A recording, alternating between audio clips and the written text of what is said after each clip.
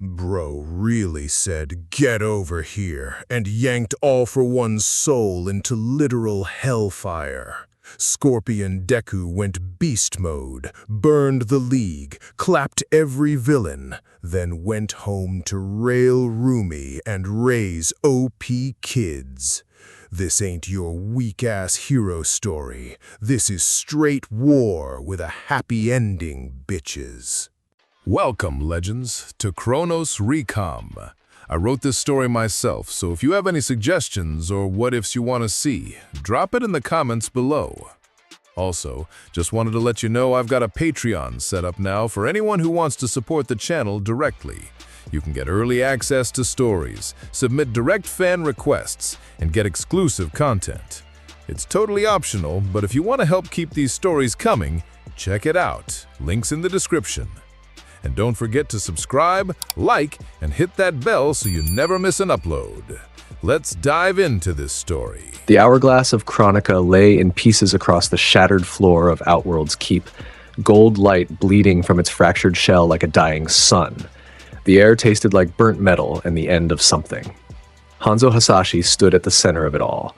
Chest heaving, blood running from a gash above his left eye, his Shirai-Ryu armor dented and scorched from a fight that had lasted longer than most wars.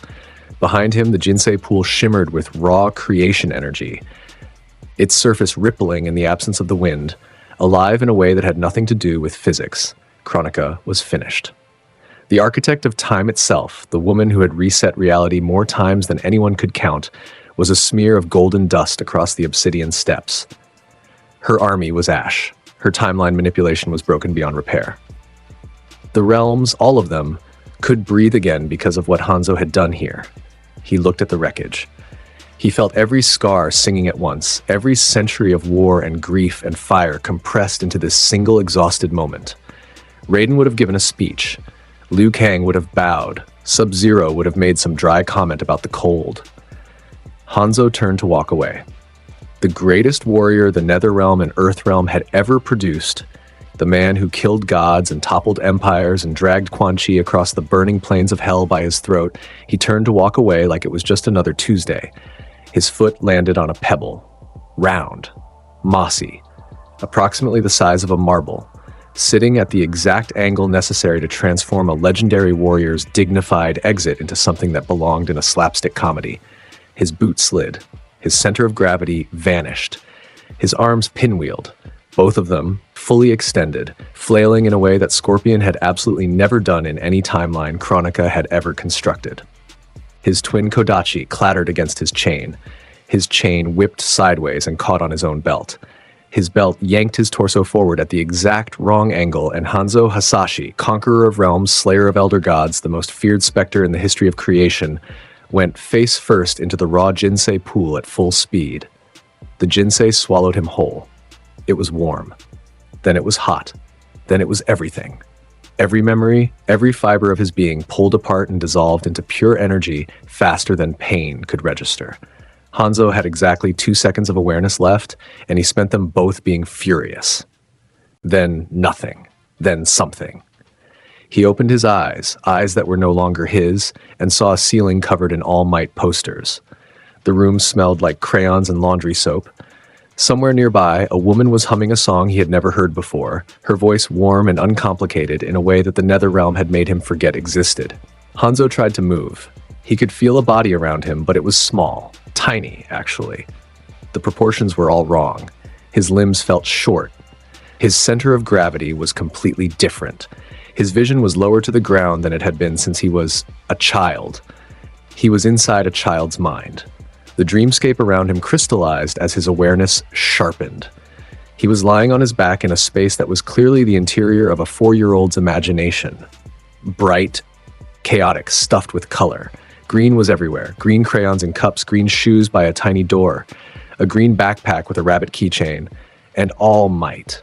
So much All Might. Posters, toys, a blanket, a lunchbox. The number one hero's grinning face repeated in every direction like a wallpaper pattern designed by pure enthusiasm. Hanzo sat up in the dreamscape. He looked at his own hands, transparent, glowing with the faint orange of his Shirai-Ryu armor, the flames of the Netherrealm still licking at his edges even here. He looked around the child's mind and processed what had happened to him.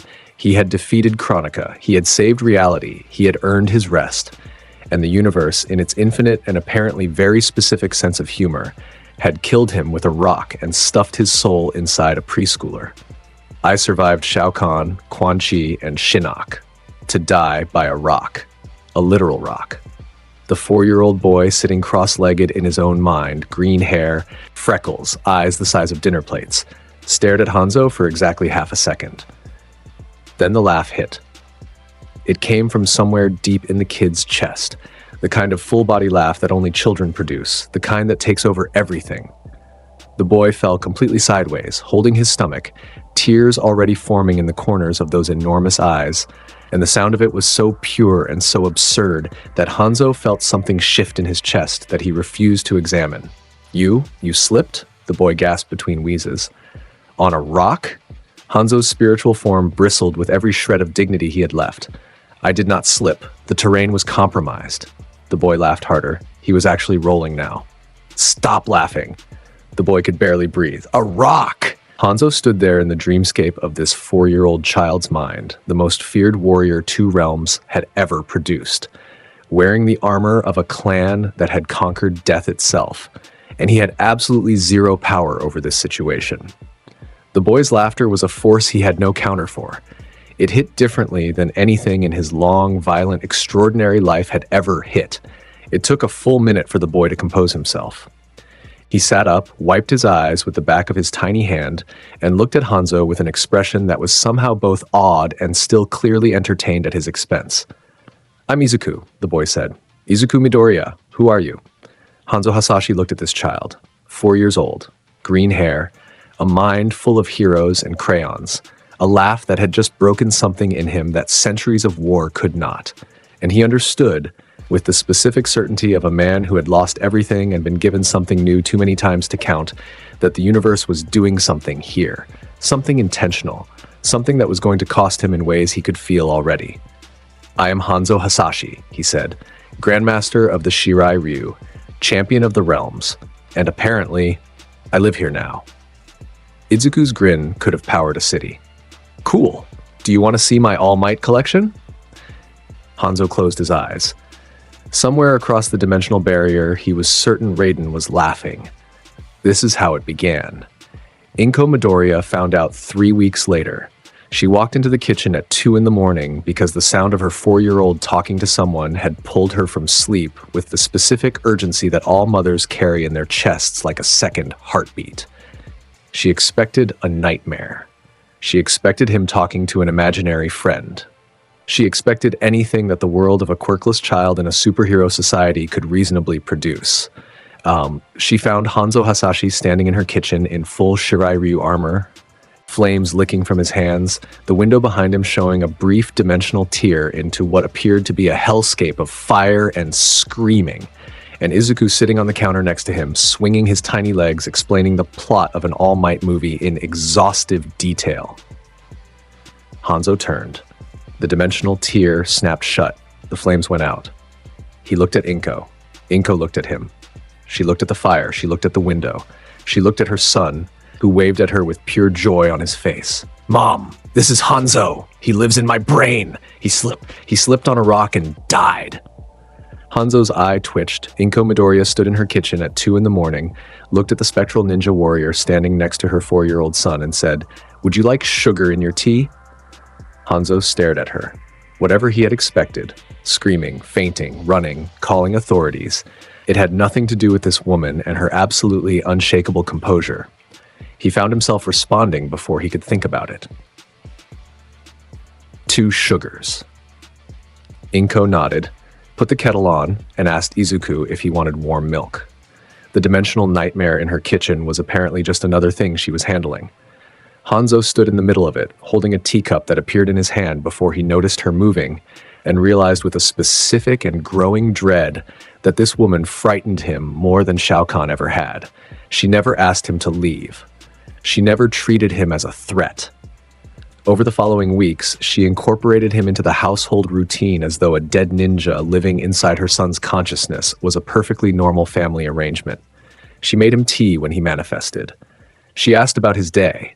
She reminded him, gently in passing, that Izuku needed 8 hours of sleep even if warrior training said otherwise. Hanzo respected warriors. He had fought beside legends. Liu Kang, Kenshi, Cassie Cage, he knew what courage looked like when it wore armor and carried weapons. Izuku Midoriya's courage wore slippers and carried a laundry basket, and it was built on something Hanzo had spent 2 lifetimes searching for and only found in fragments: the ability to love something completely, without conditions, and without breaking. He grumbled about the tea. He drank every cup she made. The training started when Izuku was 5. Hanzo could feel the boy's body through their bond. The way his muscles moved, the way his weight shifted, the specific rhythm of a child's growth. He could also feel the potential humming in that small frame, like a wire under voltage. Whatever the Jinsei had done when it fused them together, it had left marks. Izuku's reflexes were faster than they should have been. His balance was better. His pain tolerance, though Hanzo would never test it on a 5-year-old, and the thought alone made something cold move through his spectral chest, was already above baseline, so they trained. Footwork first. Always footwork first. Hanzo drilled the Shirai Ryu Foundation patterns into Izuku's body the same way he had drilled them into his own students centuries ago. Repetition, correction, repetition, praise, repetition. Izuku's tiny feet, moving through stances designed for grown warriors, adapting, shrinking the patterns to fit his size, building the neural pathways that would stay with him forever. Wider stance. Izuku adjusted. Lower center. Izuku dropped. Again. Izuku moved through the pattern for the 100th time that morning, sweat on his forehead, determination in every line of his small body. Hanzo watched from inside the dreamscape and felt something that he would rather fight Shinnok again than name. By 6, the boy could throw. By 7, he understood joint locks. By 8, his chain work was developing. The muscle memory of swinging weighted rope, the specific snap of the wrist that would one day launch a kunai through solid steel. Hanzo built him from the ground up, the way a master builds a weapon that will outlast him.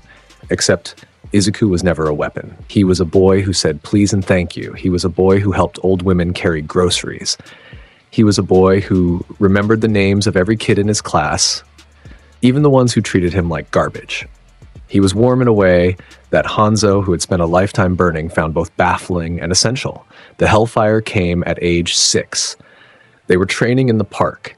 Izuku working chain patterns with a weighted rope, Hanzo's voice in his ear adjusting his form, when Izuku threw a particularly hard swing and something ignited in his palm. Orange gold fire erupted from his hand, scorched the rope to ash in half a second, and set the grass beneath him smoldering in a perfect circle. Izuku stared at his hand. The fire danced between his fingers like it lived there, like it had always lived there and was just waiting for the invitation. Inside the dreamscape, Hanzo went very still. He recognized that fire. He had carried it for centuries. Netherrealm hellfire, the kind that burned through defenses, through regeneration, through everything that the living world could throw at it. The Jinsei had bonded them more completely than he realized. His power was becoming the boy's power. Mom is going to need a new fire extinguisher, Izuku said, still staring at the flames in his palm. She is going to need several, Hanzo agreed. Inko needed 4 that year. The apartment wall incident happened during a training session in Izuku's bedroom. He overloaded a palm strike and punched a column of fire directly into the drywall. The scorch mark was shaped vaguely like a fist. Inko appeared in the doorway holding the fire extinguisher with the specific expression of a mother who loves her son absolutely and is also absolutely going to have a conversation about indoor training boundaries. Hanzo manifested behind Izuku, solid, burning, 7 feet of spectral ninja armor, and pointed at the boy. He did it. I know he did it, Inko said. You taught him to do it. Technically, the Jinsei. Hanzo. Yes, Inko. Outside. Training happens outside now. Yes, Inko. Izuku tried very hard to disguise his laugh as a cough. He failed completely. Leonidas entered their lives when Izuku was 6.5. A massive Maine Coon kitten with fur the color of burnt caramel and eyes that held absolutely zero respect for anything or anyone. Izuku found him in a box behind the convenience store, brought him home, named him with the kind of grandiosity that only a 6-year-old could deliver with a straight face, and presented him to his mother like an offering. Inko said yes immediately. Leonidas took over the apartment within hours. Hanzo's reaction was the unexpected part. The first time Leonidas brushed against Hanzo's manifested leg, the spectral warrior standing in the kitchen during a tea session, flames licking from his armor, radiating the energy of a man who had conquered death itself. Hanzo looked down. The cat looked up. Their eyes met. Something happened. Hanzo knelt. His hand, a hand that had crushed skulls and torn the spines from gods, reached out and touched the soft fur behind Leonidas's ears. The cat purred. The sound was like a small engine starting. Hanzo's entire body language shifted. The tension in his shoulders released, his posture softened, and for exactly one moment, the most feared warrior in the history of two realms looked like nothing more than a man who had found something soft in a world that had given him nothing but edges. He stayed manifested for 45 minutes, petting the cat, burning spiritual energy that took days to recover. Inko found him at the 30-minute mark, brought tea, set it beside him on the floor, and walked away without a word. This happened regularly. Hanzo would manifest, burn irreplaceable spiritual reserves, and sit on the floor with a cat in his lap. When Izuku brought it up once, Hanzo's response was immediate and final. Speak of this to anyone, and I will train you until your legs stop working. You're manifesting right now just to pet him. I am assessing the household for threats. Leonidas purred louder. Hanzo. The assessment is ongoing. Izuku let it go. Some victories were better enjoyed in silence. The Quirkless diagnosis came when Izuku was 4, before the training started, before the fire, before Hanzo understood the full scope of what they were becoming together.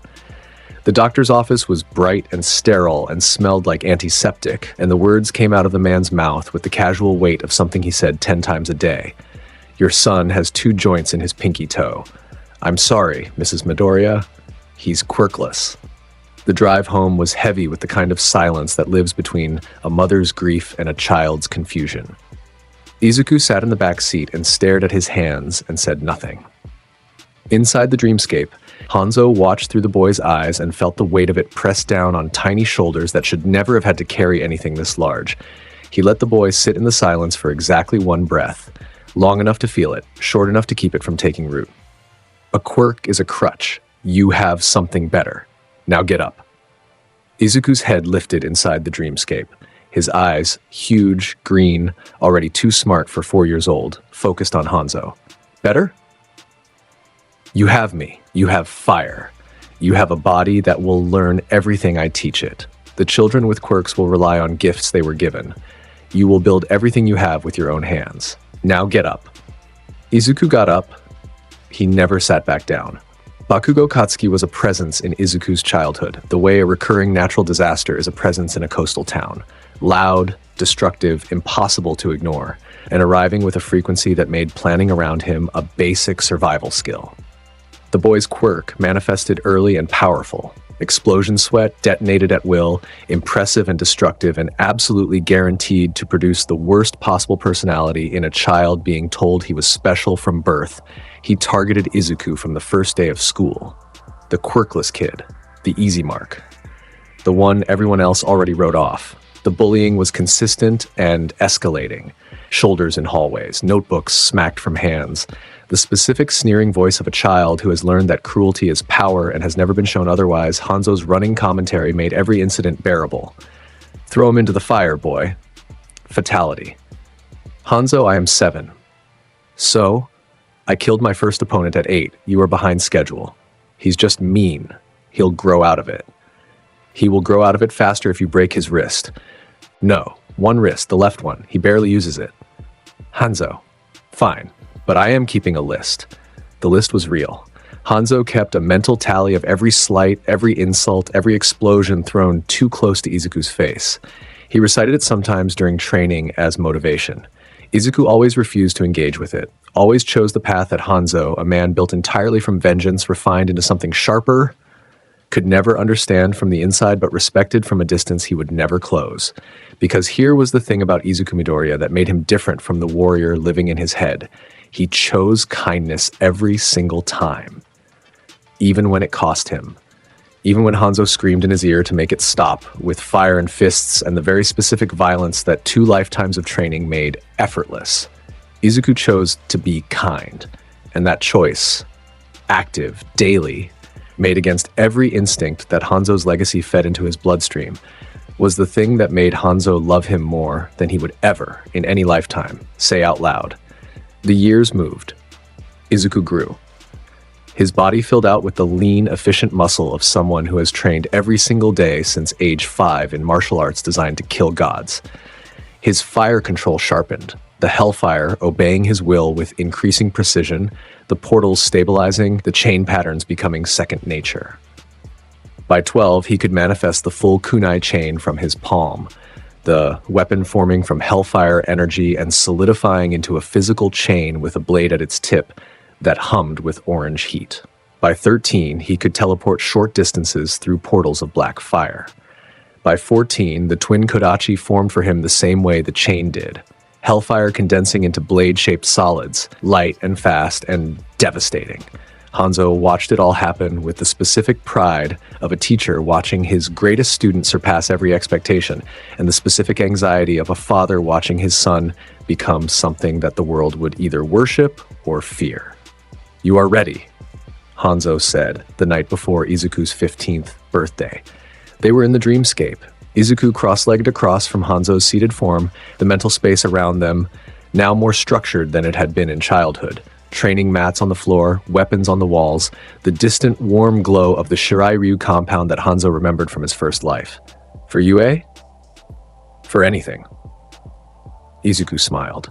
The warm one, the real one, the one that still reminded Hanzo of the 4-year-old who laughed at a dead warrior's worst moment and somehow made it the best moment of Hanzo's second death. "Thanks, Hanzo." "Do not thank me yet. You still drop your left elbow on the 3rd chain rotation. I fixed that 2 months ago." "You compensated for it. That is different. Again, from the top." Izuku laughed and stood and ran the pattern again, and Hanzo watched with a fire in his chest that had nothing to do with the Netherrealm. Dagoba Beach at 5 in the morning was Izuku's cathedral. The stretch of sand had been abandoned for years, a dumping ground for old appliances, furniture, construction waste. Nobody came here. Nobody watched. The early morning light hit the waves in shades of gold, and the rusted metal caught the sunrise in ways that almost made the trash look intentional, and Izuku moved through the space like it belonged to him because it did. He ran chains. The kunai launched from his right hand, the hellfire-forged steel singing through the air in a perfect arc, piercing the door of an abandoned refrigerator 60 meters away with a sound like a gunshot and tearing the entire appliance off the sand and dragging it back toward him in a shower of rust and sparks. He sidestepped the incoming wreckage, let the chain retract, pivoted into a portal that opened behind him with a rush of black flame, stepped through, and came out on the other side of the beach, already throwing the chain again at a new angle. The portals were seamless now. Instantaneous entry, instantaneous exit, the hellfire lining the dimensional tiers responding to his intent faster than conscious thought. He could chain 3 portals in a row. Enter one, exit another, use the exit momentum to launch into a third, and come out on the other end moving at speeds that would make most pro heroes blink. His hellfire bloomed in controlled bursts as he trained. Palm strikes that left glass circles in the sand where the heat fused the silicon, sweeping waves that turned the morning mist to steam, focused beams that cut through the rusted carcasses of old cars like a blade through paper. The orange-gold glow painted the beach in supernatural light. "Your hip rotation is off on the left portal exit," Hanzo said from inside the dreamscape. 3 degrees. You are losing momentum." "I know. I'm adjusting." "Adjust faster." Izuku grinned and ran the sequence again. The chain sang. The portals burned. The sun rose. This was Tuesday. Rumi Usagiyama showed up on a Wednesday. He heard her before he saw her. The specific impact of someone landing from a height that would break a normal person's legs. The sand exploded in a crater 20 meters behind him, and Izuku spun with the chain already in his hand, instincts firing, body dropping into a Shirai-ryu combat stance before his conscious mind caught up with his reflexes. A girl his age stood in the crater. Tall, athletic, with white hair that moved like it was alive, and legs that were clearly built for things that physics had opinions about. She was wearing training clothes and a grin that Izuku recognized immediately. The grin of someone whose competitive instincts had just gone from idle to full alert. She was staring at him, at the chain in his hand, at the scorch marks on the beach, at the hellfire still dancing between his fingers. "What the hell was that?" she said, and her voice carried the kind of delight that made Hanzo go alert inside the dreamscape. "Training," Izuku said. "That was training?" "Tuesday training. Wednesday training is harder." Her grin widened. It was the kind of grin that preceded violence of the very specific kind that came from someone who loved fighting the way other people loved breathing. She dropped into a stance, legs coiled, weight forward, everything about her body language saying, "I'm going to hit something and I would like it to be you. Fight me." Inside the dreamscape, Hanzo raised an eyebrow. "I like her already." Izuku looked at this girl, 15, feral, radiating combat energy like a signal flare, and felt something shift in his chest. A recognition. Another person who'd fighting as language, who understood the world through the lens of what her body could do and how far she could push it. Okay. She moved first. The speed was absurd. Her legs carried her across the 20-meter gap in under a second, her first kick already loaded with the kind of rotational force that would crater a wall.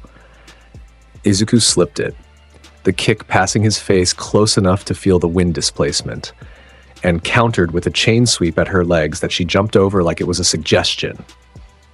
She spun in the air and brought her heel down in an axe kick that would have put him through the sand and into the bedrock beneath. He portaled, black fire tearing open behind him, his body falling backward through the dimensional gap and emerging 3 meters to her left, already throwing a palm strike wreathed in hellfire. She caught the strike on her forearm. The impact was heavy enough to push her back 0.5 meter, her feet carving furrows in the sand. The hellfire licked at her skin and she hissed, then laughed. Actually laughed. Mid-fight, taking supernatural fire on her bare arm, this girl laughed like she had just found something wonderful. "That's real fire. What are you?" "Busy," Izuku said, and swept her planted foot. She hopped over it and threw a knee at his midsection that he caught on both palms, the impact shuddering up his arms. He redirected her momentum sideways and she went with it, turning the forced movement into a spinning kick that came at his head from an angle that required genuine respect. He ducked it by 1 centimeter, and the wind of her passing leg whipped his hair. They traded for 3 full minutes. Her speed against his technique, her raw power against his fire and portals. Every time she closed distance, he gave ground and countered with chainwork that forced her to adjust her approach angle. Every time he tried to establish range, she collapsed it with kicks that broke the sound barrier at their apex. The sand around them was a disaster zone. Craters from her impacts, glass circles from his hellfire, scorch marks and footprints overlapping in patterns that told the story of 2 people pushing hard and loving every second of it. Hanzo's commentary was running constant. She overcommits on the 3rd rotation of her combos. Punish it. And then 2 exchanges later. Actually, she noticed the pattern. She is adjusting in real time. Impressive. High praise from a man who had trained armies. The spar ended the way the best spars end. Both of them breathing hard. Neither having scored a clean finish. Both of them knowing that the other had more in the tank and choosing to stop for the same reason. They wanted to do this again. Izuku stood with his hands on his knees, sweat running down his face, the hellfire dimming on his palms. Rumi stood across from him, chest heaving, her grin so wide it looked like it hurt, a red mark on her forearm where his fire had touched her that she wore like a trophy. "I'm Rumi," she said. "Rumi Usagiyama. Izuku Midoriya. You're going to UA, right? You have to be going to UA. Starting this semester."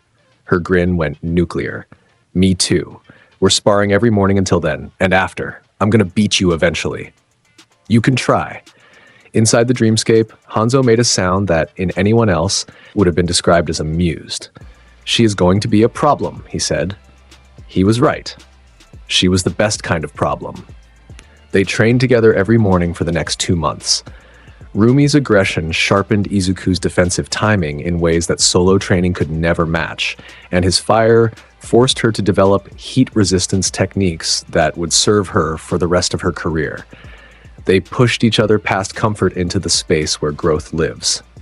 the painful, exhilarating territory between I can do this and I have to do this better. They talked between rounds. She learned about his training history in broad strokes. He told her about martial arts since age 5, about a mentor he described as extremely dead and extremely opinionated, about growing up quirkless and building everything from scratch. She told him about her own path, the rabbit quirk that gave her the legs and the instincts, the fighting circuits she snuck into before she was old enough to be legal, the sheer joy of hitting something as hard as she possibly could and finding out it still was standing. Hanzo approved of her. He never said it directly, that was beyond him, but his tactical advice during their spars shifted from exploit her opening to force her to use her full speed. It will make her better. That was Hanzo's language for respect. The morning of the UA entrance exam, they walked to the gates together. Rumi's energy was vibrating at a frequency that made the people around her instinctively give her more space than the sidewalk technically required. Izuku was steady beside her, the hellfire banked low in his chest, the chain humming in his palm like a heartbeat. "Ready?" she said. "Always. Cocky. I like it. Don't die in there. I still owe you a rematch. You owe me 14 rematches, and I'm going to collect on all of them." They entered the gates of UA together, and something in the air shifted, the feeling of a story entering its next phase, the world making room for what was coming. The written exam was nothing. 2 lifetimes of tactical thinking made academic questions into a warm-up exercise. Izuku moved through the test with the efficiency of someone who had studied battle strategy under a grandmaster since age 5. He finished early, checked his work once, and spent the remaining time studying the other examinees from his seat. Their postures, their nervous habits, the specific tells that training had taught him to read in anyone, then the practical exam. Present Mike's explanation was loud and detailed. Robots in 4 categories, points assigned by difficulty, 10-minute time limit, multiple exam zones. The 0-pointer got a brief mention, worth 0 points. Avoid it, it is a hazard rather than a target. Izuku filed that information and set it aside. Beside him, Rumi was vibrating. "Different zones," she said, checking her assignment card. "You're in Zone B, I'm in Zone D. Good, you'd steal all my targets." "Damn right I would." They split. Izuku walked to Zone B's starting line and stood among a crowd of examinees who were stretching, muttering, panicking. He rolled his shoulders, cracked his neck. The hellfire in his palms was a low, patient glow, banked, waiting, ready. "Conserve the flashy techniques for when they matter," Hanzo said. "Martial arts and chain work for the opening wave. Give them something to watch." Solid advice. Save the full display for when the stage deserved it. The gates opened. The first wave of robots came in a rush. 1-pointers and 2-pointers in clusters, mechanical limbs swinging, sensors locking onto the nearest targets. The examinees around Izuku scattered, some running forward, some already using their quirks with varying degrees of control. A girl with vines growing from her hair was tangling 3 1-pointers at once. A boy with some kind of hardening ability was punching through their shells. Izuku moved through them like water flowing downhill, his chain launched, the kunai piercing the center mass of a 2-pointer, the impact folding the robot inward around the penetration point. He yanked the chain and the robot came apart. He was already moving, his footwork carrying him past the wreckage without pause. A 1-pointer lunged from his right. He caught its arm in a joint lock that Hanzo's techniques made trivial, redirected its own momentum, and slammed it into a second 1-pointer coming from behind. Both crumpled. He fought with pure martial arts and the chain. Hands, feet, throws, the kunai as a ranged anchor and a close-quarters tool. The hellfire stayed banked, the portals stayed closed. He was fighting at maybe 15%, and even at 15%, the difference between him and the other examinees was visible to anyone watching. The observation room was watching. Behind reinforced glass and dozens of screens, the UA faculty observed the exam zones in real time. Each teacher monitored different candidates, flagging standouts, marking scores. The screens showed the usual spread, promising students struggling, skilled students excelling, a few genuine talents burning bright. Screen 7 showed Zone B. It showed Izuku Midoriya moving through a field of robots with a chain in his hand and a complete absence of urgency. He was dismantling them with technique that the combat-experienced heroes in the room could immediately identify as extraordinary. The kind of clean movement that came from a decade or more of serious martial arts training. His chain work was precise in a way that raised questions about what exactly they were looking at. Recovery Girl leaned forward. That boy fights like he's been at it for decades. Aizawa, standing against the back wall with his sleeping bag draped over one shoulder, watched Screen 7 without blinking. He said nothing. His eyes tracked the green-haired examinee's chain rotation patterns and found zero wasted movement. Principal Nezu sipped his tea and smiled, the smile that meant he knew something interesting was happening. 6 minutes in, Izuku's point count was already in the top 3 of all zones combined. He was barely sweating. Around him, the other examinees were tiring. Quirks draining, muscles fatiguing, adrenaline converting to acid in their limbs. Izuku's conditioning, built on Shirairyu training fundamentals that assumed combat would last hours rather than minutes, made 10 minutes feel like a warm-up. Then the ground shook, the zero-pointer. It rose from behind the buildings at the far end of the zone like something from a kaiju movie. 2,000 tons of steel and machinery and malicious engineering, tall enough to block the sun, casting a shadow that swallowed entire city blocks as it moved. Its footsteps were earthquakes. Its presence was a statement. You are small, and this is large, and the difference between those two things is absolute. Every other examinee in Zone B turned and ran. The instinct was universal and immediate. A machine the size of a building walking toward you triggered something primal that bypassed courage entirely. Izuku stopped. He looked up at the zero-pointer. 2,000 tons, probably 3 stories of reinforced armor plating. A core somewhere in the chest region if the design followed any reasonable engineering logic. Hanzo. I see it. I've been holding back all day. I noticed. Izuku rolled his neck. The vertebrae popped in sequence. His hands came up and the chain formed in his right palm, the kunai chain solidifying from hellfire into physical steel, the blade at its tip glowing orange gold, the links of the chain radiating heat that made the air shimmer. He looked up at the zero-pointer and grinned. Get over here! The chain launched. The sound it made was something between a scream and a gunshot. The kunai tearing through the air at speeds that broke the visual spectrum into a blur of orange light. It crossed the 200 meters between Izuku and the zero-pointer's chest in under a second. The kunai hit the robot's core armor with an impact that rang across the entire exam zone, like a church bell being struck with a wrecking ball.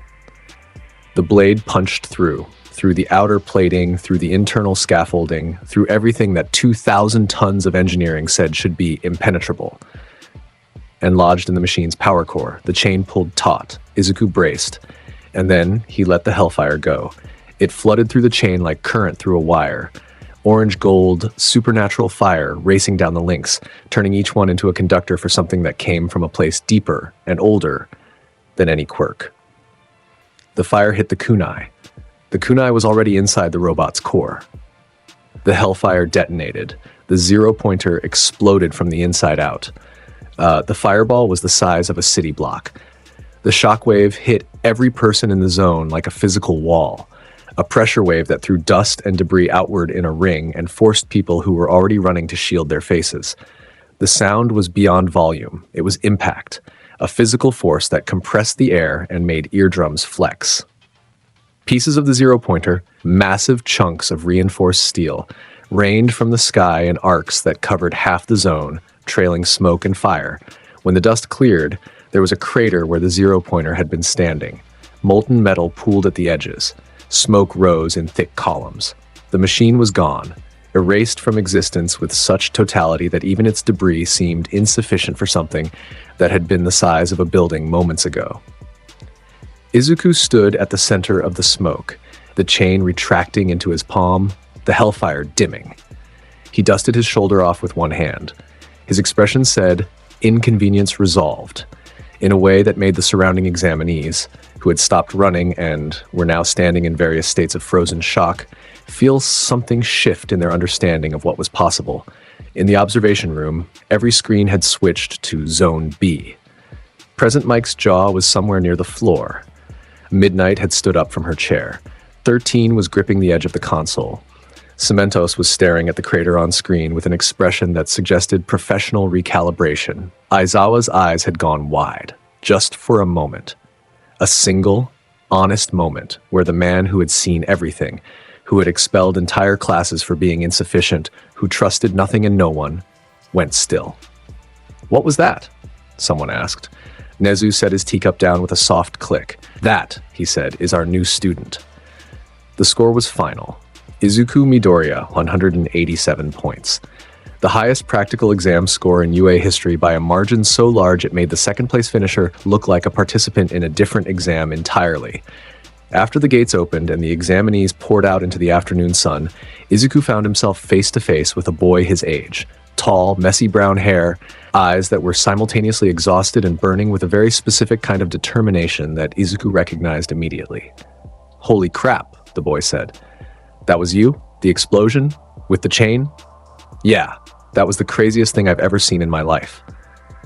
The boy stuck out his hand. Koichi Himawari." Izuku shook it. "Izuku Midoriya. Okay, this is going to sound insane, but All Might chose me to carry his power. One for all. I have one for all." Izuku looked at this boy, earnest, overwhelmed, carrying something enormous in a body that was still learning how to hold it. The weight of it was visible in the tension of his shoulders, the slight tremor in his grip during the handshake. He was brave in the specific way that cost something, the kind of person who would throw himself into fire because someone else was in it, regardless of whether he could survive the heat. "That's incredible," Izuku said, and meant it completely. No shadow of envy, no trace of what if. He had walked his own path and built his own power and never once wished it was different. "How does it feel?" Koichi laughed, a bright, genuine sound with an edge of hysteria. "Like I'm holding a live wire with my bare hands, like I might break every bone in my body every time I use it, like I'm going to be amazing if I survive long enough to figure it out." "You will. You sound really sure about that." "I am." They grinned at each other, two boys standing in front of the most prestigious hero school in Japan, carrying completely different kinds of power, understanding each other in the immediate and uncomplicated way that future best friends do. The handshake lasted longer than normal. By the time they let go, something permanent had been established. Rumi found them 3 minutes later, coming from Zone D with a point count in the high 60s, and an energy level that suggested she could have kept going for another hour. She looked at Izuku, looked at Koichi, looked back at Izuku. "New friend? Koichi Himawari. He carries one for all." Rumi's eyes went sharp. "All Might's power? For real?" Koichi waved awkwardly. "For real. Hi." Rumi studied him for exactly 2 seconds, made a judgment call that Izuku could see landing behind her eyes, and then grinned. "Cool. You spar?" I'm still learning how to..." "Good enough. Tomorrow morning. Dagoba Beach. 5 a.m. "That seems really... See you there." She walked off. Koichi looked at Izuku with the expression of someone who had just been swept up in a current much stronger than themselves. "Is she always like that?" "Always. And you two are training partners." "Just training partners?" Hanzo's voice dry and amused from inside the dreamscape. "Tell him yes. See if he believes you." Yet Izuku ignored both of them and started walking toward the train station. The first day of the rest of his life was done. Tomorrow, UA would begin. Tomorrow came fast. Class 1A was a room full of energy types, 16-year-olds with powers that ranged from impressive to absurd, personalities that ranged from quiet to volcanic, and the specific nervous excitement of people who had earned their place in the most competitive hero program in the country and were still processing what that meant. Izuku found his seat, settled in, and observed. He noted Todoroki Shoto in the back, half red hair, half white, an aura of deliberate isolation that Izuku's training-honed instincts flagged immediately as pain wearing a mask. He noted a tall boy with engines in his calves, Ida Tenya, already trying to establish order before any authority figure arrived. He noted a girl with zero gravity powers floating her pencil case absently while talking to a pink-haired girl whose skin was literally acid-resistant. He noted Bakugo Katsuki sitting 3 rows back with his feet on his desk and his entire body language broadcasting superiority like a radio tower. Their eyes met. Bakugo's expression shifted, The specific micro-reaction of someone seeing a face from their past in a context that didn't match their internal narrative. The boy he'd spent years looking down on, sitting in the same classroom wearing the same uniform, having earned the same spot. "Midoriya," Bakugo said, and his voice was halfway between a growl and a question mark. Bakugo, flat, neutral. The voice of someone acknowledging a fact rather than engaging with a person. Inside the dreamscape, Hanzo's posture shifted to alert. If he starts something, he won't. We're in school. School did not stop him before. This school is different. Bakugo held the stare for 3 seconds, then looked away. Something in Izuku's eyes, something that had not been there during the years of bullying, something that said, "I dare you," without a single word to back it up, made the explosive boy recalculate in real time. He didn't know what had changed. He could feel that something had. Rumi dropped into the seat beside Izuku with the specific energy of a coiled spring. "Tell me our teacher is someone fun." "Our teacher is Aizawa Shota, the erasure hero." "How do you know that already?" "Research." "Nerd." "Fighter." "Fighter." She grinned. He grinned. The classroom observed this exchange with varying degrees of curiosity. These two clearly had a history that preceded UA. The energy between them was visible even to people who weren't looking for it. Then Aizawa walked in. He looked like he had slept in a ditch and resented being vertical. Sleeping bag under his arm, capture weapon around his neck like a scarf, eyes that swept the classroom with the assessment speed of someone who had already decided half of them were wasting his time. "I'm Aizawa Shota, your homeroom teacher. Put on your gym clothes. Meet me on the field in 5 minutes. No introductions, no syllabus, no welcoming speech." The class scrambled. On the field, Aizawa explained the quirk assessment test with the same enthusiasm he brought to everything. The absolute minimum required to convey information. 50-meter dash, grip strength, standing long jump, repeated side steps, ball throw, sit-ups, seated toe touch, long distance run. The student who places last gets expelled. The tension in the class was instant and electric. "Use your quirks freely," Aizawa said, and his eyes, red, bloodshot, piercing, moved across the class and stopped on Izuku. Held. Izuku felt it, the erasure activating. A pressure against his abilities, a foreign energy reaching for the fire in his core, trying to grab it, trying to shut it down, the way Aizawa shut down every quirk he looked at. Nothing happened. The hellfire stayed in his chest. The bond with Hanzo stayed solid. The chain hummed in his palm, ready. The portals remained possible. Everything that made Izuku Midoriya what he was continued to exist with the same presence and power it had 5 seconds ago. Aizawa's eyes stayed red. 3 seconds. 5. 7. His brow creased. A micro-expression that, on a man this controlled, was the equivalent of someone else's jaw hitting the floor. Izuku looked at him. Steady, unbothered, almost curious. "It is a spirit. You cannot erase a spirit." Silence on the training field. The class hadn't caught the exchange. They were still processing the expulsion threat. But Aizawa had. His eyes deactivated. He looked at his clipboard. He marked something with his pen, a single notation that would live in Izuku's file for the rest of his UA career. He moved on. Professional to the core. But for the rest of the assessment, his attention returned to Izuku more frequently than to any other student. Watching. Cataloging. Trying to build a profile for something his standard categories didn't accommodate. The assessment itself was a demonstration. Izuku's 50-meter dash. 2.3 seconds. He portaled the last 20 meters because Hanzo told him to stop showing off with just his legs, which was Hanzo's way of telling him to show off more efficiently. The stopwatch confused the timing assistant, grip strength. He melted the device. The hellfire in his palm exceeded the machine's heat tolerance. Aizawa handed him a second one and told him to try without the supernatural fire. He still crushed the top of the scale with pure physical strength. 10 years of Shirai-Ryu conditioning produced a grip force that belonged in a different weight class. Ball throw. The chain launched the ball. The ball went somewhere that the tracking system needed 14 seconds to find.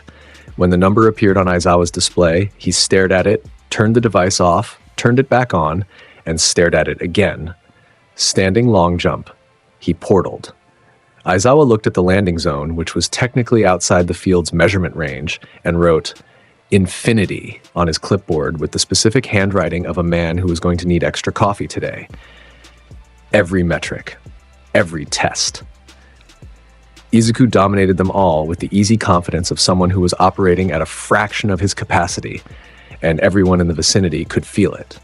The class watched him the way spectators watch a natural disaster, with fascination and a specific awareness that what they were seeing existed on a different scale than what they could do. Bakugo's scores were impressive. Tota's were excellent. Rumi's were outstanding, her physical capabilities putting her comfortably in the top 5 of everything that didn't require fire or portals. Izuku was first. By a margin that made second place feel like a different competition, Aizawa announced the results without fanfare. Nobody's getting expelled today. That was a logical ruse to make you perform at maximum. Get back to the classroom. As the class filed back inside, Aizawa's eyes followed Izuku's back. His hand went to the capture weapon around his neck, a habitual gesture, the thing he touched when he was thinking about threat levels and what they meant for his students' safety. Interesting, was all he said, low enough that no one heard.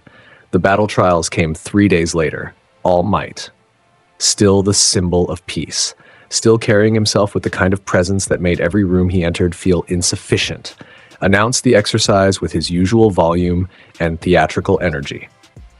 Teams of 2, heroes versus villains, a building, a fake bomb, 8 minutes. The matchups were random. Izuku was paired against Bakugo. The class went still when the matchup appeared on the board. Everyone in the room had eyes. They had seen the quirk assessment results. They had processed the casual devastation Izuku brought to everything he touched. And they had also lived with Bakugo Katsuki for 3 days and understood exactly what kind of person he was and how he would react to being placed in an arena with the boy he'd spent years treating as lesser. The silence in the room was the specific silence of an audience that knows something is about to happen and cannot look away. Bakugo's reaction was immediate and volcanic. His palms crackled, his teeth showed. Everything about his body language was a bomb with the timer visible. About time, he said, and his voice carried years of something. Resentment, confusion, the specific fury of a person whose worldview was being challenged by a reality that refused to cooperate with their self-image. Inside the dreamscape, Hanzo went very still, very focused, the way he went still before the fights that mattered. Izuku. Yeah. Show him hell. The teams deployed. Bakugo was the villain. Izuku was the hero. The building was a standard training facility. Multiple floors, corridors, the fake bomb on the top floor. Izuku's teammate was Koichi, who was still vibrating from the excitement of his first proper UA combat exercise and carrying one for all in his body like a live grenade. I'll handle the bomb, Koichi said. You? I'll handle Bakugo. Are you sure? He seems really... I'm sure. Koichi looked at Izuku's face and saw something there that made further argument pointless. He nodded once and peeled off toward the building's upper floors. Izuku walked in through the front door. The corridor was dim. Industrial lighting, cement walls, the echo of footsteps. He walked with the easy pace of someone who knew exactly what was coming and felt nothing about it that resembled fear. Bakugo came around the corner at full sprint, both palms blazing, the explosion already building in his sweat glands before he was in range. He screamed something incoherent, rage compressed into sound, and fired. The explosion filled the corridor. Heat, light, pressure, a detonation that would have sent a normal person to the hospital and given a reinforced person a very bad day. The fireball expanded to fill the available space and consumed everything in its path. Izuku sidestepped it. The explosion passed him like a river flowing around a stone. The hellfire in his skin eating the thermal energy like his portal reflexes, putting him half a meter left of the blast's center without visible effort. He let it go past him, let the heat wash over him like warm wind, and looked at Bakugo through the smoke with eyes that held orange light at their edges. Bakugo stared. His best shot, his opening gambit, the thing that was supposed to establish the terms of this fight immediately. It had done nothing. That all you've got? Izuku said. His voice was even, conversational. Bakugo came again. Faster, more desperate. Explosions chaining from both palms in a barrage that turned the corridor into a kill zone. Left, right, above, below. The detonations came from every angle that Bakugo's mobility could provide. Izuku moved through all of it like he was walking through rain and didn't mind getting wet. Shirai Ryu footwork carried him between the blasts with the kind of economy that only a decade of training could produce. He wasn't dodging in the way that implied effort. He was flowing, his body responding to the attacks with the automatic precision of something drilled 10,000 times. Bakugo landed in front of him, close range, palms up and charged, and threw the biggest explosion he had. Both hands, maximum output, the kind of blast that made the building shake. Izuku's chain launched. "Get over here!" The kunai pierced Bakugo's shoulder guard. The reinforced fabric of the hero costume crumpling around the blade like paper, the chain embedding itself with a sound of tearing metal and the specific finality of a trap closing. Bakugo's momentum stopped dead. The chain pulled taut, locking him in place, his arms suddenly irrelevant because the distance between them was controlled by someone else now. Izuku looked at him. Bakugo looked back, and for the first time, something in those red eyes flickered beyond anger. Something closer to the beginning of understanding. A portal opened beneath them. Black fire lined the edges of the dimensional tier. A circle of darkness bordered by flames that burned in colors that didn't exist in the normal spectrum, that moved in patterns that suggested something alive and aware on the other side. The sound it made was a low, grinding roar, like tectonic plates shifting in a space where physics was a suggestion rather than a law. Welcome to the Netherrealm. They fell. In the observation room, every student pressed against the monitor screens, every mouth was open. All Might stood with his hands on the console, his famous smile replaced by something raw and focused and close to alarm. The Netherrealm was a different reality. The sky was the color of old blood, red and orange and brown, bleeding into each other in patterns that no atmosphere produced naturally. The ground was volcanic stone, jagged and black, split by rivers of liquid fire that ran in channels between formations of twisted rock. The formations themselves looked like things, faces, hands, screaming mouths captured in stone. The air was hot and thick and tasted like sulfur and old violence. Bakugo hit the ground and rolled. He came up on his feet, combat instincts still intact, still functional, still that capable kid beneath all the arrogance, and looked around. His eyes went wide, his palms crackled, but the sound was smaller here, less confident. "What the hell is this?" His voice came out with an edge that wanted to be anger but landed closer to something else.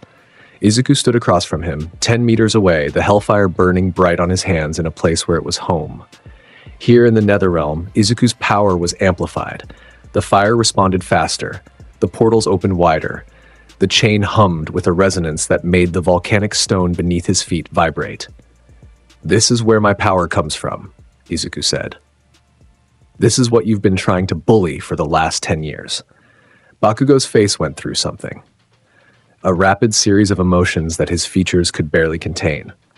Anger, confusion, fear, defiance, and something that might have been the first moment of genuine reckoning in his entire life. He charged anyway, because he was still Bakugo Katsuki, and whatever else that meant, it meant he charged at things that scared him rather than running. Izuku met him. The uppercut started at Izuku's hip and traveled through Bakugo's guard like the guard wasn't there. Hellfire-enhanced knuckles connected with Bakugo's chin, and the impact launched him upward, not meters, dozens of meters, his body arsing through the Netherrealm sky like a comet. He hit a cliff face made of volcanic glass and went through it. The rock exploded outward in a shower of obsidian fragments, and Bakugo's body emerged on the other side, trailing dust and debris, and the expression of someone whose entire reality was being restructured in real time. Izuku portaled. He appeared above Bakugo's tumbling form, already there, already waiting, his hands catching the other boy's face in a grip that communicated total control. He drove downward. Bakugo's head slammed into a demonic formation, a jagged outcropping of volcanic stone carved into something that might have been a skull, and the impact of a human body hitting it at the speed Izuku provided turned the formation to rubble. The ground cratered. Dust exploded outward. Bakugo lay in the wreckage, staring at the red sky, and for the first time in his life, the very first time, he was completely and utterly beaten. He was crying. The sound of it was small in the vast, burning landscape. A 16-year-old boy who had built his entire identity on being the strongest, the best, the untouchable one. lying in a crater in a dimension of fire and screaming rock, with tears running down his face and his palms flat on the ground with nothing left to explode. Izuku stood over him. The fire dimmed on his hands. His expression wasn't cruel. It was final. The expression of someone closing a chapter. "Get up," Izuku said. "We're going back." The portal opened. Izuku grabbed Bakugo by the collar of his torn costume and pulled him through.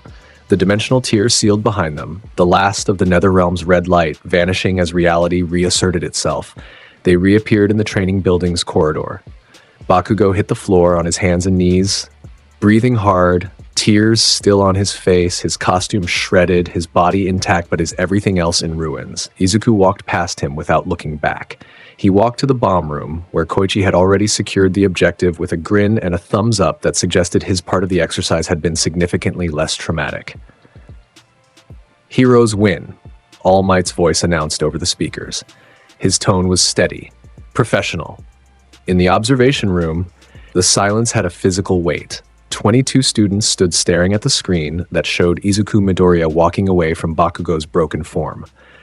Todoroki Shoto's mismatched eyes were wide. His hand had gone unconsciously to his left side, the fire side, and stayed there. Ida Tenya's mouth was open mid-sentence that he had forgotten he was forming. Yaoyoro Zumomo had pressed both hands over her mouth. The pink-haired girl, Ashido, was gripping the arm of the boy next to her hard enough to leave marks. Rumi was grinning. The grin of someone watching something magnificent and feeling the competitive fire in her own chest burn brighter because of it. "He's insane," someone whispered. "He dragged him to another dimension," someone else said. Is that even legal? Legal? All Might stepped forward and turned off the replay. His face was complicated. Pride, concern, assessment, and something else that belonged to a man watching a power he didn't understand being wielded with total conviction. He cleared his throat. Right? Let's move on to the next match. Nobody moved on. Internally, every student in that room was recalibrating everything they thought they knew about their classmate, their school, and what was possible. Bakugo didn't speak for the rest of the day. He sat at his desk with his hands flat on the surface and his eyes fixed on a point in the middle distance. When classes ended, he walked out alone, and the students who might have tried to talk to him, even the ones who admired his strength, gave him the space that people give to someone who is processing something enormous. He was changed. The arrogance was gone, replaced by something harder to define and harder to look at. He was alive. He was functional. But the boy who walked out of UA that evening was different from the boy who had walked in that morning, and everyone who knew him could feel it. 2 weeks passed. UA settled into a rhythm. Hero classes, academic classes, training sessions. Izuku excelled at all of it, with the consistent ease of someone operating well within their limits. He trained with Rumi every morning.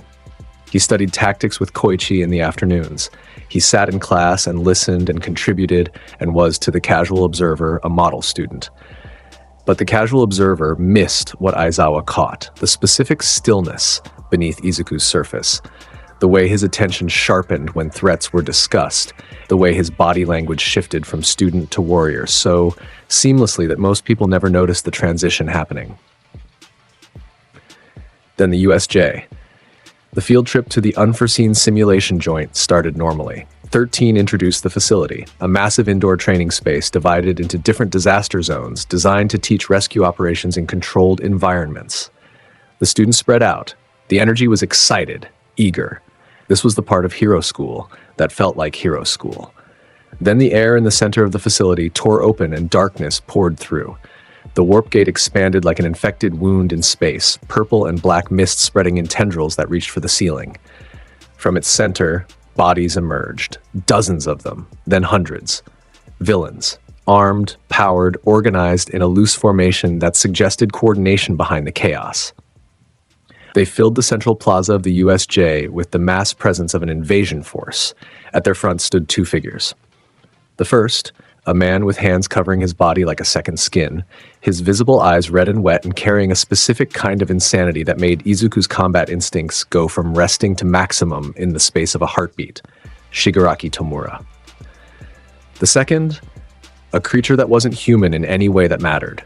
Enormous, muscular, its brain exposed, its eyes vacant, its presence radiating a wrongness that Izuku's connection to the Netherrealm let him taste in the back of his throat. The Nomu.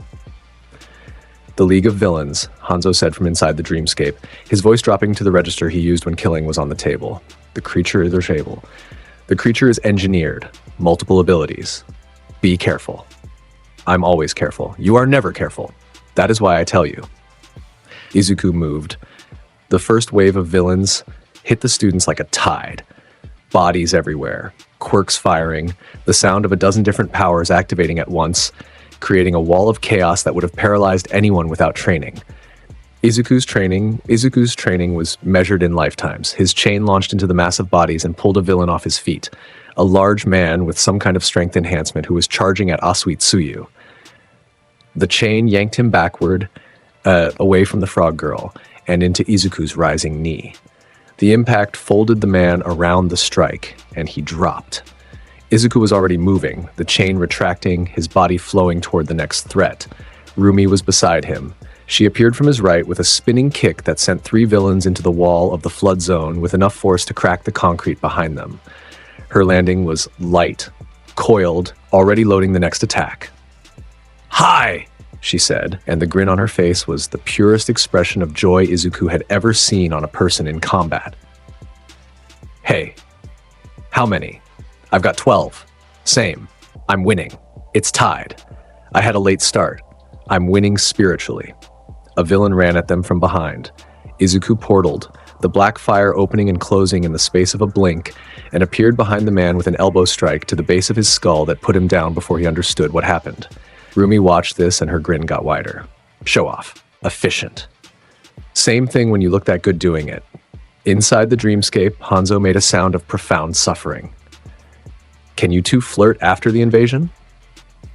They moved through the villains together like a system designed for this exact purpose. Rumi's explosive offense creating openings that Izuku's precision exploited, his fire covering angles that her kicks left open, both of them reading the other's movements with the familiarity of months of daily sparring. When she kicked high, he swept low. When he portaled forward, she filled the space he left. They talked the entire time. "Left? 3 of them," Izuku called. Rumi pivoted and her heel connected with the lead villain's chest. The other 2 went down in the same rotation, her legs sweeping through all 3 in a single arc of devastating force. "Got them. Behind you, big guy, rock skin."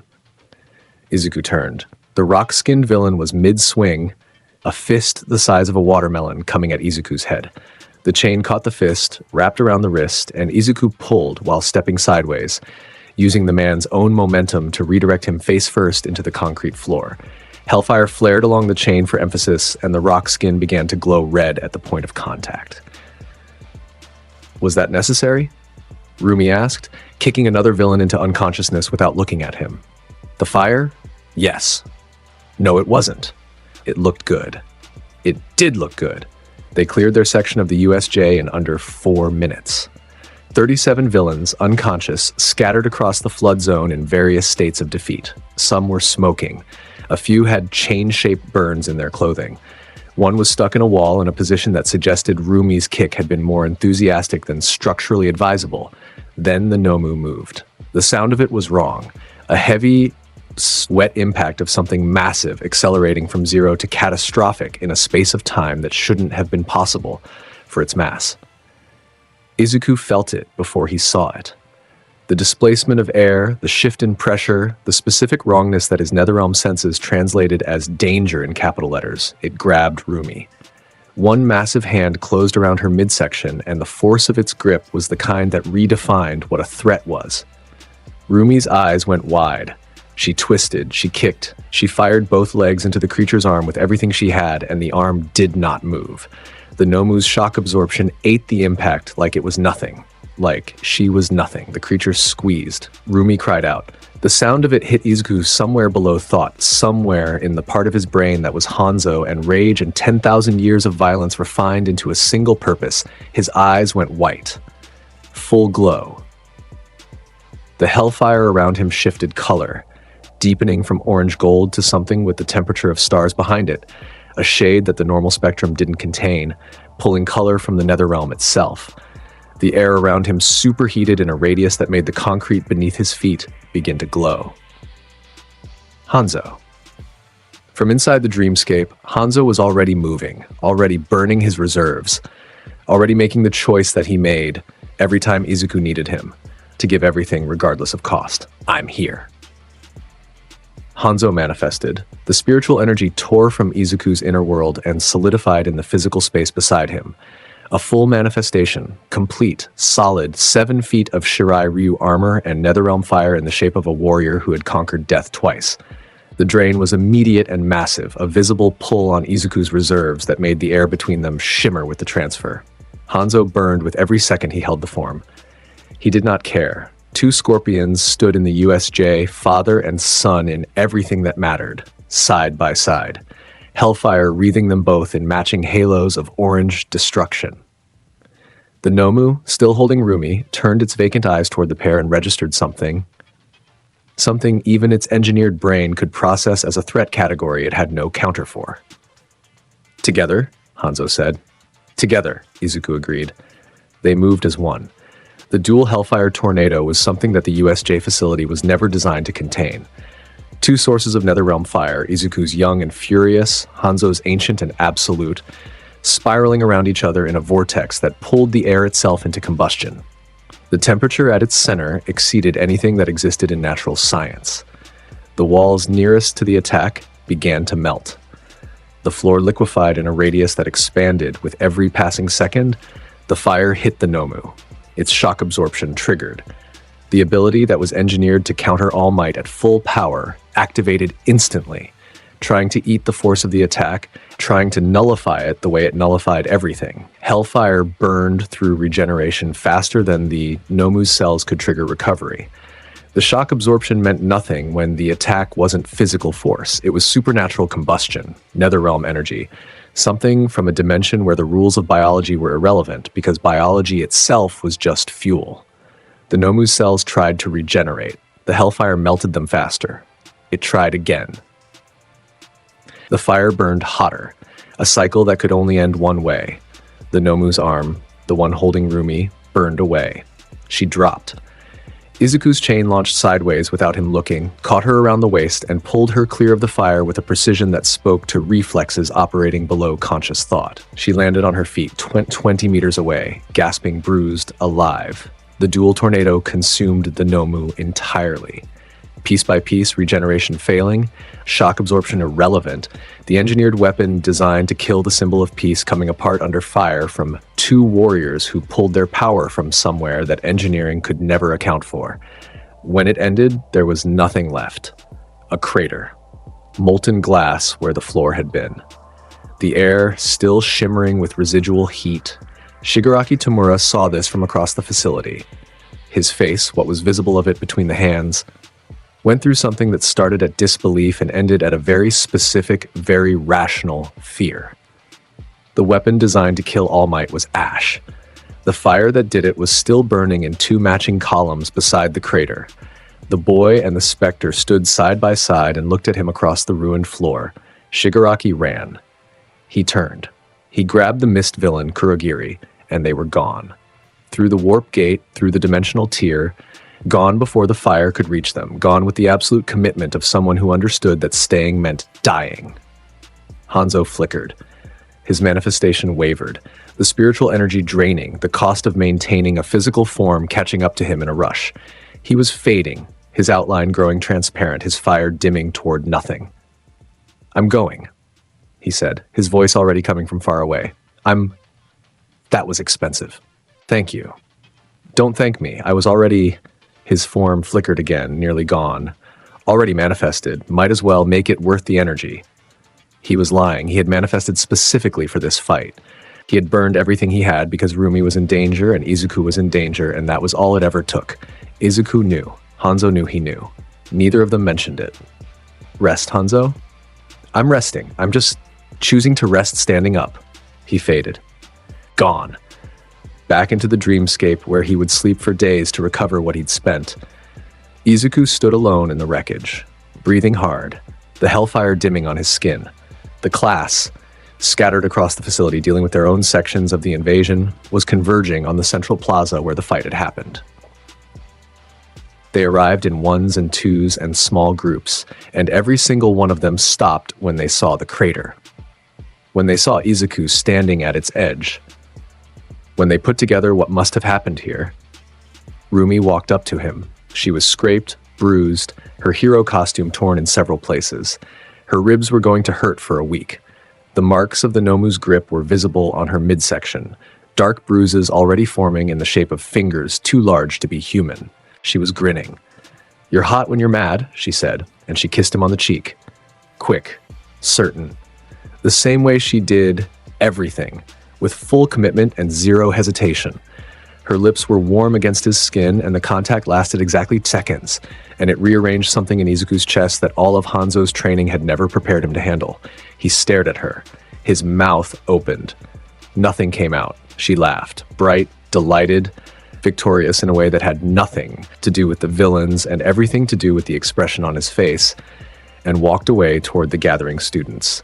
Inside the dreamscape, from somewhere very far away and very exhausted, Hanzo's voice drifted up like smoke from a dying fire.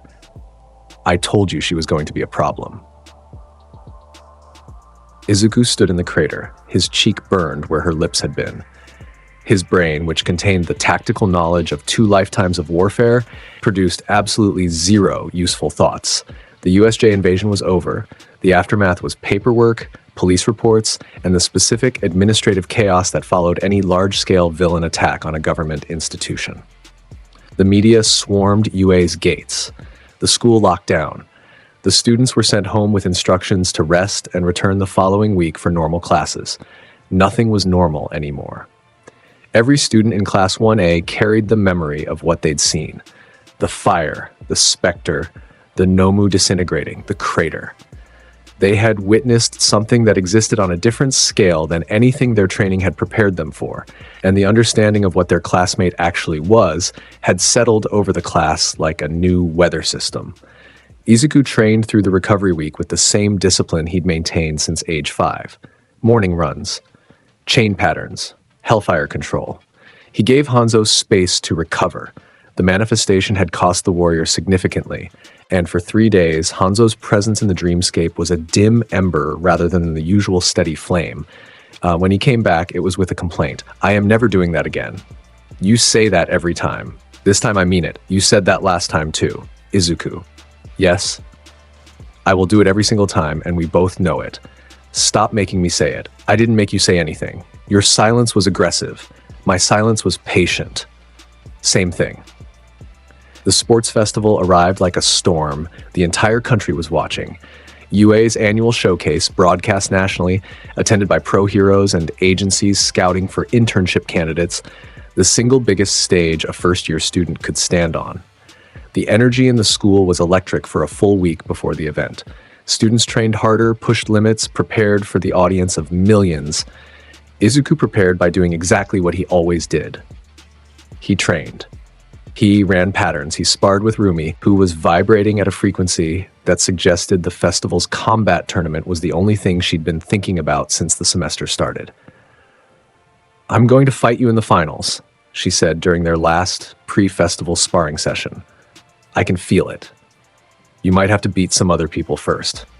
Details. The final is us. I know it. And if someone else reaches the final," her grin was predatory, "then they made a mistake." Hanzo fully recovered and back to his usual commentary. "She is terrifying, and I approve. If you marry her, the Shirai Ryu would welcome." Hanzo. Just stating clan policy.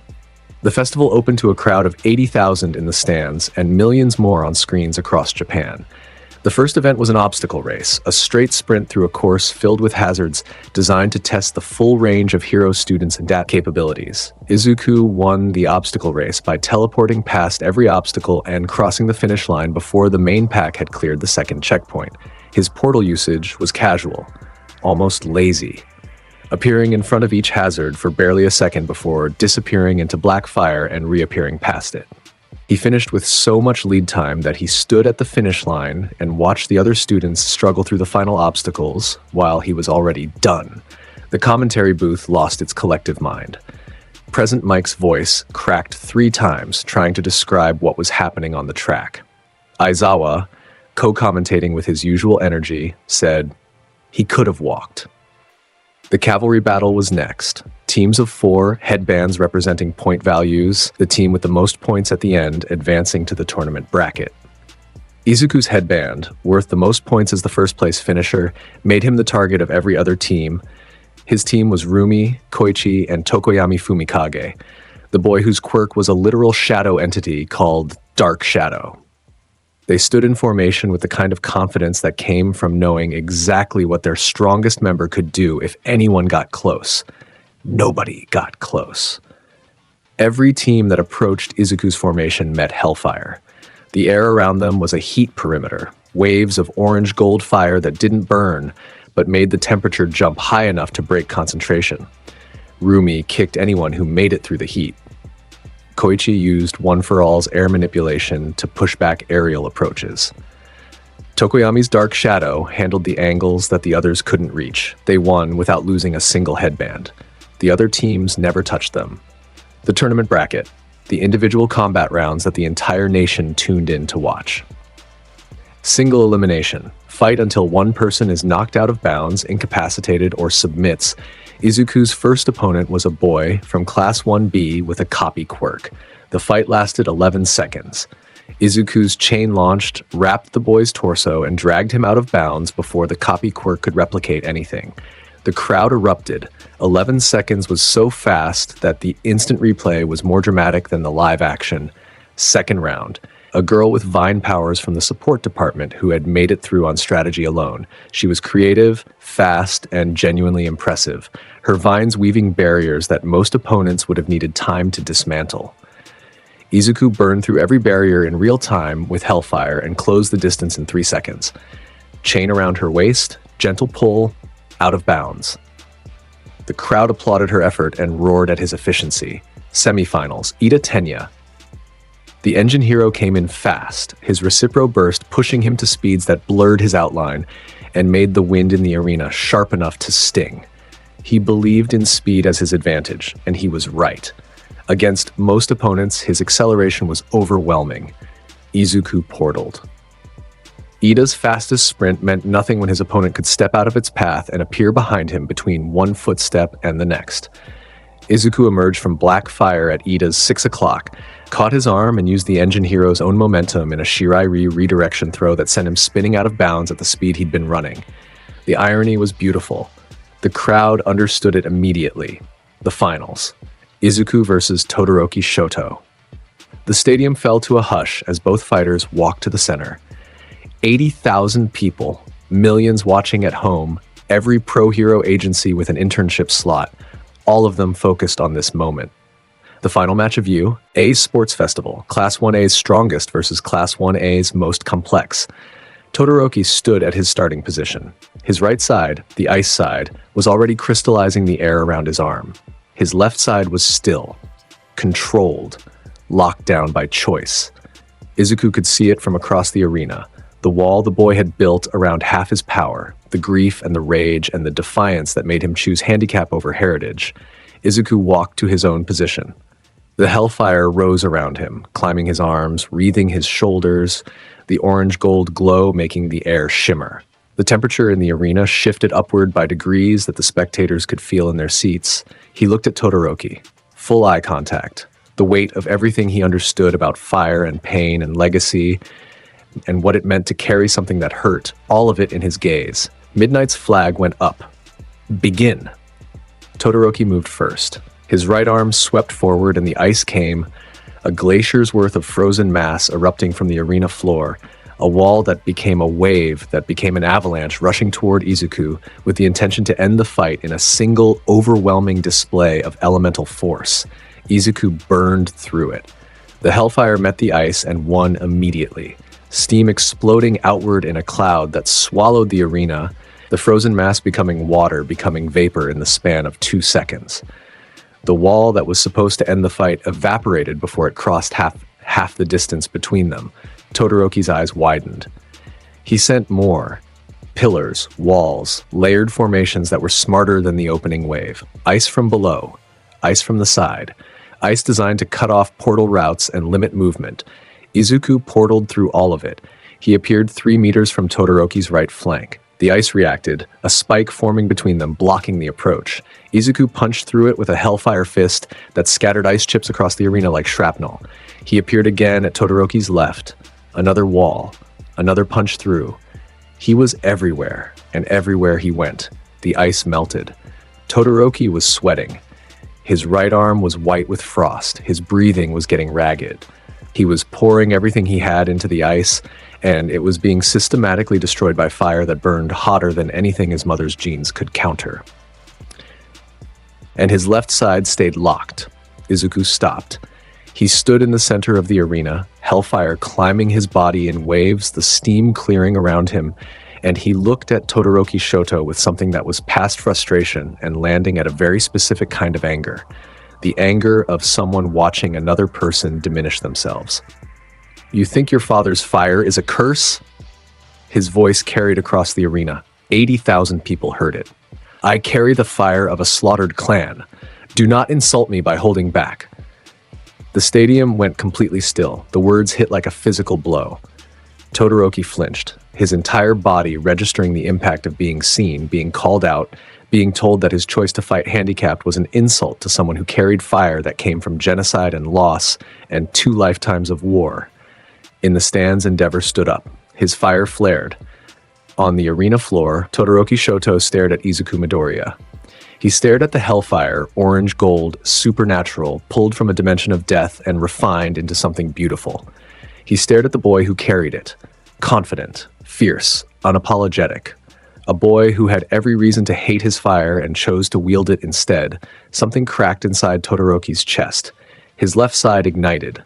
The fire erupted from him like it had been waiting for years, which it had. Red and orange flames consuming his left arm, his left shoulder, the left side of his face. The temperature in the arena doubled in a single second. Todoroki's eyes were wet. His hands were shaking. His fire was burning for the first time since he was a child. And it was burning because a boy made of fire told him he was being a coward by keeping it locked away.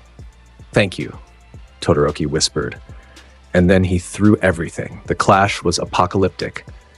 Ice from the right, fire from the left. Todoroki at full power for the first time in his life, both halves of his heritage unleashed simultaneously, the temperature differentials creating visible distortions in the air. He was magnificent. He was everything his potential suggested he could be. Izuku met him in the center. Hellfire against Todoroki's fire. Hellfire against Todoroki's ice. The supernatural flame consuming both elements with the kind of thoroughness that made the difference between a quirk and a Netherrealm power viscerally, physically clear to everyone watching. Todoroki's fire was hot. Izuku's fire was something older, something deeper, something that burned from a source no quirk could match. They traded exchanges across the arena floor. Todoroki using every combination his dual nature allowed, creating hybrid attacks of ice and fire that were genuinely creative and genuinely threatening. Izuku respected every one of them by meeting them at full power. He portaled through the ice constructs. He burned through the fire. He closed distance through every defense Todoroki could build. The final exchange, Todoroki built a wall of ice as a foundation, superheated it with his own fire to create a steam explosion aimed directly at Izuku's position. Smart. Creative. The kind of combination that showed real genius under pressure. Izuku cut through it. He portaled through the steam explosion, emerging inside it, the hellfire eating the heat differential like fuel, and came out on the other side with his fist already loaded. Orange gold fire wrapped his right hand in a corona that trailed light behind his arm's motion like a comet. The punch connected with Todoroki's solar plexus clean, final, absolute. Todoroki's eyes went wide. His feet left the ground. He flew backward across the arena and hit the boundary wall with an impact that cracked the concrete behind him. He slid to the ground. He did not get up. Midnight's flag dropped. Izuku Midoriya wins! The crowd erupted, 80,000 people on their feet. The sound was a wave, physical, overwhelming, the kind of noise that lives in your chest and makes your heartbeat sink to it. Present Mike was screaming something into his microphone that was lost beneath the crowd's volume. Aizawa was leaning forward in the commentary booth, his expression unreadable.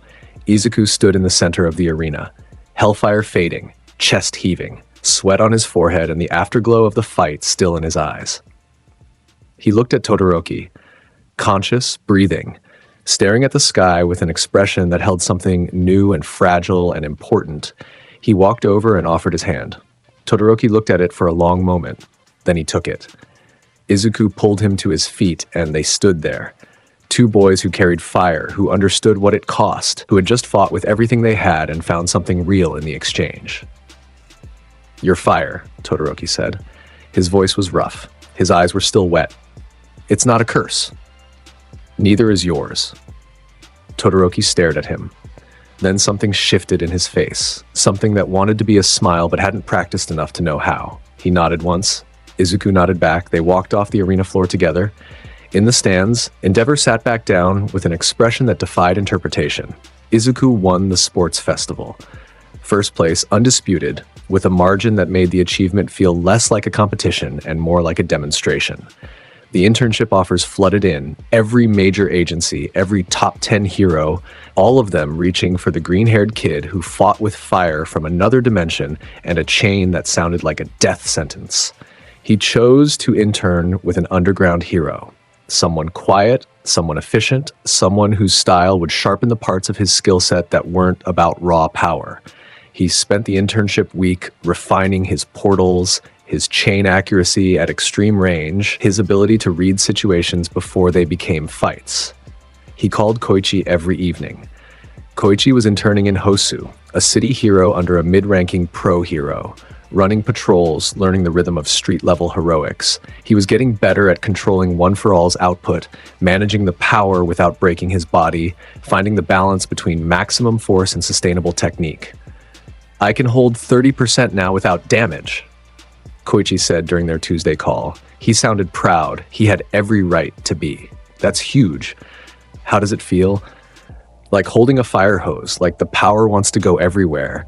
And I'm just trying to point it in the right direction. You'll get there." Yeah, I think I will." A pause.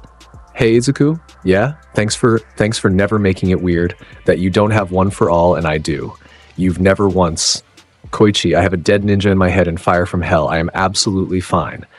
Koichi laughed. That bright, honest sound. "Fair point. Okay, I gotta go. Patrol starts in 20. Stay safe. Always." He didn't stay safe. The night Hosu burn was a Tuesday. Izuku felt it before his phone went off. A tug, sharp, physical, like a wire in his chest being yanked by something urgent. The bond with Koichi, built across months of friendship and training and shared stakes, carried a specific frequency of distress that bypassed normal communication and hit Izuku's instincts directly. He was moving before he understood why. Portal. Black fire tearing open in the wall of his internship agency's training room. He stepped through. The dimensional gap closed behind him. He emerged on a rooftop in Hosu, and the night was wrong. The city was burning.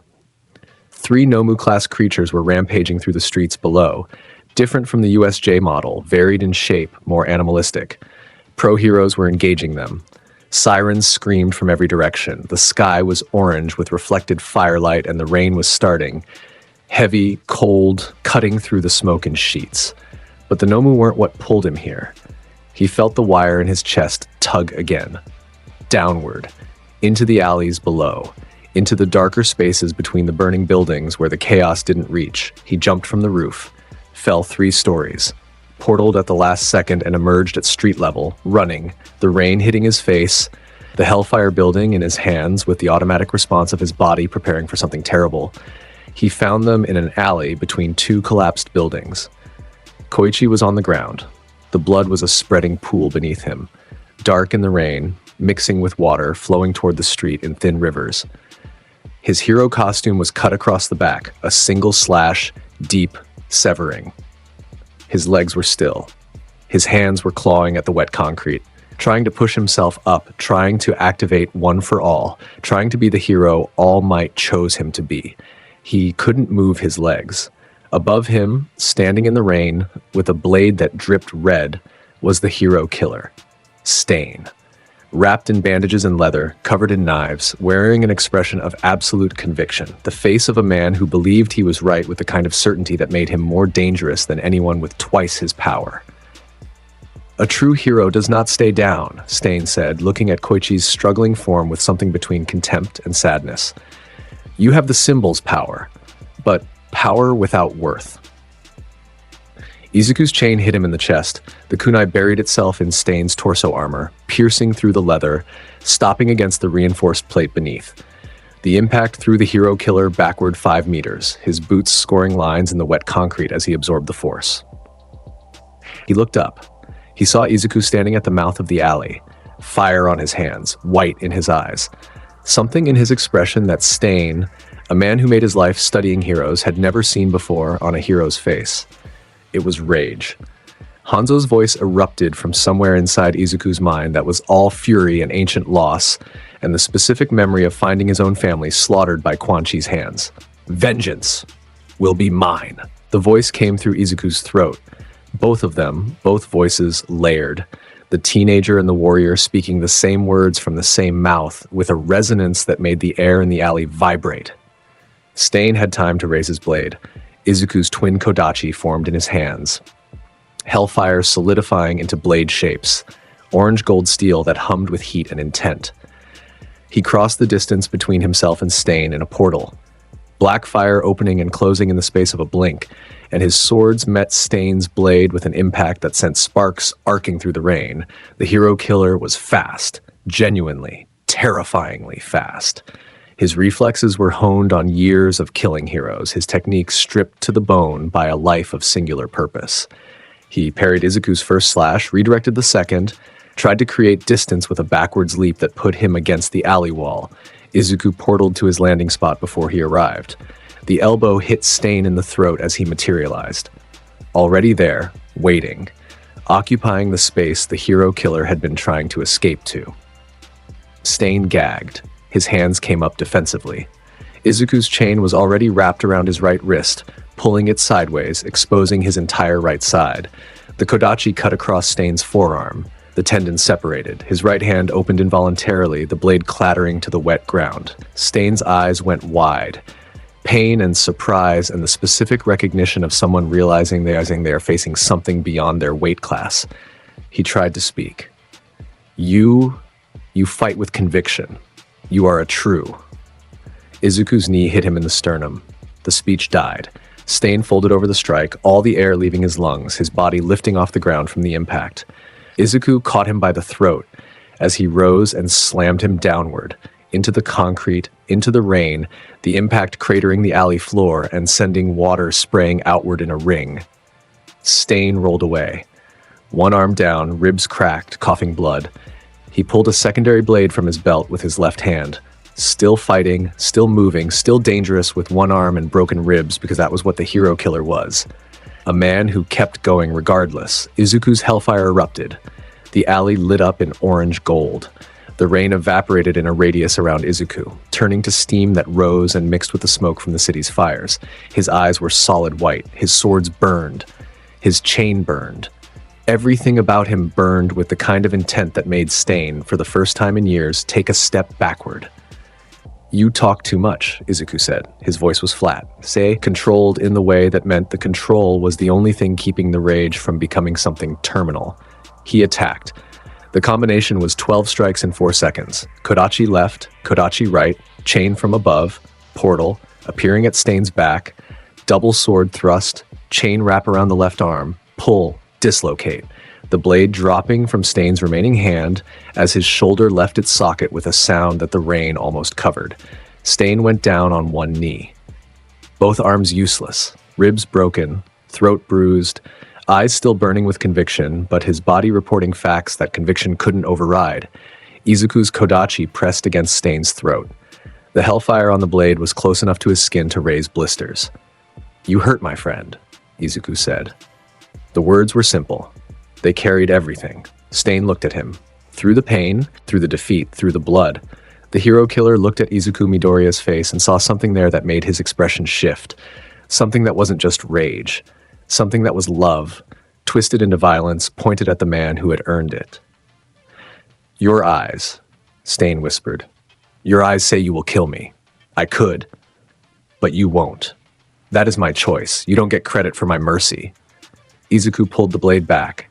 He hit Stain across the temple with the flat of the kodachi. Hard, precise, final. The hero killer's eyes rolled back. He dropped to the wet concrete and did not move. Izuku's weapons dissolved. The hellfire dimmed. The white in his eyes faded back to green. He turned. Koichi was still on the ground. Izuku crossed the alley in 3 steps and dropped to his knees beside his friend.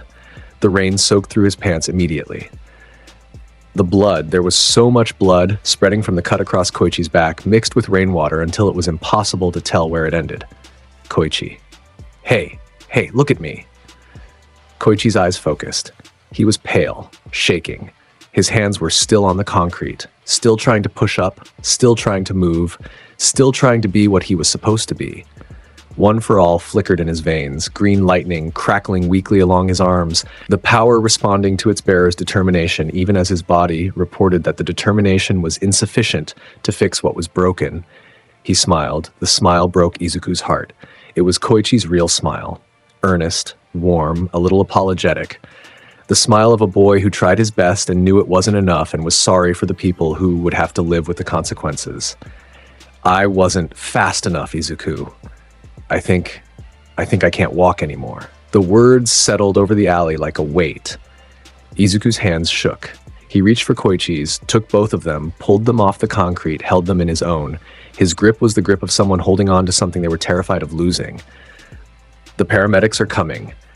You're going to be Izuku. Koichi's voice was gentle. The gentleness of someone telling a truth they've already accepted. I felt it go. When he cut me, I felt everything below my waist just stop. Izuku's throat closed.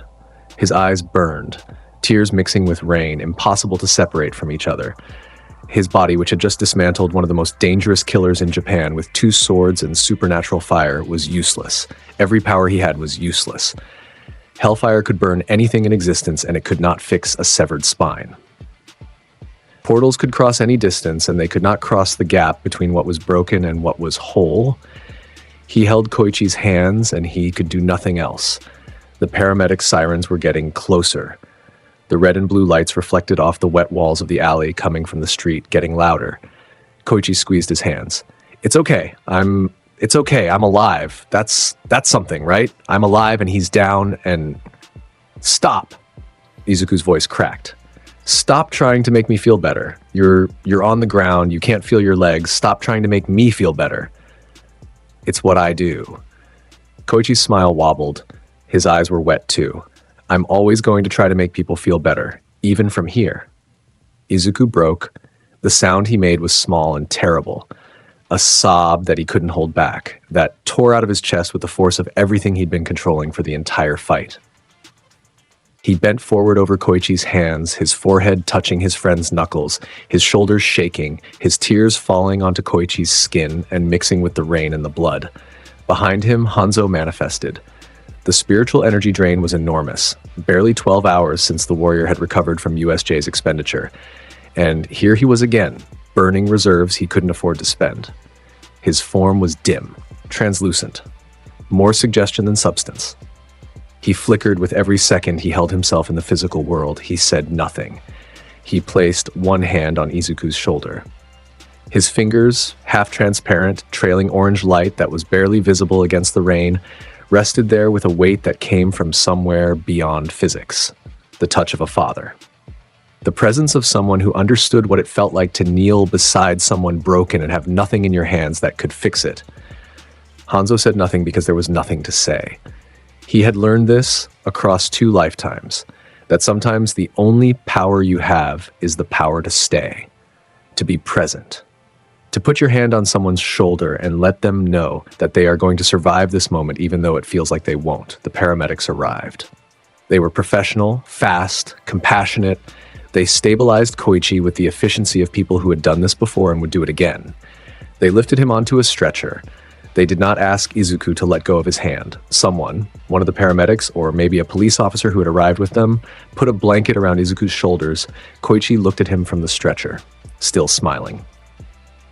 Still that boy. I'll be fine. he said. "I'll figure it out."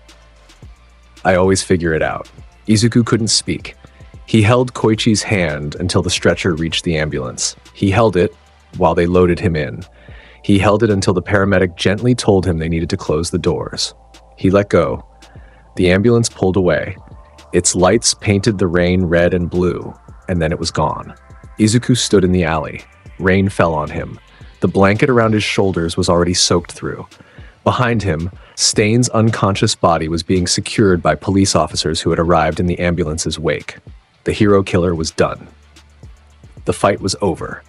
The immediate crisis was resolved. Koichi Himawari, who carried One for All, who was chosen by All Might to be the next symbol of peace, who ran into danger with a grin and a determination that cost him everything, and asked for nothing in return, was going to spend the rest of his life in a wheelchair.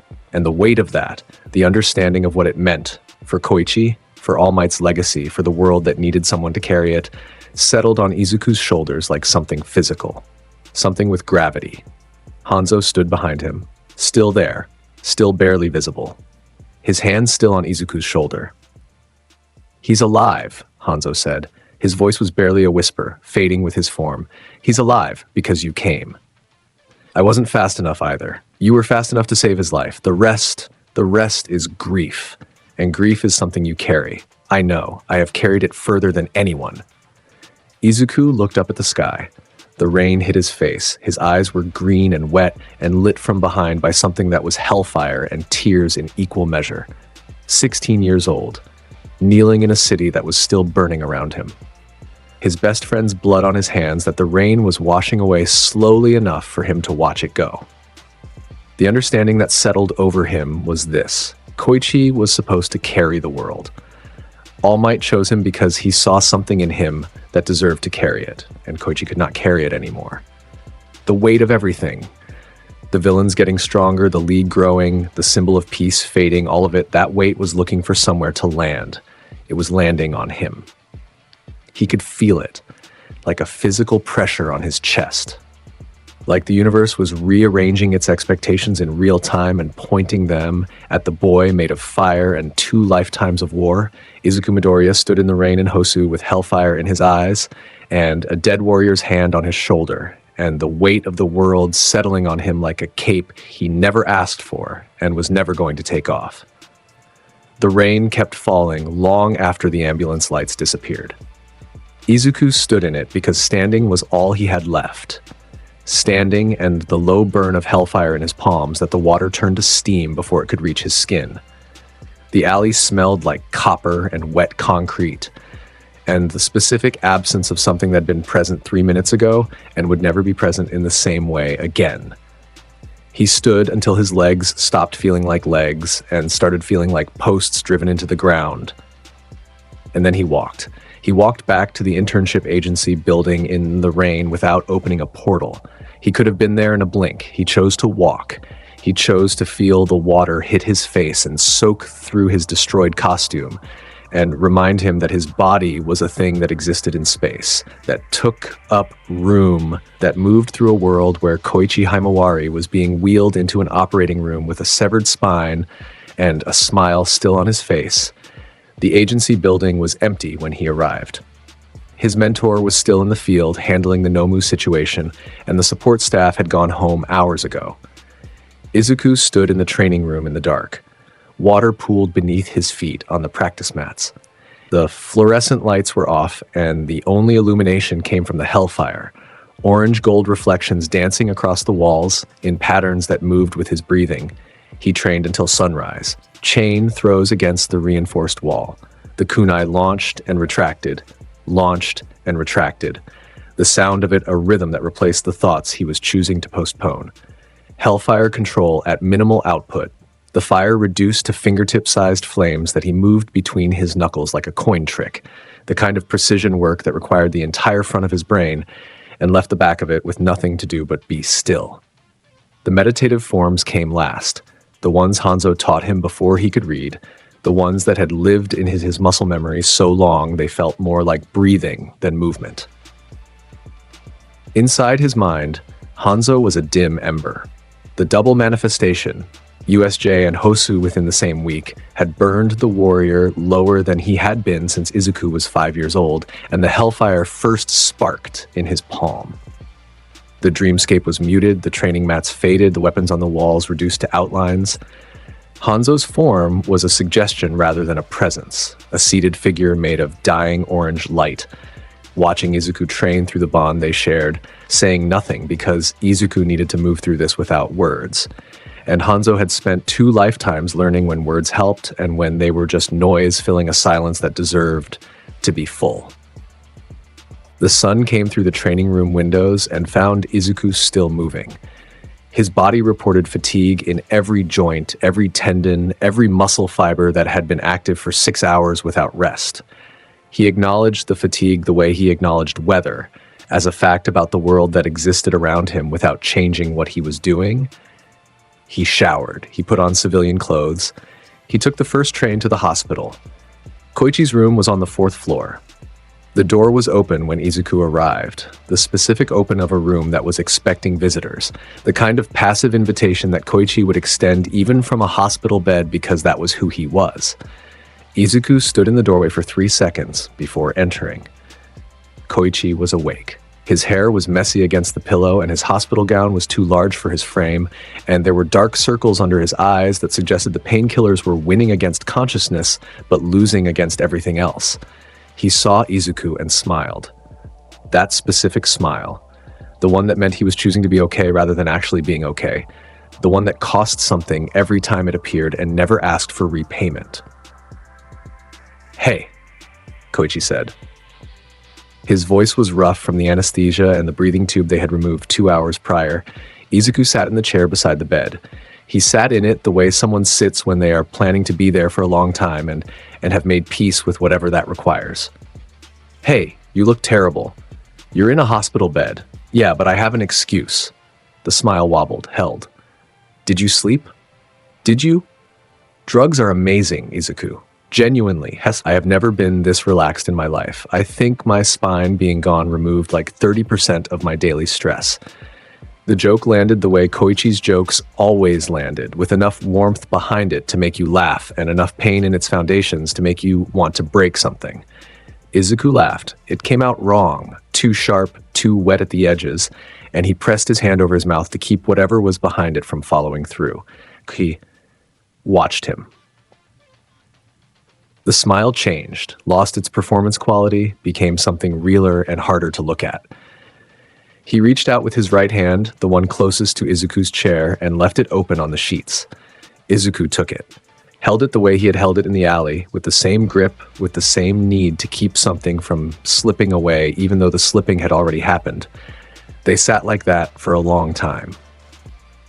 The doctors came through twice during the first hour, checking vitals, adjusting the IV, asking the specific questions that medical professionals ask when they are gathering data about what still works and what has stopped working.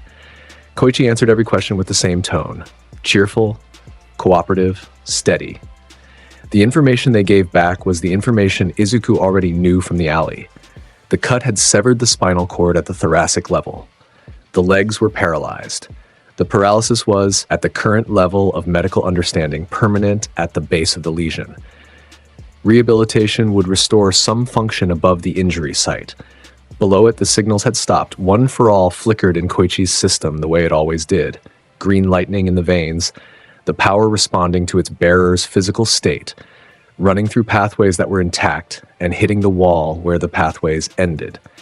It could enhance what existed. It could strengthen what functioned. It could push Koichi's upper body to extraordinary levels of power. It could heal cells faster than normal biology. It could not rebuild a severed nerve. It could not bridge a gap that biology said was permanent.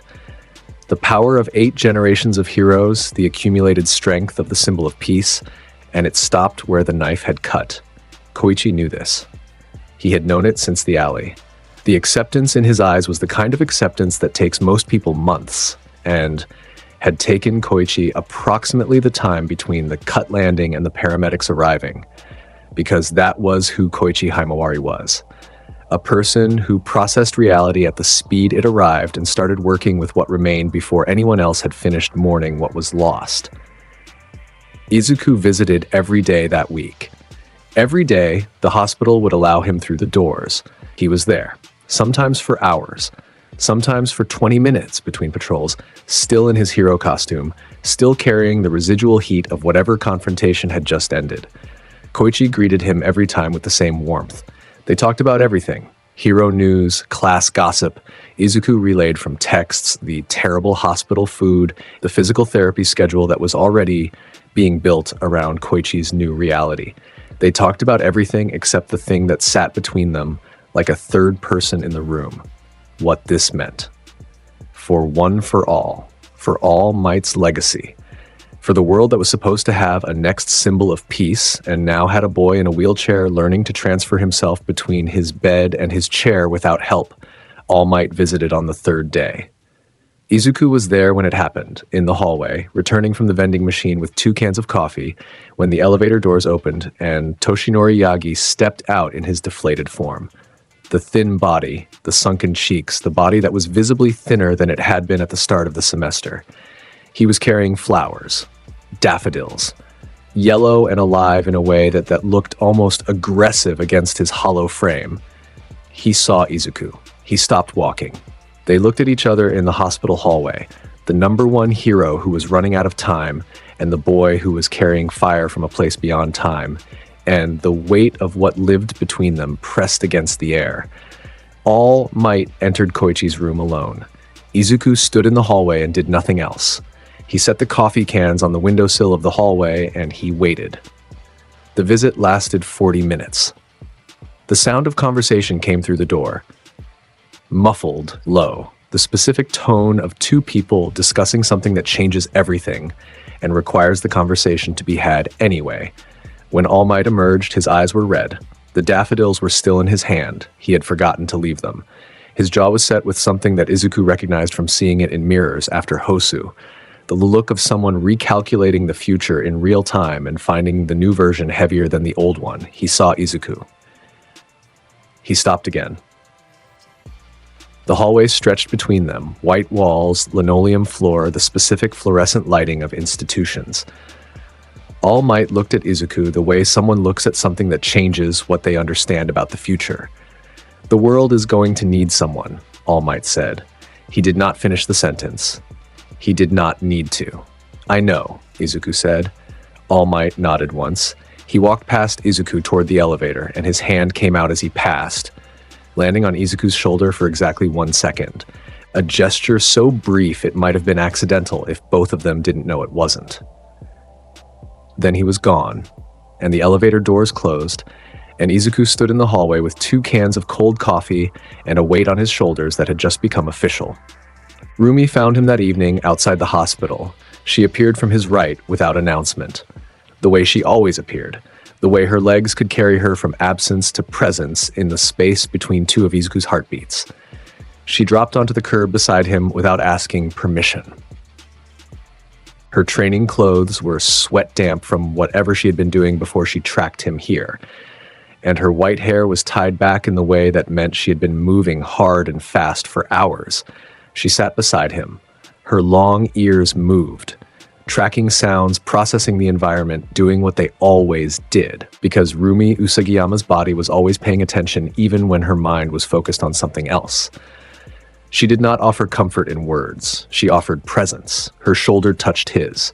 Her weight settled beside his weight. Her breathing slowed to match his without either of them choosing it. 10 minutes passed. The street traffic moved in front of them. Cars, pedestrians, the ordinary motion of a city that was still recovering from the night it burned. The evening light turned everything amber. "You're gonna burn something down," she said. Her voice was low, certain, the certainty of someone who knew him well enough to read the temperature under his skin without needing to feel it. "I can feel it from here. Eventually." "Good." She leaned her shoulder against his, harder, more intentional, the specific lean of someone planting themselves beside something and refusing to be moved. "Just make sure I'm there when you do." Izuku turned his head and looked at her. Rumi's profile in the amber light. The line of her jaw, the set of her mouth, the way her eyes were fixed forward with the intensity she brought to everything. She was not looking at him. She was letting him look at her, letting him have the privacy of studying her face without the pressure of being studied back. He leaned his shoulder into hers. The contact was warm, real. A fact about the world that existed beside the other facts, the grief, the weight, the resolve, without competing with them. Inside his mind, from very far away, Hanzo's ember pulsed once, the warrior equivalent of a nod, the weeks after Hosu moved with the specific rhythm of recovery, which is to say, slowly, with setbacks, and with the kind of forward motion that is invisible on a daily scale but undeniable when measured in months. Izuku returned to UA when the internship week ended. He walked back into Class 1A and sat in his seat, and Rumi looked at him from the next desk over and raised one eyebrow, and he shook his head once. Fine, I'm fine. And she let it go because she understood what fine meant between them. Functioning, present, carrying weight, and choosing to carry it forward rather than setting it down. The class had changed since the internship week. Every student carried something back from their time in the field. New techniques, new perspectives, the specific hardness that comes from seeing real villain activity up close for the first time. But the class had also heard what happened in Hosu. The news coverage was extensive. The hero killer's arrest, the Nomu attacks, the fires, all of it was public knowledge within hours. What was also public knowledge through hero network gossip that traveled at the speed of teenagers with phones, that Izuku Midoriya had been the one to take down Stain, that his friend had been the target, that the cost had been severe. The class treated him differently in the days after his return. A slight widening of space, a slight reduction in volume when he was present. The respect had already been there since the sports festival. What replaced it was something heavier, something that recognized him as a person who had been through something that most of them could only imagine, and come back from it still standing. Bakugo watched him from across the classroom. The explosive boy had been changing since the battle trial, the arrogance stripped away by fire and the Netherrealm, replaced by something harder and more honest that was still finding its shape. He said nothing to Izuku about Hosu, but his eyes tracked him with a new quality, something that might have been the beginning of the respect he had never been capable of before. Izuku showed him what the world actually looked like when you stopped pretending you were at its center.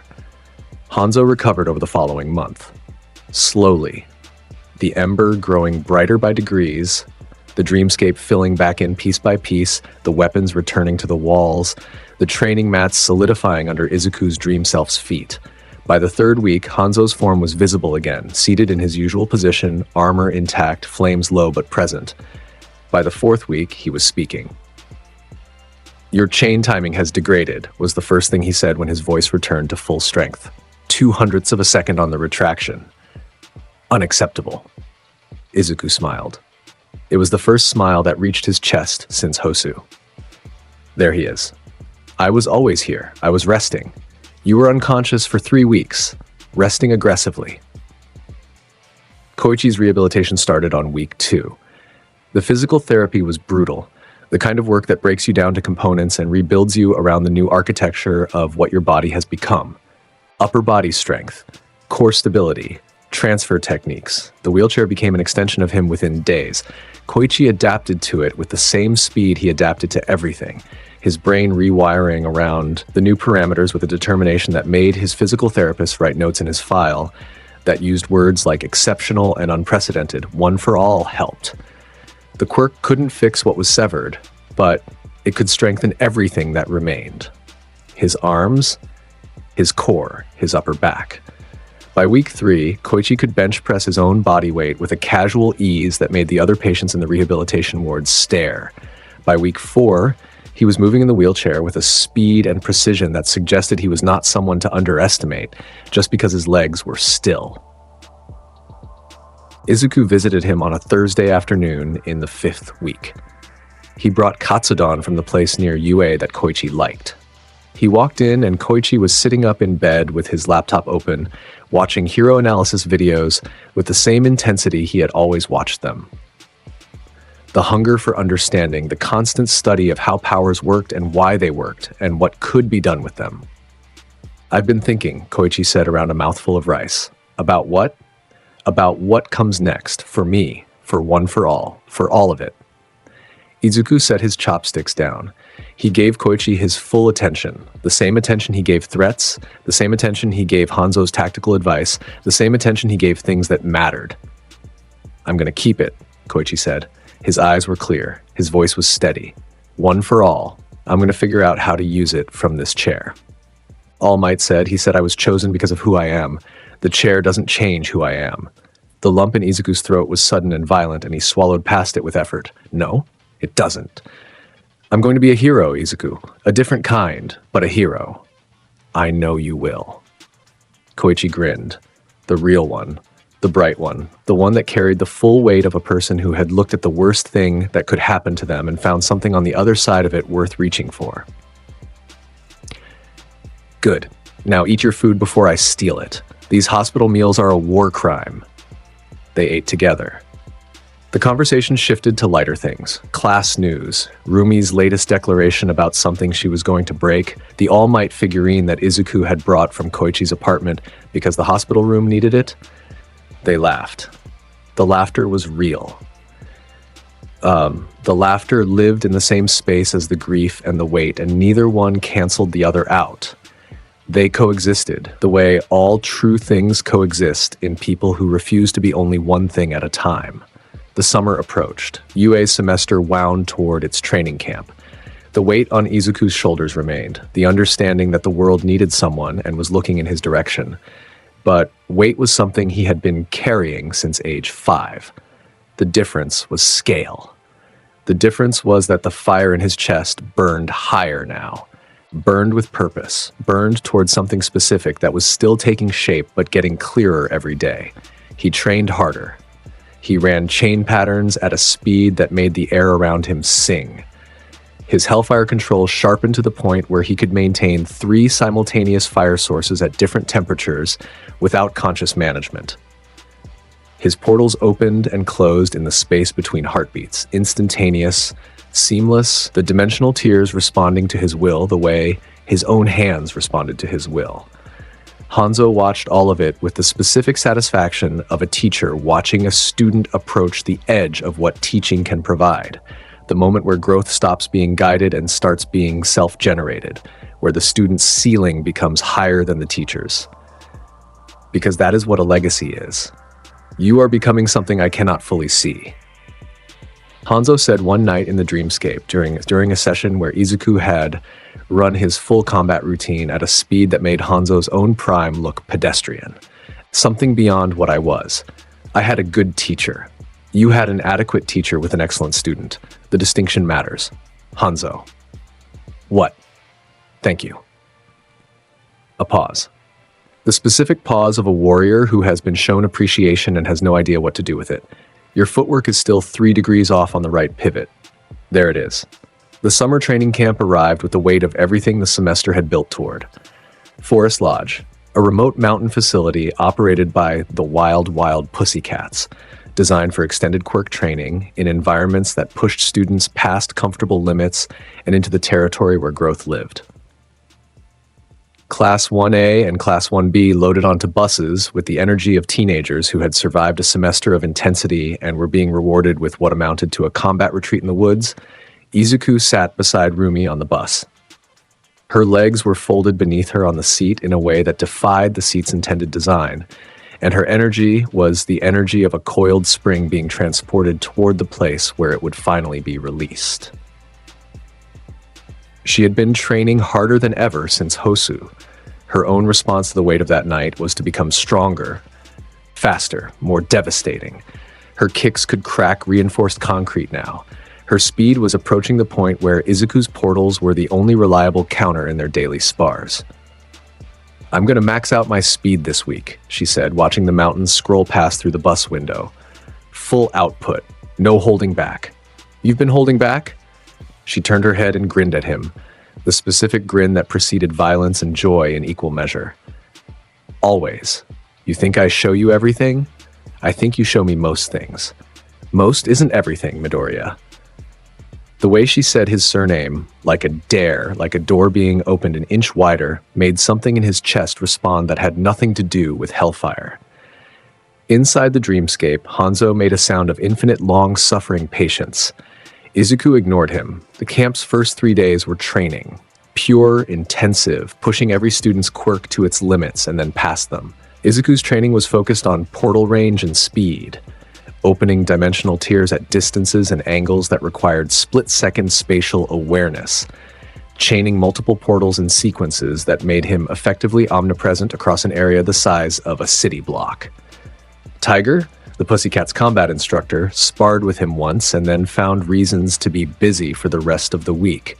Rumi's training was focused on explosive power output, the maximum force her legs could generate in a single strike, repeated, measured, pushed higher. The sound of her kicks hitting the reinforced training posts echoed across the mountain like thunder. By the third day, she had cracked 5 posts and the Pussycats were running out of replacements. They sparred every evening after the official training sessions ended. The camp's clearing became their arena, the same way Dagobah Beach had been their arena for the year before UA.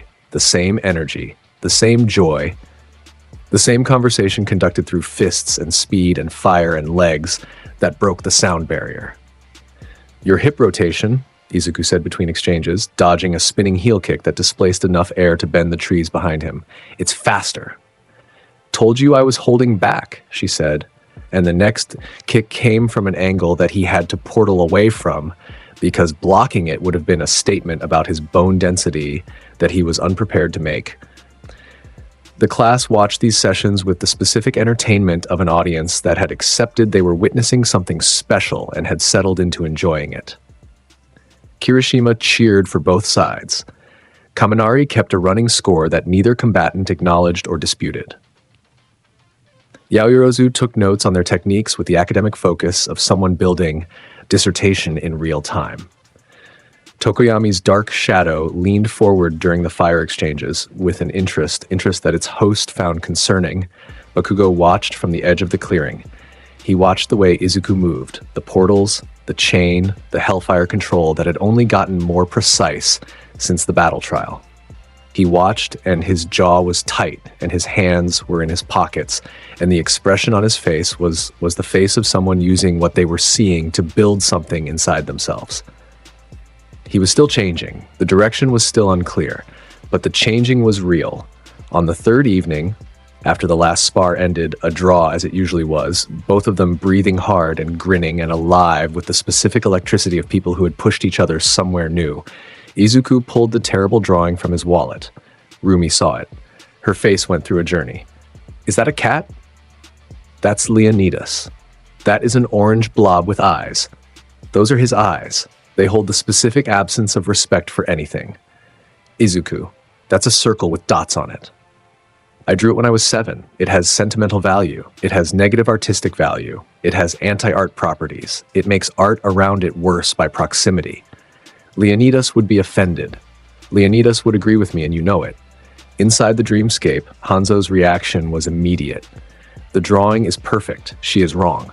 Leonidas is correctly represented." Izuku relayed this. Rumi stared at him with the expression of someone recalibrating their understanding of spectral ninja warrior taste in art. "Your dead mentor has terrible aesthetic judgment. He manifests specifically to pet the cat. Aesthetic judgment was never his strength." The camp settled into rhythm. Training, meals, the specific camaraderie of teenagers being pushed to their limits together and finding solidarity in the shared exhaustion. The energy was good. The energy was the kind of thing that makes people stronger. The communal push, the visible growth, the understanding that everyone around you is working as hard as you are. On the fourth night, the energy changed. Izuku felt it before anyone else. The air shifted, a temperature drop that had nothing to do with the mountain altitude, a pressure change that his Netherrealm tuned senses read as threat with the immediacy of an alarm. He was on his feet before the first explosion, his chain already forming in his palm, the hellfire rising around his hands in the automatic response of a body that had been preparing for violence since age 5. Blue fire hit the tree line. The flames consumed everything they touched with a hunger that standard fire did not possess.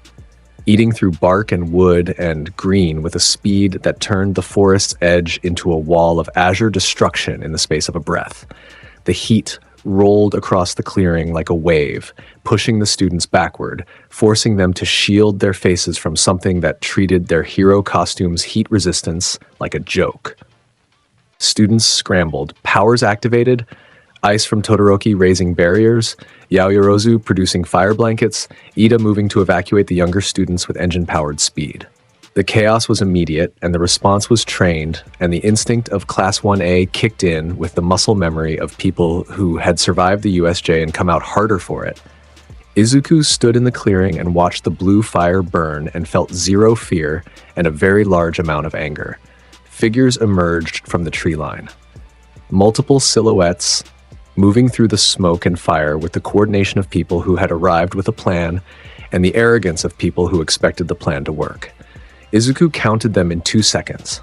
7 visible, likely more in the perimeter, multiple quirk signatures that his senses could feel pressing against the air. A man walked through the blue fire. Tall, lean, burns covering his skin in a patchwork of grafted tissue held together by surgical staples.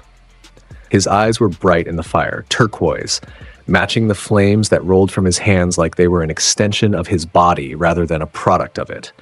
He was looking at Izuku with the specific expression of someone who had come here for one reason and found it. "So you're the one," Dabi said. His voice was casual, amused. The amusement of someone who thinks they are the most dangerous thing in the room and has not yet been corrected. The Fire Kid, Shigaraki's obsession. Inside Izuku's dreamscape, Hanzo's response was immediate and focused. "His fire is hot. Yours is hotter. End this." Izuku stepped forward. The hellfire rose around him, climbing from his palms up his forearms, wreathing his shoulders, building in intensity as he released the constraints that training usually kept in place. The orange-gold glow pushed back against Dabi's blue, the two colors meeting in the space between them, and the orange eating the blue at the point of contact. The temperature difference was visible. The air where orange met blue distorted with heat shimmer, and the distortion favored Izuku's side. Dabi's expression flickered. The amusement stayed on his face, but something behind his eyes recalculated. He threw fire, a broad sweep of blue flame that covered the distance between them with the intent to engulf, to overwhelm, to treat Izuku the way his fire treated everything, as fuel. Izuku walked through it. The hellfire around his body consumed the blue fire the way the ocean consumes rain. Dabi's flames hit his perimeter and became fuel for his own, the Netherrealm energy eating the thermal output and converting it, growing brighter with every second of contact. Izuku emerged from the blue fire wave wreathed in orange-gold light that was brighter than it had been before the attack, his eyes glowing with the flat intensity of someone who has just been shown their opponent's best and found it insufficient. Dabi took a step backward. 1 step.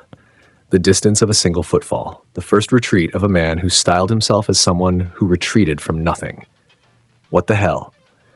Izuku's chain launched. The sound of it was the scream of heated metal tearing through air. The kunai flying at Dabi's torso with a speed that gave the stapled man exactly enough time to throw himself sideways. The blade passed his chest by centimeters. The heat of its passing left a line of reddened skin across his torso where proximity alone had been enough to burn. Dabi looked at the line on his chest. He looked at Izuku. The amusement was gone.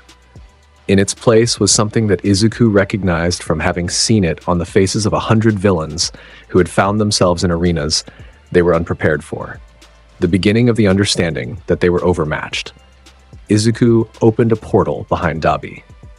The black fire tore reality in a circle of dimensional wrongness that Dabi felt at his back. The temperature change, the displacement, the specific wrong of a Netherrealm gate opening 2 feet behind someone who was already retreating. Dabi ran. He turned, and he ran, and his blue fire trailed behind him like a curtain being dragged through the forest, and he did not look back. The speed of his departure told Izuku everything. This was a man who had fought heroes, who had been confident in his fire against every opponent he had ever faced, and who was now running from a 16-year-old with orange eyes and a chain that hummed with the promise of something his blue fire could never match. Izuku let him go. There were more here, and his classmates were still in the clearing. He turned toward the other figures emerging from the tree line.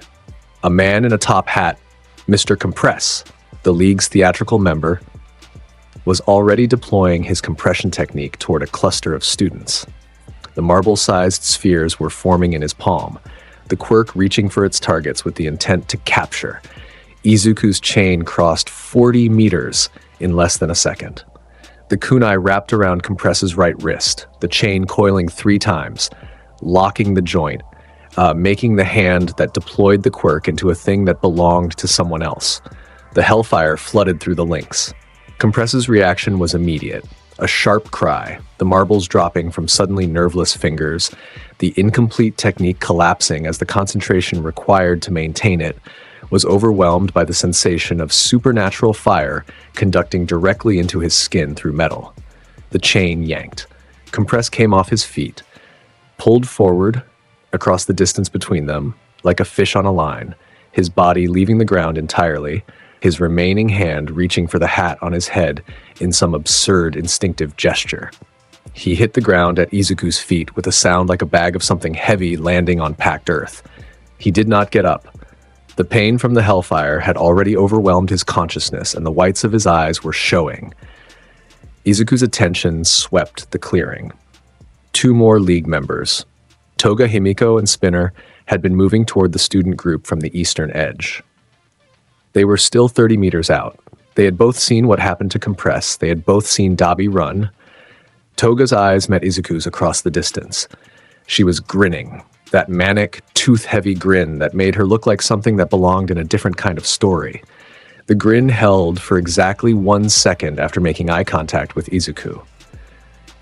Then it faltered. Something in his eyes, the white glow building, the hellfire climbing, the complete absence of anything that resembled hesitation, made the grin lose its confidence. Spinner grabbed her arm. The lizard-like man was already turning, already pulling, already making the decision that his instincts had arrived at faster than his pride could argue with. They ran, both of them, together into the burning forest that Dabi had left in his wake. The clearing settled. The blue fire was dying at the tree line, Todoroki's ice working to contain what remained, the natural moisture of the mountain forest helping to smother what the ice couldn't reach. Students were standing, some bruised, most shaken, all alive and all intact. The League's assault had lasted under 3 minutes. The League had taken nothing. Izuku stood in the clearing with his chain still in his hand, the hellfire dimming as the threat receded, and looked around at his classmates with the specific expression of someone verifying a count and arriving at the right number. Everyone was here. Everyone was standing. "Is there food?" he said. "I used a lot of fire." The tension broke. Kirishima laughed first, loud, relieved, the kind of laugh that happens when something terrible almost happened and then didn't. Others followed. The relief rolled through the group like a wave, breaking the fear's hold, returning them to the version of themselves that could process what happened without being overwhelmed by it. Rumi appeared at his side. Her training clothes were singed from the blue fire's initial wave, and there was ash in her white hair, and her eyes were bright with the specific post-combat energy that she and Izuku shared, the high of having been tested and having been equal to the test. "6 of them ran," she said. "You took down 1 and scared off 5. Dabi ran first. I saw. You walked through his fire. It was warm. You're insane. I'm efficient." Her grin was wide enough to split the evening dark. She punched his shoulder, hard enough to bruise a normal person, light enough between them to be affection. "You're my favorite person." Inside Izuku's mind, Hanzo made no comment. The satisfied warmth radiating through the bond was comment enough. The League of Villains retreated from the training camp carrying nothing. No captured students, no intelligence worth the cost, no victory of any kind. The report that would reach Shigaraki would contain a single meaningful piece of information. Izuku Midoriya was everything they feared, and their current force projection was insufficient to handle him. This information would change their plans. It would accelerate timelines. It would push Shigaraki toward the power source that All for One had been guiding him toward since the beginning. But that was future weight. Wait for another week, another month, another arc of a story that was still building towards something larger. For now, the camp returned to its rhythm. The remaining days of training happened with a heightened awareness, a sharper edge to every exercise, a more urgent quality to the pushing of limits. The students had been reminded of what was coming, and they responded by becoming harder, faster, more ready.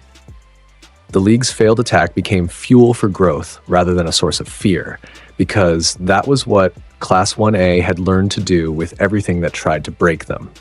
Make it a reason to be stronger. The Provisional Hero License exam happened 2 weeks after the camp. Izuku passed it the way water passes through paper. Completely, immediately, and with a total absence of resistance. The exam was designed around assumptions about what a student hero at the provisional level could and should be capable of. Rescue coordination, crisis response, villain apprehension under controlled conditions, communication under pressure. Izuku exceeded every category's maximum scoring threshold before the evaluators had finished setting up the third testing station. The rescue portion scored him perfect marks.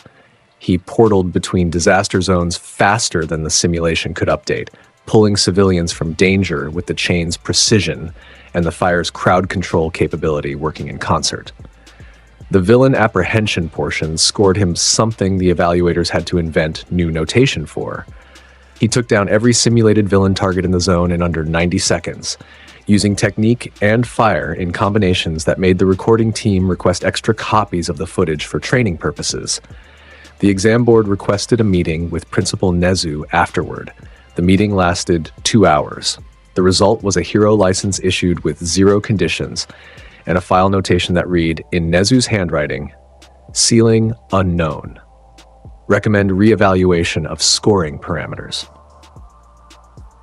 The license meant he could operate independently. It meant the leash was off. It meant that when information filtered through the underground hero networks about a Yakuza organization called the Shi Hasai Kai, about a child at the center of their operation, about a quirk that could rewind existence being harvested from a living girl's body, Izuku Midoriya had every legal right to respond. The intelligence reached him through 3 sources within the same week: his internship mentor's network, Aizawa's briefing to the class about upcoming joint operations, and Rumi's own contacts in the underground fighting circuit where Hasaikai enforcers had been recruiting. The picture that formed was ugly in the specific way that made Izuku's blood temperature rise by degrees. A girl named Eri, 7 years old, being kept underground, being cut open and put back together by a man whose quirk could disassemble anything living and reassemble it at will, her body used as raw material for a drug that destroyed quirks permanently. Izuku looked at this information. He looked at it for 45 seconds. The chain hummed in his palm without being summoned. An automatic response, the weapon forming from hellfire in direct response to his emotional state. Inside his mind, Hanzo watched the information filter through their shared awareness. His response was a single word, spoken in the tone he used for absolutes. Go. The hero agencies are coordinating. They want a joint operation, weeks of planning. A child is bleeding underground while they plan. I know.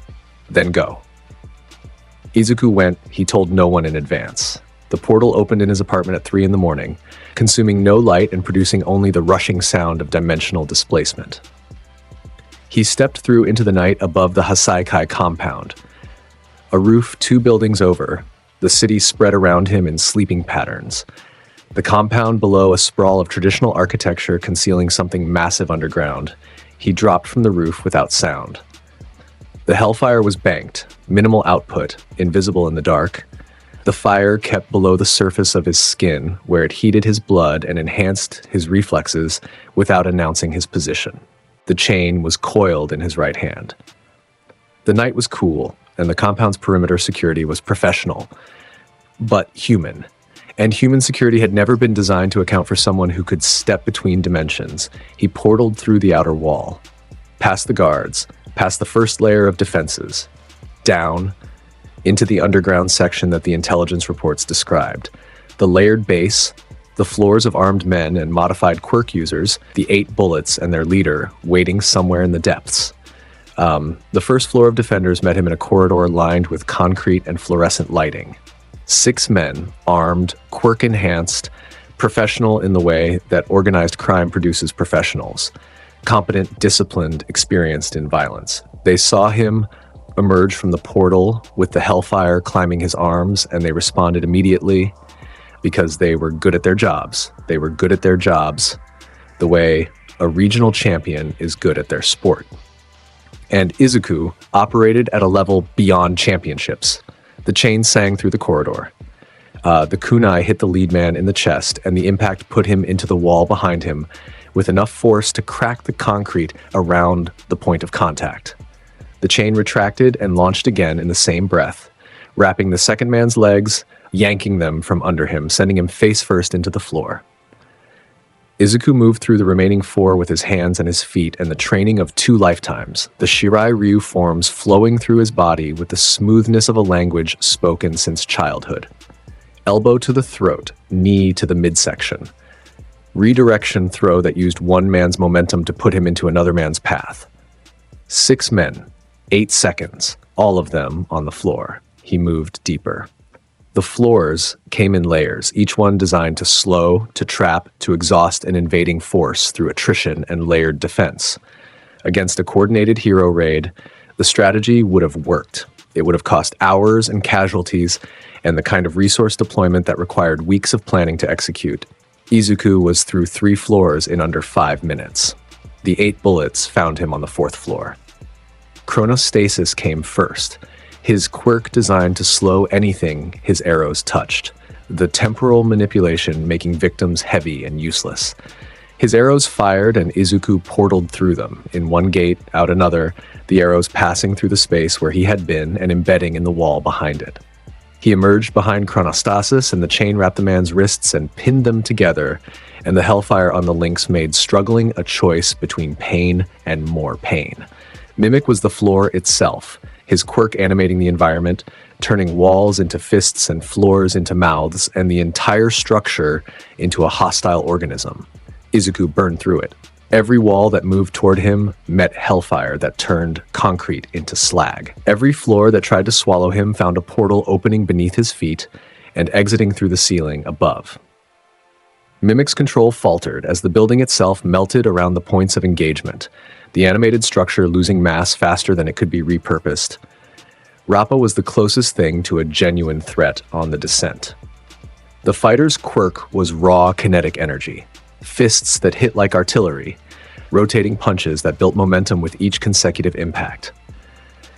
He stepped into Izuku's path at the entrance to the 7th floor with the grin of someone who lives for combat and has found it. Finally, Rappa said, someone worth hitting. His fist came with the sound of displaced air and the force of something that had ended fights and ended fighters and ended careers with single impacts.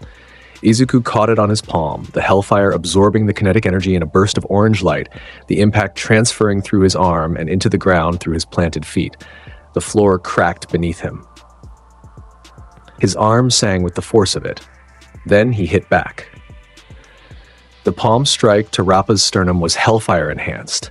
The supernatural fire concentrated to a point at the moment of impact, the thermal energy releasing in a focused burst that bypassed the external durability of Rappa's conditioned body and went straight for the internal organs beneath. Rappa's eyes went wide. His massive frame folded around the strike. He went backward through the wall behind him, through the room on the other side of the wall, and into the wall beyond that. The sound of his passage was the sound of architecture losing an argument with physics. He did not get up. Izuku descended. Each floor brought fewer defenders. The Hasaikai's forces were concentrated in the upper layers, designed to stop large groups, to attrit coordinated assaults.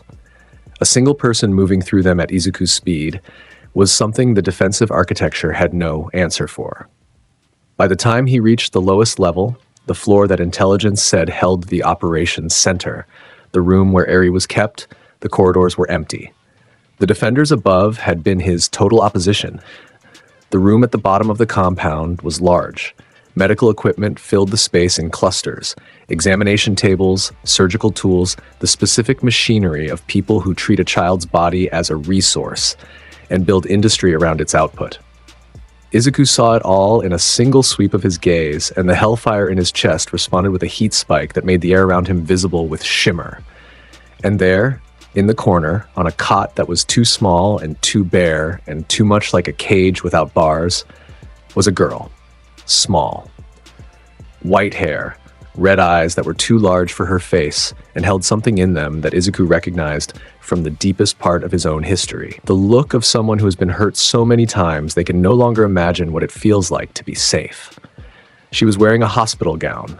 Her arms had bandages on them. She looked at Izuku, at the fire on his hands, at the chain at his side, at his glowing eyes, and she did not run. She stared at him with the specific look of a child who wants very badly to believe that someone came for her and has been disappointed too many times to trust it. The hellfire died entirely. All of it. Every ember, every glow, every trace of supernatural fire on his body extinguished in a single instant. He was just a boy.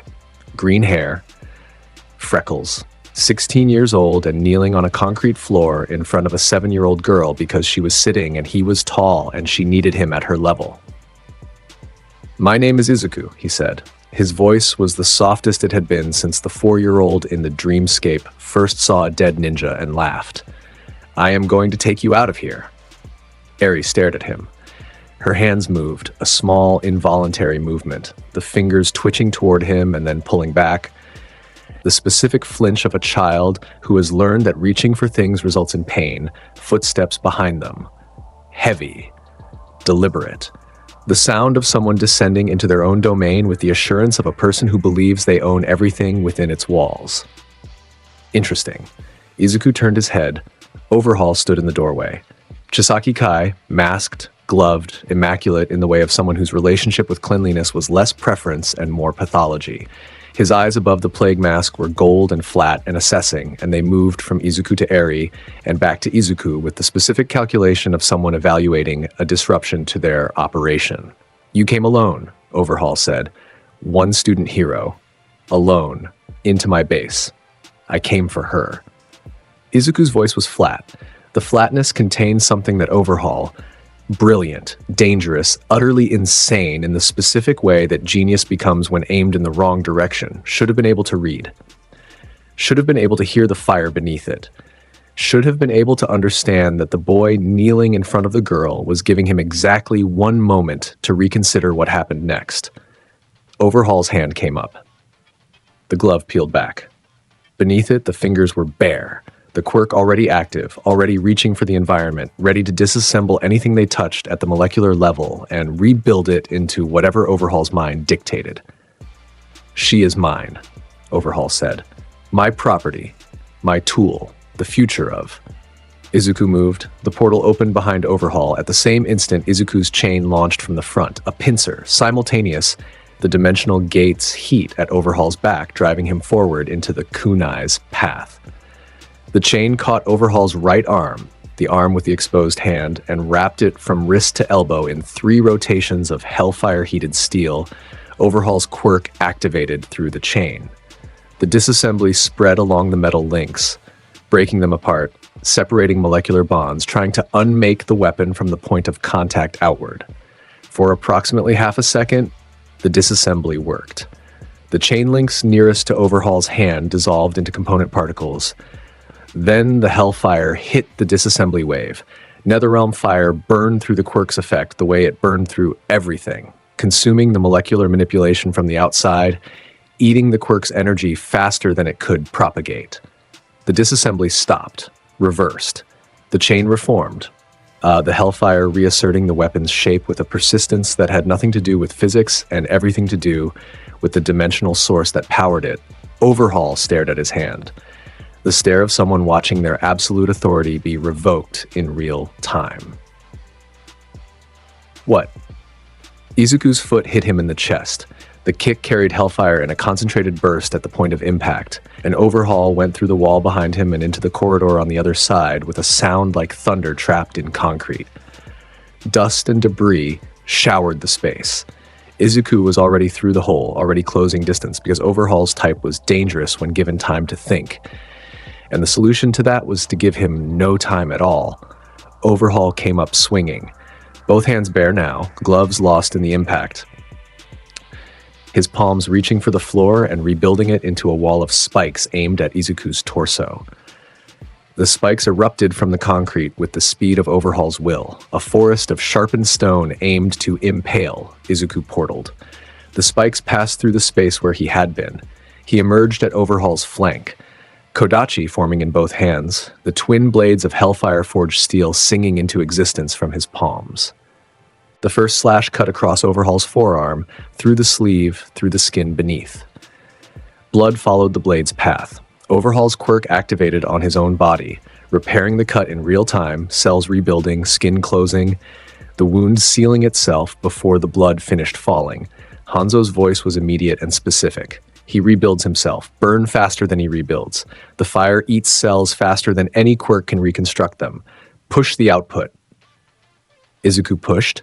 The second slash came wreathed in fire at maximum concentration, the Kodachi blade trailing orange-gold flame that stuck to whatever it touched like napalm. The cut opened across Overhaul's shoulder and the hellfire followed it in, burning into the wound, consuming the cells that tried to regenerate, eating the quirk's healing faster than it could activate. Overhaul screamed. The sound was sharp and genuine. The pain of something burning inside him at a cellular level that his quirk could feel but couldn't fix. He threw himself backward, both hands hitting the floor, rebuilding the entire corridor into a weapon.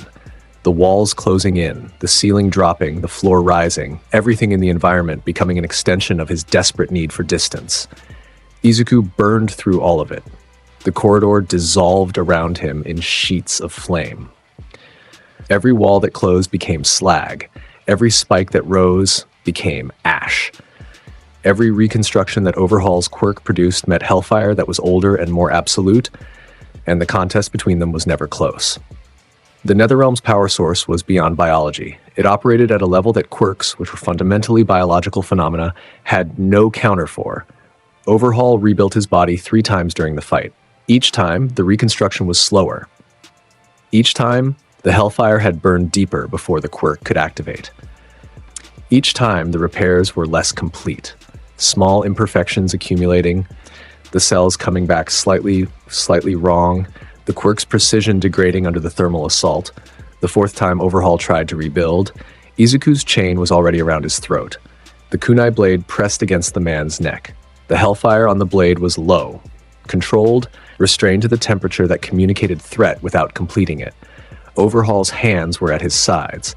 His quirk was reaching for the chain and failing, the hellfire repelling the disassembly with the same absolute authority it had shown from the first contact. "Stop," Izuku said. His voice was the voice of someone who has made a decision and is informing the world of it. "You stop now, or you stop permanently." Overhaul's gold eyes met Izuku's glowing ones.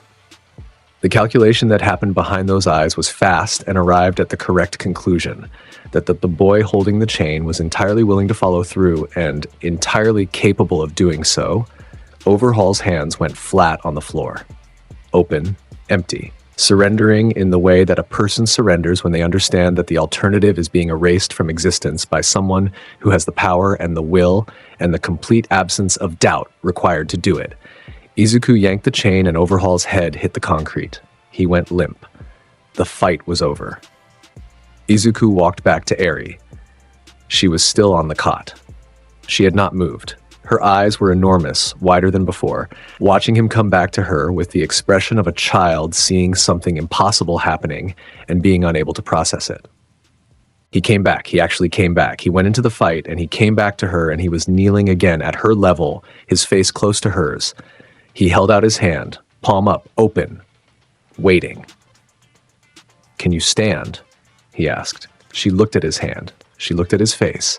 She looked at his hand again. Her own hand moved, slowly trembling, the muscles fighting against the programming of years that said reaching for things meant pain. Her fingers touched his palm. Her hand was so small in his. Her skin was cold. The contact was feather-light, as if she expected him to disappear at the pressure. He closed his fingers around hers with a gentleness that had nothing to do with warrior training and everything to do with what warrior training was protecting. She stood. He stood with her. She was tiny, barely reaching his waist, thin in the way that medical-grade neglect produces. He took off his jacket, the outer layer of his hero costume still warm from the hellfire that had lived in it, carrying the heat of him in its fabric. He draped it around her shoulders. It fell past her knees. He lifted her. She weighed nothing. She felt like a thing that could break at any force above a whisper, and he held her with the awareness of that, cradled against his chest, her face against his shoulder, her tiny hands gripping the fabric of his shirt with a strength that was disproportionate to her size, and spoke to something that she was holding on to beyond the physical. He walked out of the building, floor by floor, past the unconscious defenders, past the destroyed architecture, up through the base that had been designed to keep people out and had failed entirely. He carried Eri the entire way. She made no sound. Her hands never released their grip on his shirt. When they emerged into the pre-dawn air, the sky going gray at the edges, the city beginning to stir around them, the hero agencies were already arriving. They had tracked Izuku's entry. They had mobilized behind him with whatever speed their coordination allowed. Pro heroes in full combat gear, police units, medical teams. The parking lot of the compound was full of response vehicles by the time Izuku walked through the front gate with a 7-year-old girl wrapped in his jacket and a compound of unconscious criminals behind him. Aizawa was there. His face, when he saw Izuku emerge, went through something that was too fast to fully track.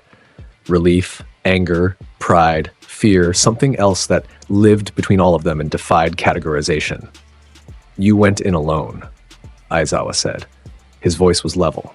The level that meant he was very specifically controlling what lived beneath it. She was bleeding underground, while people planned. Aizawa looked at Eri, at her hands gripping Izuku's shirt, at the bandages on her arms, at the hospital gown barely visible beneath Izuku's jacket. His jaw tightened. His eyes went somewhere far away for a moment and then came back. "We'll discuss the formal reprimand later," he said. "Get her to the medical team." Izuku walked Eri to the ambulance. She held his shirt the entire way. When the medics tried to take her, she looked at Izuku with eyes that said, "Please don't leave." And he said, "I'll be right here." And he sat on the ground next to the ambulance and stayed there while they worked. And she kept one hand reaching out of the ambulance door, and he held it. And this was how the hero agencies found him when they came to debrief. Sitting on asphalt at dawn, holding a child's hand, the formal reprimand arrived 3 days later. It was paperwork. It was serious in the way that institutional responses to procedure violations are always serious. It cited unauthorized solo operations, unlicensed command of a tactical engagement, and the specific section of the hero licensing code that required coordinated approval for raid-level activities. Principal Nezu received the reprimand paperwork, read it, set it on his desk, and made 3 phone calls. The calls lasted a combined 11 minutes. The reprimand was filed without further action. The evidence of what had been done to Eri, released simultaneously through Hero Network channels, made any punitive response politically untenable, as Nezu had known it would be before making the calls. Izuku acknowledged the reprimand. He stood in Nezu's office and said, "I understand the violation, and I accept the formal notation, and I would do it again in that order." And Nezu's eyes, sharp, brilliant, reading him with the intelligence that made the principal the single most dangerous mind in the educational system, crinkled at the edges in a way that suggested approval wearing the mask of neutrality. Rumi's reaction was the one that carried weight. She found him after the meeting with Nezu. She was waiting in the hallway outside the principal's office with her arms crossed and her ears flat and the energy radiating off her, something that Izuku had never been the target of before. Anger. Real anger. The kind that came from fear, which came from caring, which came from something she had never bothered to name, because naming it would have meant admitting it existed as something beyond competition and training partnership. "You went in alone," she said. Her voice was tight, the tightness of someone holding something back that wanted to be a shout. "Yes. You didn't tell me." "No. You didn't tell anyone." "Rumi, if you had died in there..." She stopped. Her jaw worked. Her hands tightened at her sides, the muscles in her forearms flexing with the specific tension of someone fighting the impulse to hit something. "If you had died in there, I would have found out from a news report. Do you understand that? I would have found out the same way strangers found out." The words hit him in the chest. hit him in the place where the fire lived, where Hanzo watched through their bond, where the decision to go alone had lived as something simple and absolute and had never once, he realized now, with the specific shame of someone understanding their own blindness in real time, considered what it would mean for the people who were waiting without knowing they were waiting. "I'm sorry," he said. He meant it completely. "I'm going to hit you," she said. "Okay." Her fist hit his shoulder with the force of someone who could crack concrete with her legs and was restraining herself to approximately 5% output. It still hurt enough to make him step sideways. The pain was good. The pain was deserved. "Next time," she said, "I'm there. Whatever it is, wherever it is, you tell me and I'm there. That's the deal. That's the new deal." "Okay, say it back to me. Next time, you're there. And I tell you first." Her ears came up slightly. The anger didn't leave. It was too genuine to dissolve that fast. But something beside it made room for itself. She punched his shoulder again, lighter this time. "Good. Now come on. Training. I'm going to make you regret every independent thought you've ever had." She did. The sparring session that afternoon was the most intense they had ever had, and Izuku let her win 3 exchanges in a row before Hanzo's disgusted commentary forced him to actually try. By the end of it, they were both on the ground, breathing hard, looking at the sky, and the anger had burned itself out the way anger does when it is heard and answered and respected. "I'm glad she's safe," Rumi said, still looking at the sky. "Eri, I'm glad you got her out." "Me too. But I swear to everything, I'm going to break your legs myself if you pull that again." "Noted." She turned her head and looked at him. Something in her expression, something that had been building for months, for the entire year they had been training together and fighting together and standing beside each other in moments that should have broken them, surfaced for a half second before she controlled it. It was there and gone. Izuku saw it. His heart rate responded to it in a way that the hellfire had nothing to do with. She looked away. The moment passed. They got up and went back to the dorms, and the world continued. The months that followed the Hasaikai raid were the months where the world began to change beneath the surface. The hero system continued to function. Patrols ran, villains were apprehended, the public felt the safety that came from visible heroism. Izuku continued at UA. With the consistency of someone whose days were structured around improvement and preparation and the understanding that something was coming. Something was always coming. The Paranormal Liberation Front announced itself through a series of coordinated attacks on hero agencies across 3 cities in the same week. Not assassinations, not raids, but messages. Destroyed property. Graffiti that quoted the Meta Liberation Army's founding texts. The specific kind of violence designed to communicate ideology rather than achieve tactical objectives. The world was being told that something had organized itself, that it had numbers, that it had philosophy, and that it was coming. Shigaraki Tomura sat at the center of it, elevated from the League's scattered remnants into the leadership of an army that numbered in the hundreds of thousands. The merger between the League and the Meta Liberation Army had produced something new. A force with conviction, resources, infrastructure, and a figurehead whose quirk had been evolving since the Camino incident into something that the hero system's most advanced analysts flagged as an extinction-level threat. And beneath Shigaraki, beneath the red eyes and the hands and the itch and the rage, all for one's consciousness was spreading like roots through soil. Growing, integrating, becoming more of Shigaraki's decision-making architecture with every week. The merger was happening at a level below awareness, a slow replacement of one mind by another that the younger host could feel but couldn't stop. Izuku felt the shift in the world's temperature the way Hanzo had taught him to feel shifts in a fight. The atmospheric change that preceded a real threat. The specific heaviness that meant something was building mass and would eventually reach critical. Then Tartarus broke. The news hit UA during a morning homeroom session. Aizawa received a communication on his phone, read it, and his face did something that nobody in the room had ever seen it do. It went pale. The man who had seen everything, who had expelled classes and fought villains and maintained the most unshakable composure of any teacher they knew, went gray at the edges for a full second before the professional mask returned. All students are confined to campus immediately, Aizawa said. All classes are suspended. Report to your dorms. Do what I tell you. The questions came in a wave. What happened? What's going on? Why are we locked down? And Aizawa answered with one sentence that silenced every one of them. All for one has escaped Tartarus.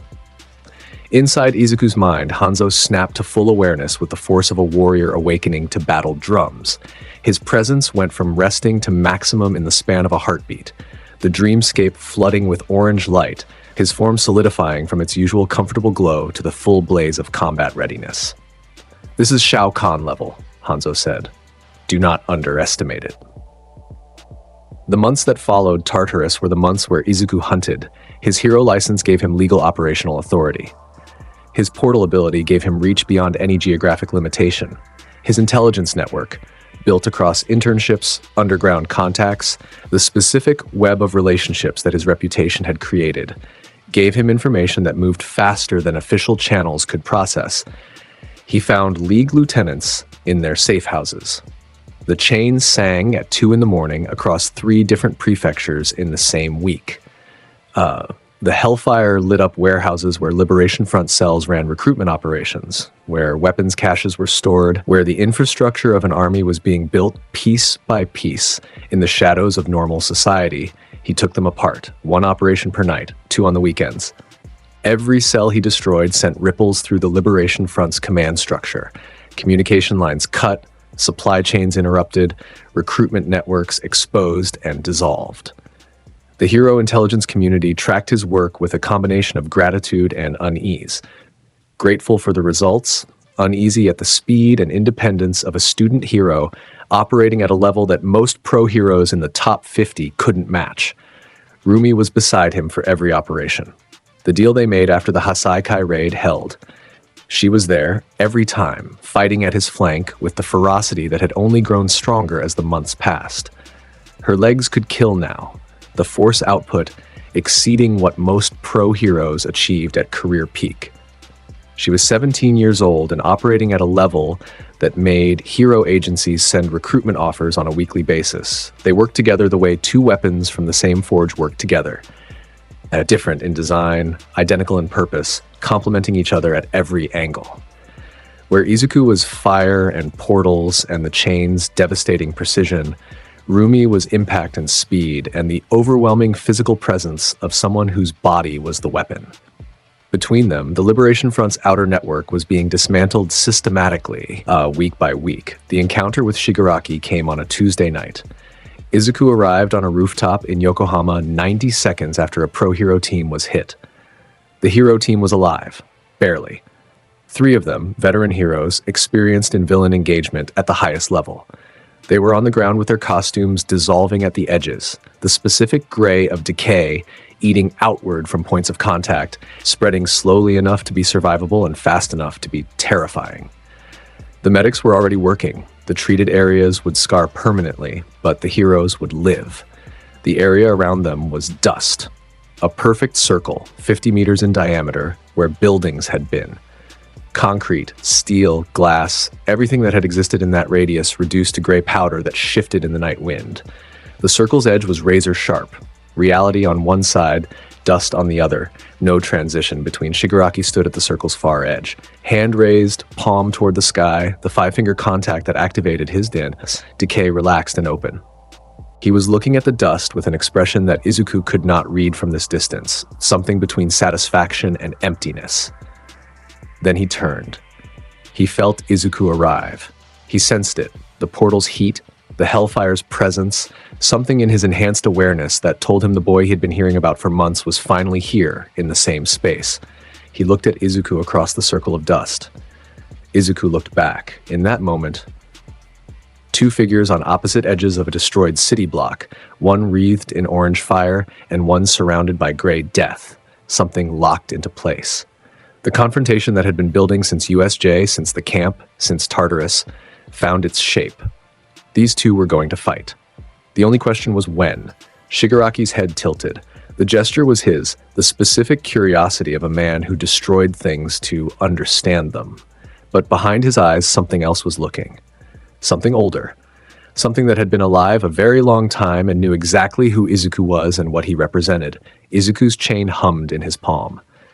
The hellfire rose around his body in the automatic response of his combat instincts going maximum. The kunai formed at the chain's tip, orange-gold steel that burned in the night like a signal flare. 2 seconds. They existed in the same space for 2 seconds. Shigaraki's other hand moved, reaching behind him, touching something invisible, tearing open a retreat path that was Kurogiri's warp or something like it, a dimensional escape that swallowed him backward into darkness. He was gone. But in those 2 seconds, Izuku had seen what Hanzo warned him about. The eyes. Shigaraki's red eyes, irritated and hollow and carrying the specific look of someone whose suffering was their identity, and behind them, underneath them, wearing them like a mask. All for one. Looking back. Aware. Calculating. Already knowing what Izuku was and already planning for what that meant. Inside the dreamscape, Hanzo's voice was steel. He is almost complete. The merge. The old one is almost finished consuming the young one. How long? Months. Perhaps less. Then we have months. We have less than you think. They had less. The Paranormal Liberation War broke on a morning in March. A Tuesday, because the worst things in this story happened on Tuesdays and the universe had committed to the pattern. The Liberation Front moved on multiple fronts simultaneously. Hospitals in 3 cities were hit. Hero agencies in 7 prefectures were attacked. Government infrastructure, communication towers, transportation hubs, emergency services, took coordinated strikes designed to cripple response capacity. The scale of it was designed to overwhelm. Too many fires for any single hero force, too many threats for any coordinated response, too many fronts for the system to hold all of them at once. The hero system responded with everything it had. Every pro hero in active service mobilized, every sidekick agency deployed, every third-year student with a provisional license was activated. The scope of the defensive response was unprecedented, the largest coordinated hero operation in the history of the profession. Every resource committed, every person in costume on the ground. Izuku was in the thick of it from the first hour.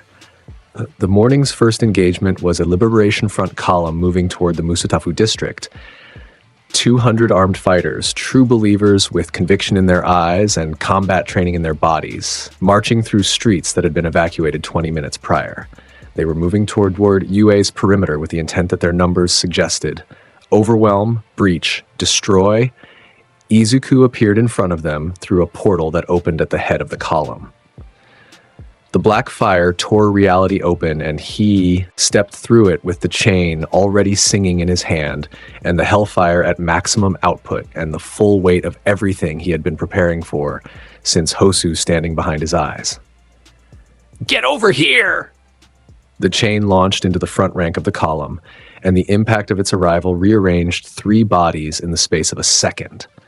The kunai pierced the lead fighter's equipment harness. The chain yanked sideways and used his mass as a weapon against the 2 people on either side of him. And Izuku was already moving, portaling forward into the formation, emerging in the middle of the column with both Kodachi formed and the hellfire wreathing him in a radius that cleared a 6-meter circle of bodies flying backward from the thermal pressure. The Liberation soldiers were trained fighters. They responded with discipline, forming around him, attacking from multiple angles, using their numbers to try to collapse the space he was operating in. They were good. They were organized. They were believers who would die for their philosophy. They were insufficient. Izuku moved through them the way a blade moves through water, displacing everything in his path, the chain and the Kodachi and the fire and the portals, working in concert as a system that 200 fighters had no answer for. He portaled through groups, entering one side of a formation and exiting the other with bodies falling in his wake. The hellfire swept in arcs that sent soldiers sprawling, the heat overwhelming their combat focus without killing them. The chain launched and retracted and launched again, each throw taking someone off their feet, disrupting formations, creating the chaos that individual fighters could not organize against. 3 minutes. 200 fighters. The column was broken. Scattered across the street in various states of unconsciousness, The few who remained standing backing away from the epicenter with the specific look of people who had just witnessed something that their training had never prepared them for. Izuku stood in the middle of the broken column, breathing steady, the hellfire dimming to its resting state. His eyes swept the remaining standing fighters, and they ran. He moved to the next front. Rumi was already there. She had been deployed to the eastern perimeter of the war zone, the sector where the Liberation Front's heavy fighters were concentrated, the ones whose quirks made them walking siege weapons. She was moving through them with the pure physical joy that Izuku had seen on her face every time she fought. The grin, the spinning kicks that sent bodies flying like they weighed nothing, the laughter that came from somewhere deep in her chest when a particularly hard hit connected. She was magnificent. There was no other word for it. 17 years old and fighting like a force of nature, her legs carrying kinetic energy that made the ground shake when she landed, her mobility keeping her always in the optimal position for the next kick, the next launch, the next devastating impact. The Liberation Front's heavies, fighters who could punch through walls and take hits that would flatten normal people, were being broken against her like waves against a cliff. Izuku joined her flank without announcement. They fell into rhythm immediately. The rhythm of 3 years of morning training. The rhythm of bodies that knew each other's movements better than they knew their own. She kicked high, he swept low. She launched forward, he covered her back with fire. She created openings with overwhelming force, and he exploited them with precision that turned each opening into a finished fight. Left, 3 of them. Big ones. Rumi called between kicks, her voice carrying the excitement of someone doing exactly what they were born for. Izuku's chain launched past her shoulder. "Get over here!" The kunai caught the lead heavyweight by the belt and pulled him off balance. Rumi's heel connected with his falling form and redirected him into the second heavy. Izuku portaled behind the third, and his kodachi hilt hit the base of the man's skull. 3 heavyweights, 4 seconds. "We're tied," Rumi said, grinning through the combat. "I'm at 47. You're at 44. I had a late start. Excuses. I'm going to overtake you and you're going to apologize. Unlikely on both counts." The war zone around them was a disaster. Crumbling buildings, fires, the sound of combat from every direction. But between them, in the space they shared, the energy was alive with something that was more than adrenaline. It was connection. It was the joy of being beside the person you trust most in the worst possible circumstances, and finding it makes the worst possible circumstances into something you can face without fear. They cleared 3 sectors together before the war's tempo changed.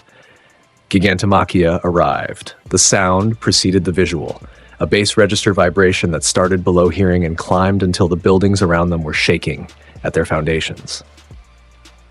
The ground pulsed. Cars shifted on their wheels. Windows that had survived the fighting finally shattered under the resonant frequency of something massive approaching. He crested the far hill like a geological event. 30 meters tall, muscles that made anatomy irrelevant, a face locked in permanent devotion to his master's cause. His footfalls were earthquakes. His presence was a statement about scale that made everything that had happened prior in the war feel like skirmishes leading to the real fight. Every hero in the sector looked up at him.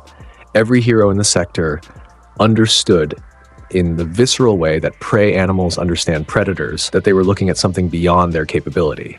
Izuku looked up at Gigantomachia with the fire rising around him and the chain humming in his palm, and something in his eyes that was less concern and more calculation. "The chain won't wrap him," Hanzo said from inside the dreamscape. His voice was the tactical register, flat, fast, prioritizing useful information. "He is too large. The portals won't drag him. He is too anchored. You need to go through him. Interior targeting, nerve clusters. I see it. This will hurt." Most things do. Izuku launched himself upward through a portal. The gate opened above Gigantomachia's shoulder, and he emerged in free fall, descending toward the behemoth's neck with both hands wreathed in the full concentration of hellfire, the orange gold fire burning at its maximum focused output. He hit the juncture between shoulder and neck with both palms, and the fire erupted inward, piercing the skin, the muscle, the superhuman density of Gigantomachia's enhanced body, and reaching for the nervous system beneath. Gigantomachia's hand came up like a falling building, reversed. The swat caught the air where Izuku had been. He portaled a half-second before contact, emerging at the creature's right hip, already striking again. Fire into the nerve cluster at the hip joint. Portal away. Gigantomachia's fist destroyed the hillside where Izuku's portal exit had been a moment before. Portal to the neck again. Strike. Fire inward. Portal away before the counter swat. Portal to the left knee. Strike. Fire inward. Portal away. The pattern was relentless. Izuku cycled around Gigantomachia like a wasp around a bear. Each pass burning deeper into a different nerve cluster. Each portal exit barely avoiding the massive hands that swung at spaces he had just vacated. The fire was doing damage. The kind of damage that accumulated that no amount of regeneration could keep pace with, because the hellfire was specifically targeting the nervous system, burning the signals rather than the mass, shutting down the giant's ability to coordinate his own enormous body. 6 cycles. The left leg faltered. The nerve signals disrupted enough to make the limb miss its coordination. 7 cycles. The right arm stopped responding to fine motor commands, the fingers unable to close. 8 cycles. Izuku's palm hit the nerve cluster at the base of Gigantomachia's skull, and the hellfire erupted with everything he had remaining. A detonation of orange-gold fire that consumed the neural pathways between brain and body, with the totality of something that would end this, and would end this now. Gigantomachia went down. His face hit the ground and the tremor was felt across the war zone. A seismic event, a local earthquake, the impact of 30 meters of mass meeting the earth at unresisted velocity. Buildings shook. The ground cracked in a radius that extended for blocks. The sound was the sound of something enormous becoming still. Izuku landed on the rubble beside the fallen giant. He was breathing hard. His hands were shaking. The hellfire depleted to embers, his reserves drawn down further than they had been since USJ. His vision swam at the edges with the specific grayness of energy expended past the comfortable limit. Sweat ran down his face and his muscles reported the kind of fatigue that meant he had pushed them into territory that would cost him later. But he was standing, and Gigantomachia was not. He gave himself 4 seconds to breathe. 4 seconds to let his body register that the fight was over, that the threat was down, that the war zone still existed around him, with its fires and its sounds and its ongoing need for him to be present. Then the air changed. A different weight settled over the sector. A different kind of pressure, heavier than Gigantomachia's mass, more personal than an army's assault. The feeling of something ancient and intelligent and terrible turning its attention toward the space where Izuku stood. He looked toward the city center. Through the smoke and the fire and the falling debris of a war zone in progress, something was coming. Something that used to be Shigaraki Tomura, but had finished becoming something else. The merge was complete. Izuku could see it from 300 meters away, the figure walking through the war zone with the casual stride of someone who owned everything in their visual range. Taller than Shigaraki had been, more defined. The body remade from the inside by the accumulated power of all for one's stolen quirks, each one reshaping the vessel toward optimal expression. The face was still Shigaraki's, the light hair, the scarred features, but the eyes were wrong. The eyes were AFO's, ancient, amused, carrying the weight of decades of manipulating the world from the shadows, and finally stepping into the light in a body that could hold everything he had been hoarding. The hero lines around the figure had already collapsed. 3 pro heroes were on the ground behind the walking form, alive, broken, their abilities erased or overwhelmed by the cascade of stolen quirks that the vessel now wielded without limitation. The air around Afo Shigaraki vibrated with the pressure of too much power in too small a space. He saw Izuku. He stopped walking. Across 300 meters of ruined city, all for one looked at Izuku Midoriya through Shigaraki's stolen face. The weight of that regard was physical, a pressure against Izuku's skin, against his hellfire, against the bond with Hanzo that hummed in his chest. Afo Shigaraki said nothing. He did not need to. The challenge was self-evident. The thing that had been building since USJ, since the Nomu, since the camp, since that night on the rooftop where they had existed in the same space for 2 seconds, was here. Everything that followed was going to happen between these two, and the world had been arranging itself toward this moment since the Jinsei pool swallowed a dead warrior and put him inside a child who would become this. Izuku stood across from him. The hellfire rose around his body, climbing from its depleted state with a fury that bypassed fatigue, that operated on something deeper than physical reserves. The fire was responding to something in his core that went below the body and into the place where Hanzo lived, where the Netherrealm's power was sourced, where the accumulated rage and love and grief of 2 lifetimes fed directly into the flame.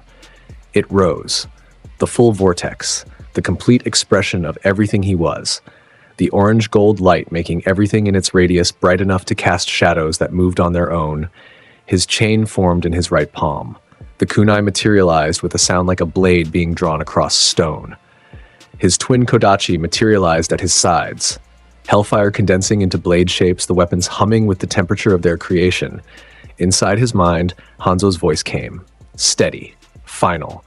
The voice of a warrior who had fought this exact kind of fight, the fight that determined everything, and was now watching his student walk toward it. Boy, yeah, hold nothing back. I never do. Today especially. Izuku crossed the distance. The first exchange was catastrophic. AFO Shigaraki's opening attack was a combination of air cannon and rivet stab. The pressurized air hitting like a wall of force, while the black tendrils lanced through it at angles designed to pierce whatever survived the initial impact. The scale of it was building leveling. Multiple city blocks of architecture disintegrated in the blast wave's passage. Izuku portaled through it. The dimensional gate swallowed him a quarter second before the air cannon reached his position, and he emerged at Afo Shigaraki's right flank with the chain already singing. The kunai bit into the villain's shoulder armor, the mass of stolen quirks making his body denser than normal flesh. And the hellfire flooded through the link. AFO Shigaraki's hand caught the chain. His grip, enhanced by a dozen strength-type stolen quirks, locked the links in place. The decay spread along the chain from his fingers, trying to disassemble the weapon the same way it disassembled everything it touched. The hellfire burned through the decay. The orange fire consumed the gray disintegration effect at the point of contact, eating the quirk's energy the way it ate everything. With the absolute authority of a power that came from a dimension where biological quirks were irrelevant. The decay could not complete its work on material that was already burning beyond biology's ability to affect. AFO Shigaraki's expression shifted. The calculation behind those ancient eyes adjusted. The first time in this fight that the villain's expectations had been challenged. He released the chain and stepped back, and his step back created a wave of decay that spread outward from his feet in a circle. The ground, the rubble, everything in a 10-meter radius crumbling to dust. Izuku was already in the air. Portal launch. Upward through a gate. Emerging 20 meters above the decay radius, descending with both kodachi pointed downward and the hellfire trailing behind him like a comet's tail. The blades came down at Afo Shigaraki's shoulders with the full weight of Izuku's speed and the fire's enhancement behind them. A wall of black tendrils intercepted. Rivets stabbed from every angle. The dark protrusions erupting from Afo Shigaraki's body like a defensive lattice, catching the blades, catching the fire, trying to overwhelm through sheer number. Izuku's kodachi cut through 3 of them before the 4th caught his left blade, and the 5th wrapped his right forearm, and the 6th came at his face. He portaled, gone, into the dimension between dimensions for a fraction of a second, the black fire swallowing him and spitting him out 15 meters behind the tendril forest. His right forearm was bleeding where the tendril had gripped it. First blood. The cut was shallow, but real. He is using search to predict your portal exits, Hanzo said. His voice was rapid, tactical, reading the fight's pattern faster than conscious thought allowed. He is tracking your hellfire signature through the dimensional gaps. You need to be unpredictable. Working on it. The fight continued and escalated. Afo Shigaraki threw everything his stolen arsenal provided. Air cannon in concentrated bursts that moved faster than sound, rivet stab in patterns that cut off escape routes. Decay projected through the ground in waves that forced Izuku to stay airborne. Infrared and search working in concert to track his portal movements. The tactical mind behind the attacks was ancient and brilliant. Reading Izuku's patterns within the first 2 minutes and starting to predict them, Izuku adapted. He shifted from his trained sequences to improvised angles, entering portals at vectors that his body had never used before, exiting in positions that traded comfort for unpredictability. He felt Hanzo's presence in every decision, the warrior's 2 lifetimes of combat experience feeding directly into Izuku's instinct layer, making adjustments below conscious thought. The city blocks around them were being destroyed. Every exchange carried collateral force that turned buildings into rubble and streets into craters. The scale of the fight was something that belonged in accounts of natural disasters rather than individual combats. The hero perimeter pushed outward with every passing minute, the distance between the fighters and the nearest observers growing as the destruction radius expanded, 3 minutes in. Both combatants bearing damage, Izuku's left side bleeding from the earlier cut, AFO Shigaraki's right shoulder burned deep from the chain's initial penetration, neither slowing, neither giving the other the space to breathe. "You have angered a dead man." The chain launched with Izuku's full force, the kunai screaming through the air with a sound that split the debris-heavy atmosphere.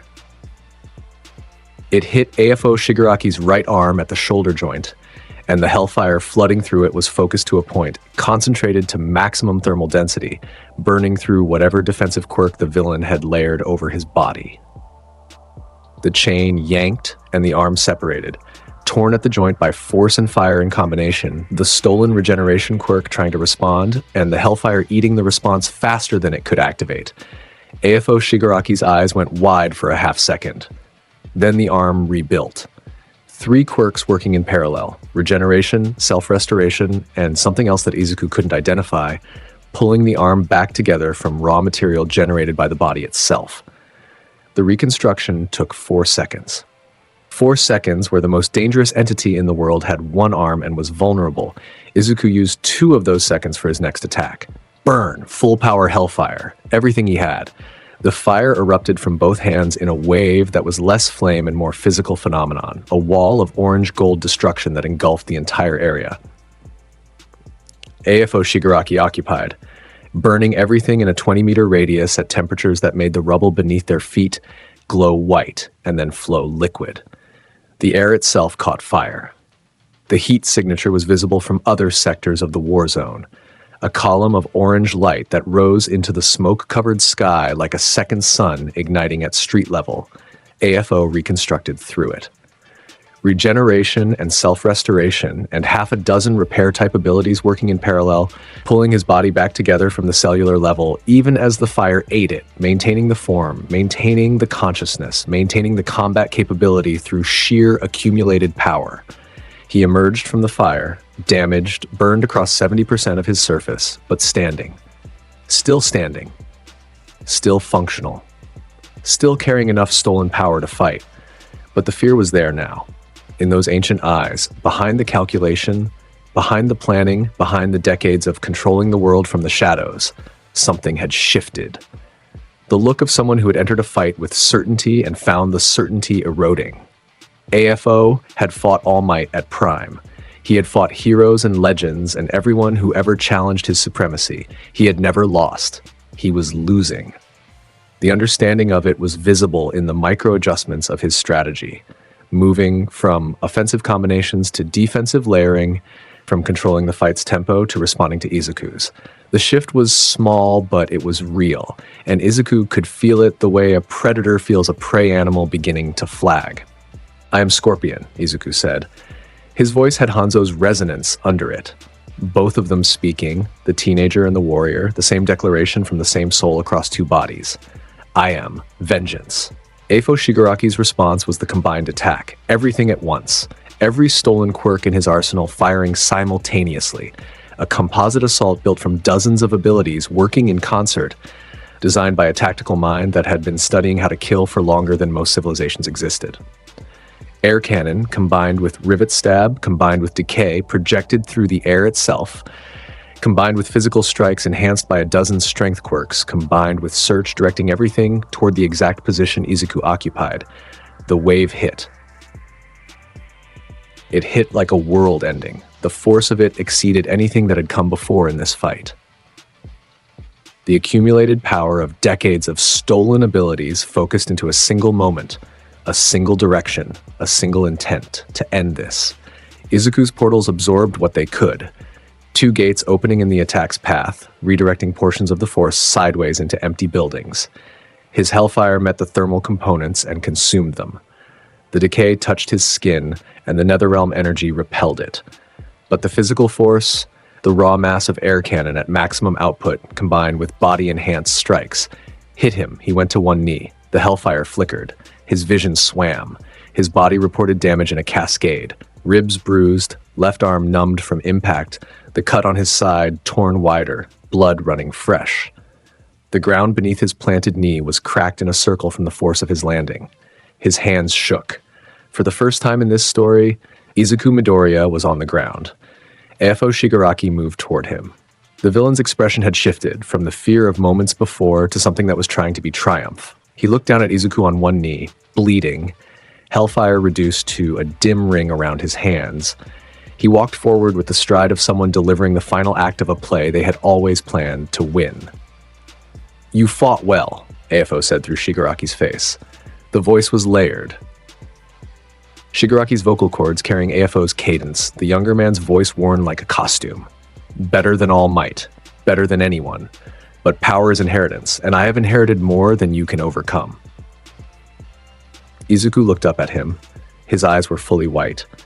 The glow coming off them was the brightest they had been at any point in this story. Brighter than USJ, brighter than the overhaul fight, brighter than the war zone's combat, brighter than anything the people watching from the perimeter had ever seen.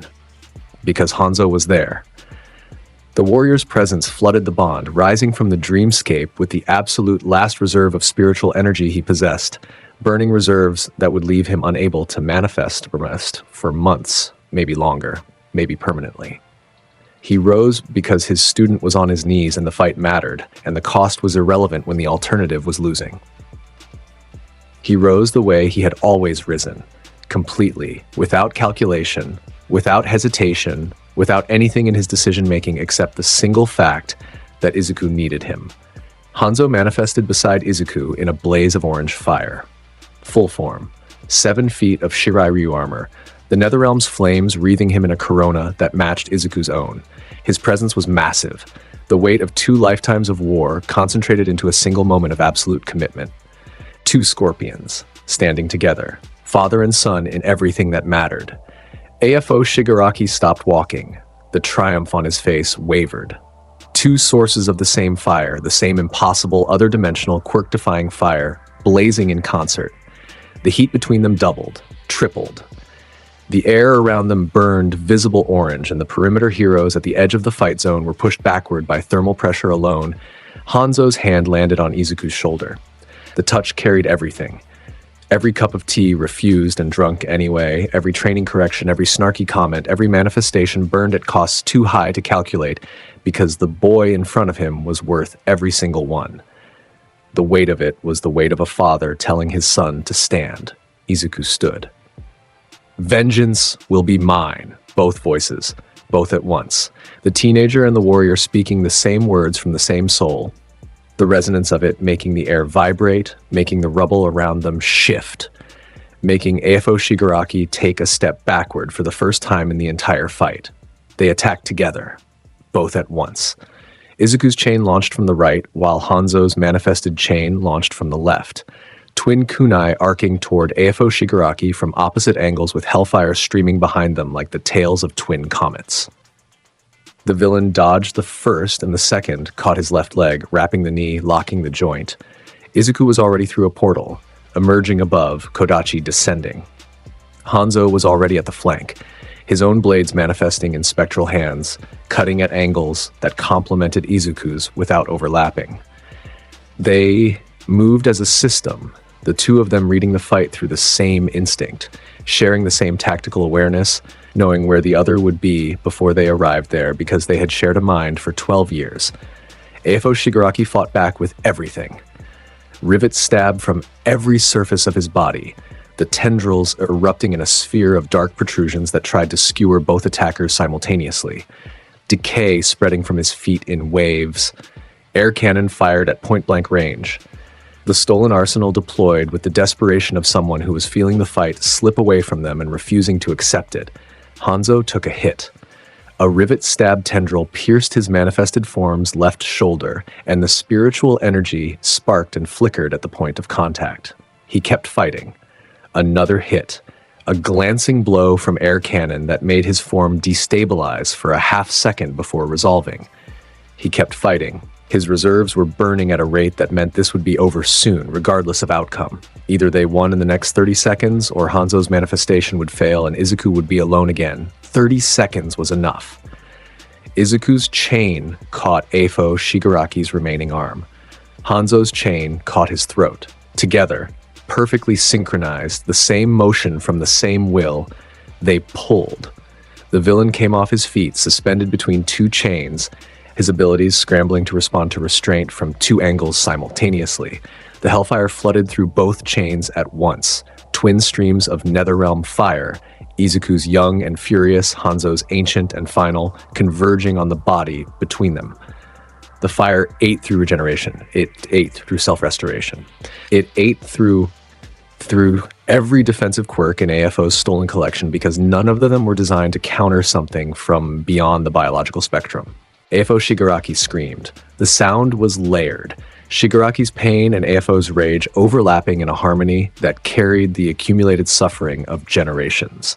His body was failing. His quirks were failing. The fire was winning and there was nothing in his arsenal that could stop it. Izuku looked at him, hanging between two chains, burning, the most dangerous entity the world had ever produced, reduced to something that was losing. The Netherrealm claims you. The portal Izuku opened was the largest of his life. Black fire tore a wound in reality that was visible from 3 districts away.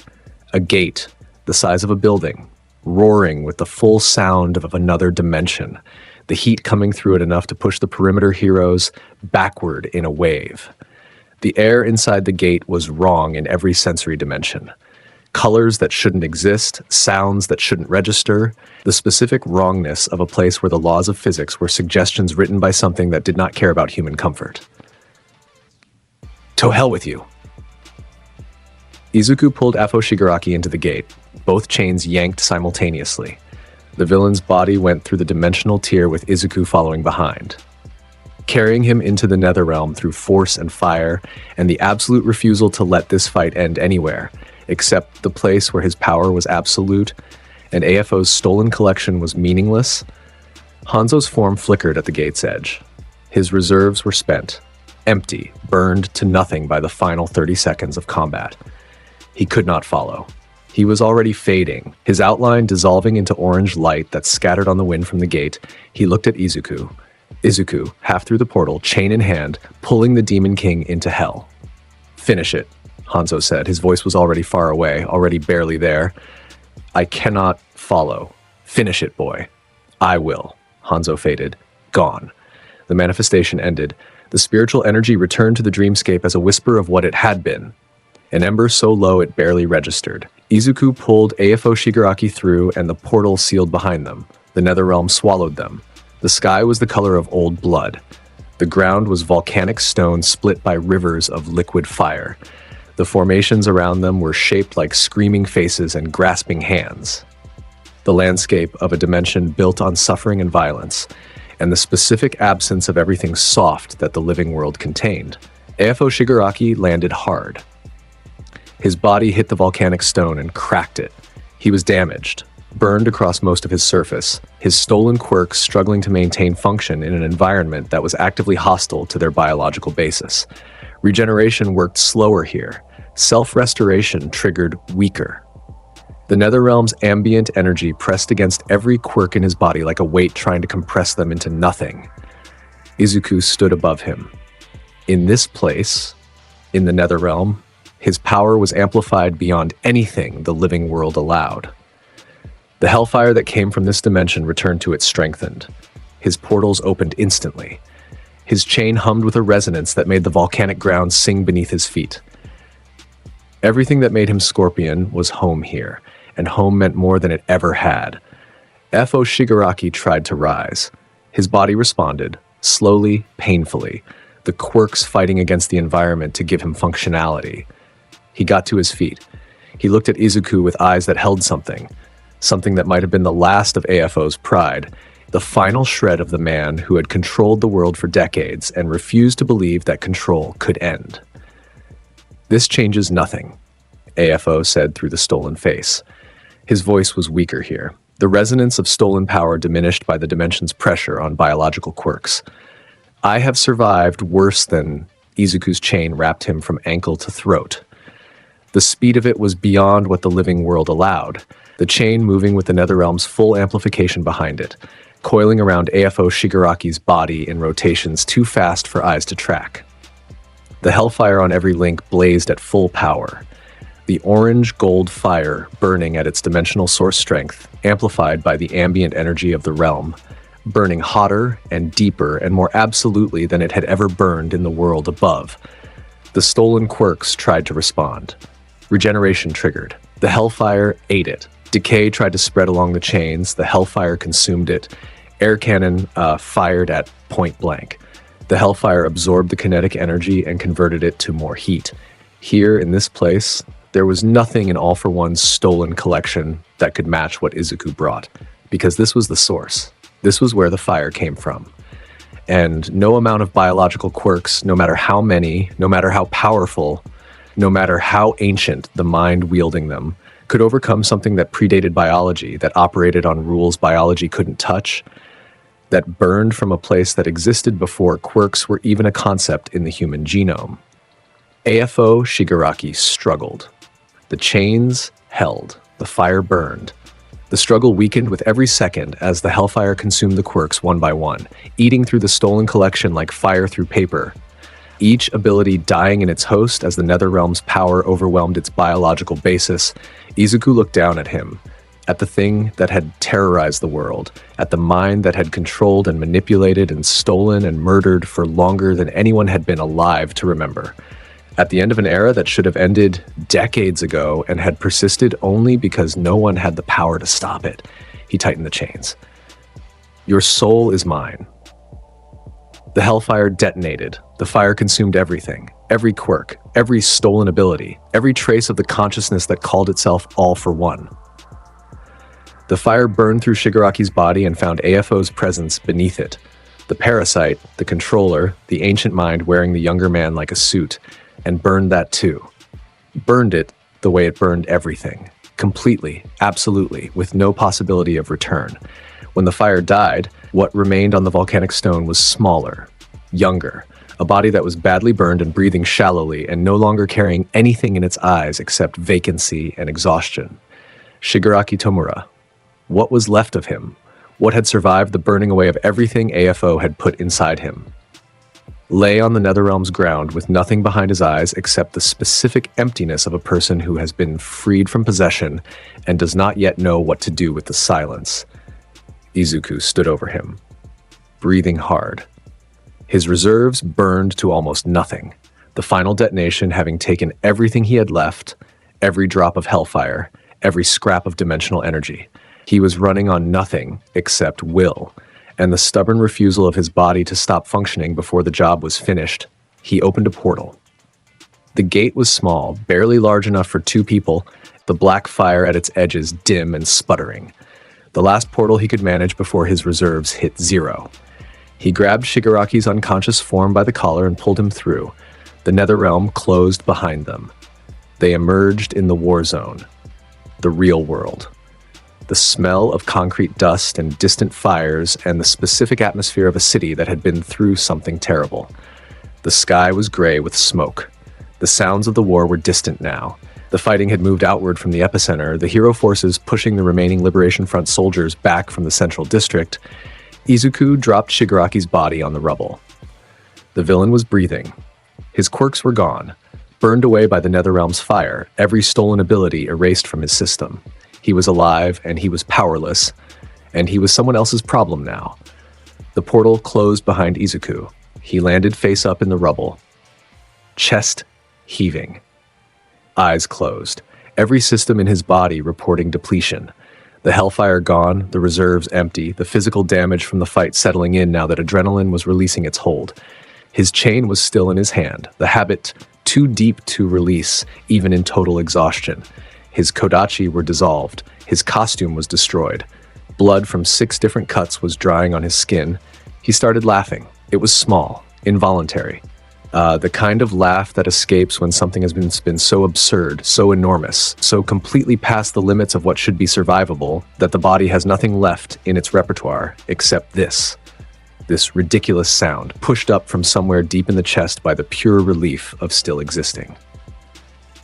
He was lying in rubble in a war zone, bleeding from everywhere, and he was laughing at the gray sky above him because he was alive and it was over, and the absurdity of both those facts at the same time was more than his exhausted brain could process without short-circuiting into joy.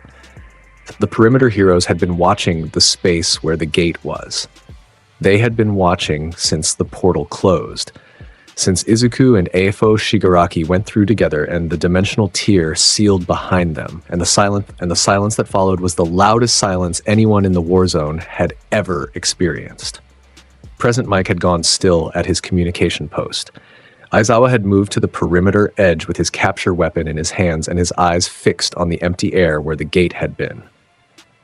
All Might, in his deflated form, stationed at the perimeter because his body could no longer fight, but his presence refused to be absent, had lowered himself onto a piece of rubble and was sitting with his hands on his knees and his eyes on the same empty space. Rumi was at the perimeter. She had been fighting her own front, 3 sectors over, the Liberation Front's heavy assault group that had taken everything she had to hold back and break. She had converged on the final battle zone as the fight drew her attention through sheer impossible scale. The fire visible from kilometers away, the sound carrying across the war zone, the seismic signatures of impacts that registered on monitoring equipment city-wide. She had arrived at the perimeter in time to see the gate open, in time to see Izuku pull Eifo Shigaraki through it, in time to see it close behind them. She was standing at the edge of the area, the spot where the gate had been. Her hands were at her sides, her ears were flat against her skull, the involuntary response of her body's animal instincts to something that could not be processed through action. Her face held an expression that she had never worn in public, something stripped, something that was beyond pride and beyond the competitive respect they had always shared, and was closer to what lives at the very center of someone when everything else has been burned away. She was watching the space where he disappeared. 3 minutes passed. The war zone sounds continued at the edges. Distant combat, sirens, the organized chaos of a conflict winding down. At the epicenter, the silence held. The heroes at the perimeter stayed still. Rumi stayed still.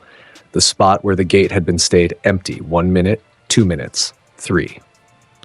Then, from the ground at the exact center of where the portal had been, a crack of black fire opened. A hand came through first, burned, shaking, the fingers barely curling around the crack's edge. Then an arm, bruised, bleeding, pulling with the last of something that was barely strength anymore.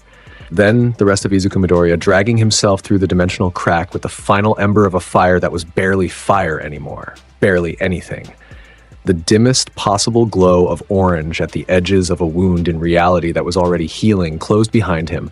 He landed face up in the rubble. The crack sealed. He was there.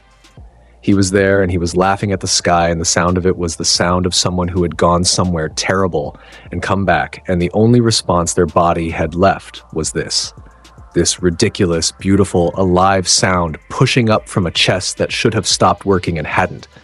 Rumi heard it. Her head came up. Her ears came up with it, snapping from flat to fully erect in the instant the sound reached them, her body identifying the frequency before her conscious mind processed it. She knew that laugh. She had been hearing that laugh for 3 years, in morning training sessions, in sparring rings, in hospital hallways, and on rooftops, and in every moment where Izuku Midoriya found something absurd enough to make him lose control of his face, she covered the distance in 2 seconds. 2 massive bounds, her legs carrying her across the rubble field with the force that could crack buildings, redirected into the purest expression of speed her body had ever produced. She dropped to her knees beside him, the impact of her landing sending cracks through the rubble beneath her, her body arriving before her thoughts caught up. His eyes were closed. He was still laughing, softer now, the sound dissolving into breathing, into the specific texture of someone who is completely spent and completely present. His chest rose and fell. The cuts on his body were already starting to clot.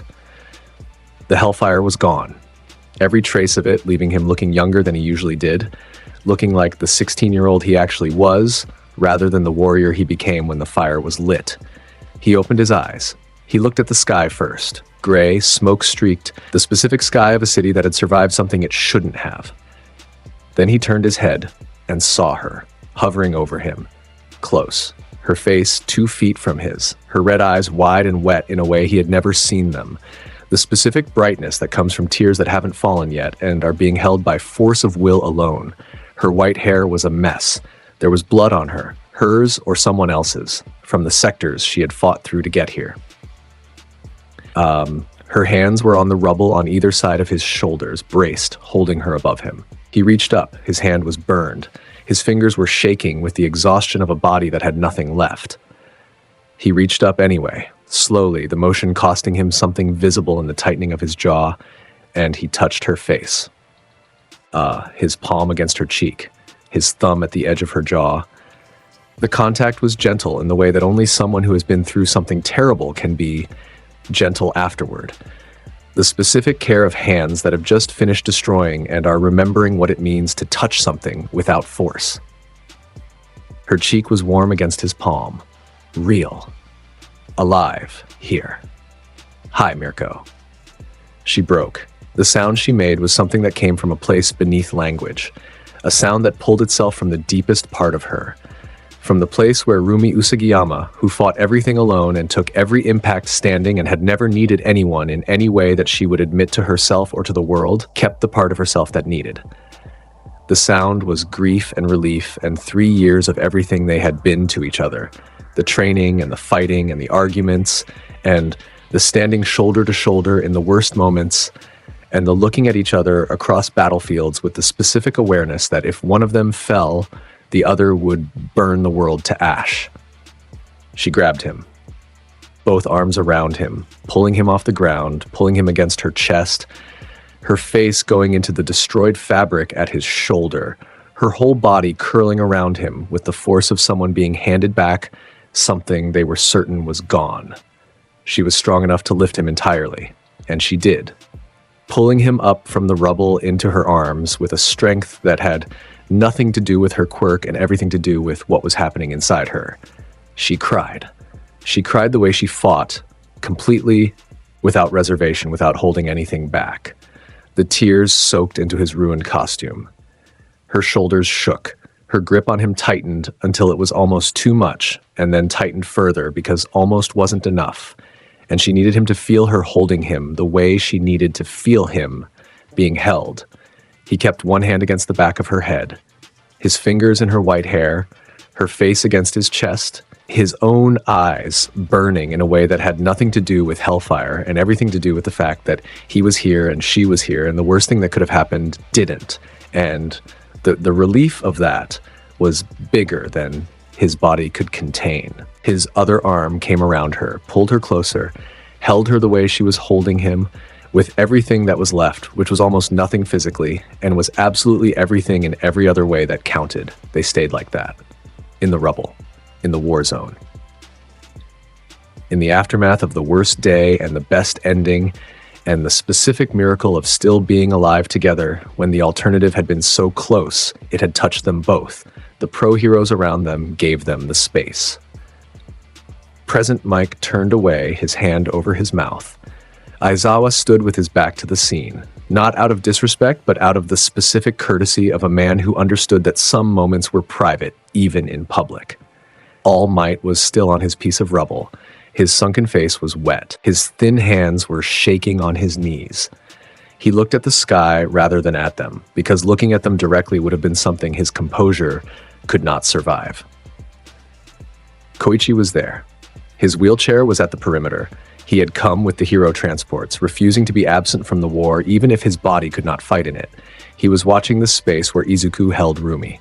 His hands were pressed over his mouth. His shoulders shook in time with breaths that were trying to be steady and failing.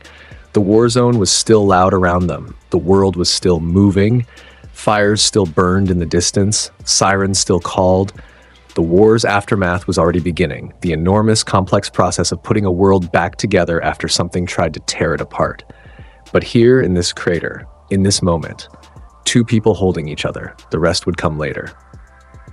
This was now. This was all either of them needed. Inside Izuku's mind, from somewhere very far away, barely a presence, the dimmest possible ember in the vastest possible dark. Hanzo Hasashi observed. He observed the way he always observed. With the full attention of a warrior and the full heart of a father and the specific understanding of someone who had lost everything twice and was watching his legacy find what he never could. He watched the boy he had raised, from 4 years old and laughing, from 5 years old and throwing his first punch, from 6 and discovering fire from every year since and every fight since, and every moment where Hanzo had been there in one form or another, holding someone and being held. He watched it, and something in the last warm coal of his spiritual presence shifted. Completed. Arrived at a place it had been traveling toward since the Jinsei pool swallowed him, and the universe decided that a dead warrior's reward was something worth building rather than something worth receiving. Pathetic. Both of you. His voice was warm. The war ended the way wars end, with a long, complicated exhale that lasted weeks rather than moments. The Paranormal Liberation Front collapsed. AFO's consciousness was gone, burned away in the Netherrealm, erased with such totality that the world would never produce another like it. Shigaraki Tomura was in custody, powerless, quirkless. A young man stripped of everything that had been put inside him and left with whatever was actually his underneath. The leadership vacuum at the front's top cascaded downward. Without direction, without the unifying force of AFO's planning, the army fractured into disconnected cells that the hero system could handle individually. The cleanup took months. Cities needed rebuilding, infrastructure needed restoration. The psychological damage to the civilian population needed addressing. The hero system itself needed to reckon with what had happened, with the scale of the threat, with the near failure of the response, with the fact that the decisive blow had been struck by a 17-year-old with fire from another dimension, while the professional hero corps maintained a perimeter. Izuku recovered. His body healed from the war's damage over 3 weeks of enforced rest. Inko showing up at Yue's recovery ward with enough green tea to hydrate the entire building, and the specific expression of a mother who had watched news coverage of her son fighting a god-level entity, and was handling it with the same composure she had shown a spectral ninja warrior in her kitchen 12 years ago. She brought tea. She sat with him. She did not cry in front of him. She saved that for the hallway, where Aizawa pretended he did not see her and handed her a tissue without making eye contact. Hanzo slept. For weeks, the dreamscape was empty, a vast, dim space with the warrior at its center, his form barely visible, his presence reduced to the faintest heat signature in the bond between them. Izuku checked on him daily. Every day, the ember was slightly brighter. Every day, the recovery progressed. But the cost of the final manifestation was beyond anything Hanzo had spent before. The absolute last reserve, given without calculation, burned to nothing for the boy on his knees. The recovery from 0 was slower than recovery from any number above it. Rumi was there. Every day of recovery, every visit, every moment where Izuku was awake and available, she was there. The deal they had made after the Saikai raid had been replaced by something that no longer needed deals or agreements because it had moved past the territory where such things were relevant. She was there because she was going to be there. The simplicity of it was its own statement. She brought training equipment to his recovery room. She discussed strategy with him. She argued about form and technique and the ongoing question of whose methodology was superior in 14 different combat scenarios. She sat beside his bed and read hero analysis reports and made comments about everyone else's fighting being garbage, and occasionally fell asleep in the visitor's chair with her hand hanging off the armrest close enough to his bed that the proximity said everything her mouth wasn't ready to. Koichi's rehabilitation continued through the war's aftermath and beyond. The weeks turned to months, and the parallel bars became his arena the way the Dagobah beach had been Izuku's. He worked them every day, his upper body pushing his mass upright, his core stabilizing what his legs could not, the specific determination of a boy who had been told he would walk again with time and had decided that time was something he would wrestle into submission. One for All adapted with him.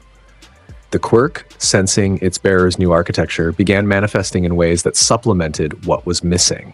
The wind pressure techniques that the earlier users had developed became Koichi's mobility assistants, controlled bursts that moved his wheelchair faster than most people could run, air manipulation that let him rise from the chair to standing positions without requiring his legs to bear the full weight. It was different from what All Might intended. It was something new. Something that only Koichi could be, because only Koichi had this specific combination of power and limitation, and the refusal to let one define the other. Izuku visited him on a Thursday morning 3 months after the war. He walked into the rehabilitation center with the leftover energy of a morning training session still in his muscles and found Koichi standing at the parallel bars, both hands gripping the rails, his body upright, his legs thin from months of limited use, bearing weight, shaking, straining, the muscles firing with the specific tremor of things being asked to work beyond their current capacity, but bearing weight. His weight. Standing. Koichi looked up at Izuku, and his grin was the grin of someone who had just proved something to themselves that the world said was impossible. His face was flushed with effort. Sweat ran down his temples. His arms shook on the bars, but he was up. 3 steps, Koichi said, his voice tight with effort. Watch. He took a step. His right leg moved, slowly, with the specific halting motion of a limb that was relearning its function from the neural level up. His weight transferred. His left leg followed. 2 steps. Then 3. 3 steps across the parallel bars, each one requiring everything he had, each one a victory against the verdict that had been delivered in that alley in Hosu. Izuku watched. His throat closed. The wet feeling in his eyes was sudden and overwhelming, and he blamed it on the rehabilitation center's ventilation system, because the alternative was admitting that watching his best friend take 3 steps had broken something in him that a year of war could not reach. The air in here is dry, Izuku said. His voice cracked on the last word. Koichi laughed. That bright, honest sound that had survived everything the world had thrown at it. Terrible ventilation. I've been complaining for months. They should fix it. They really should. Koichi lowered himself back into the wheelchair with a controlled motion that showed how strong his arms had become. He looked up at Izuku with eyes that were wet, and a smile that was real, and a future that was different from what either of them had imagined when they were 15 and shaking hands outside UA's gate for the first time. I'm gonna run again, Koichi said. Eventually, in my own way, whatever that looks like. I know you will, and you're going to be there when I do, right? Where else would I be? They looked at each other. 2 boys who had survived things that should have ended them and came out the other side still standing in whatever form standing took for each of them. The bond between them was the bond of people who had bled in the same fight and held each other's hands in alleys and watched each other break and rebuild and refused to stop became public knowledge in the months after the war. The symbol of peace, who had been running on fumes since before Izuku entered UA, whose body had been consuming itself for years, whose time limit had been shrinking with every month, made a formal address. The real one. The one that told the truth. He stood before cameras in his deflated form, thin, hollowed, bearing no resemblance to the mountain of muscle the world recognized. He spoke about the injury, about the time limit, about the years of deception that he had maintained because the world needed to believe in something, and he was willing to be that something at any cost to himself. The world's response was complex. Grief, anger, understanding, fear, all of it in waves that would take months to settle. The absence of the symbol created a vacuum that the hero system was already working to fill through structure, rather than through any single person. Izuku was there when All Might made the address, standing off to the side of the broadcast room in the shadows beyond the camera's reach. All Might looked at him once, just once, before the camera rolled, before the words started. A look that carried everything. Gratitude, faith, the passing of something too large to hand over in any single gesture, but communicated anyway through eye contact held for 3 seconds between a man at the end of his era and a boy at the beginning of his. Izuku nodded. All Might nodded back. The camera rolled. The world changed. Eri's recovery was measured in small things. The succulent plant on her windowsill that she watered every morning with the specific devotion of someone learning what it meant to keep something alive. The routine that her caretakers, vetted, trained, chosen with the intense scrutiny of multiple hero organizations, maintained with the consistency she needed to feel safe. The mornings where she woke up without screaming. The afternoons where she played with other children in the facility's yard, and the playing was real rather than performed. She sent Izuku a drawing. It arrived at UA in an envelope with her name written in careful, oversized letters in the top corner. Inside, him, rendered in crayon by a 7-year-old with the specific artistic ambition that made the drawing wildly inaccurate and profoundly meaningful at the same time. He was tall in the drawing, too tall, impossibly tall, filling most of the page. His hair was a green scribble. His chain was a brown line that went from his hand to the edge of the paper. His fire was orange and yellow and red all at once, filling the background with warmth. She had drawn him smiling. A huge smile. Bigger than any smile Izuku had ever worn in his life. He put it in his wallet. Next to the terrible drawing of Leonidas. Both of them lived there, the orange blob cat and the too tall fire boy, pressed together behind his student ID card, and when Rumi saw them during a training break and tried to give him grief about the artistic quality, he showed her both at once, and the look on her face went from mockery to something softer that she didn't address.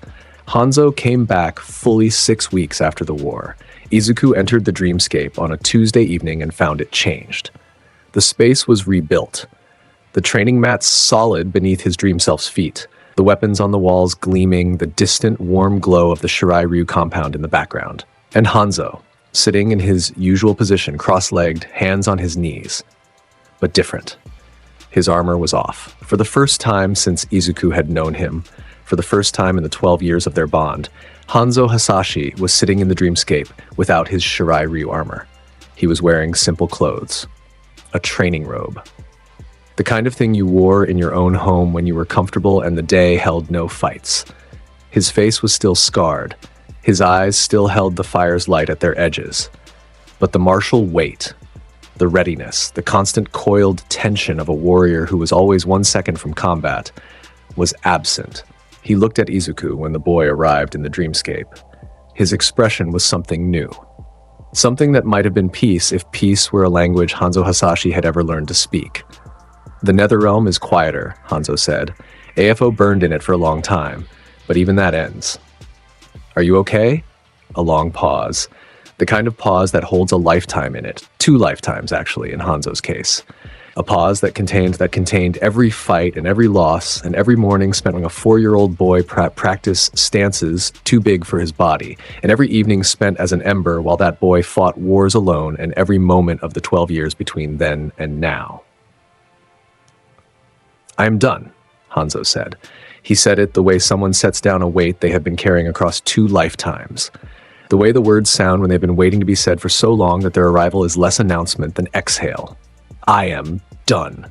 Izuku looked at him, at the robe instead of the armor, at the posture that was resting rather than coiled, at the face that was, for the first time, showing what it looked like when it stopped fighting.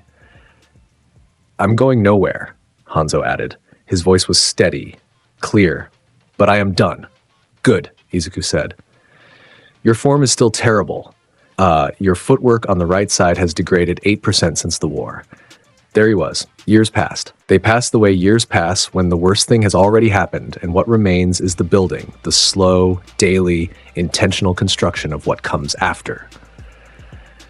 Izuku graduated from UA at the top of his class. Rumi graduated beside him. They walked out of the ceremony side by side, in hero costumes that had been rebuilt and redesigned, and still carried the same essential elements. His chain, his fire, her legs, her grin. They went professional the same week.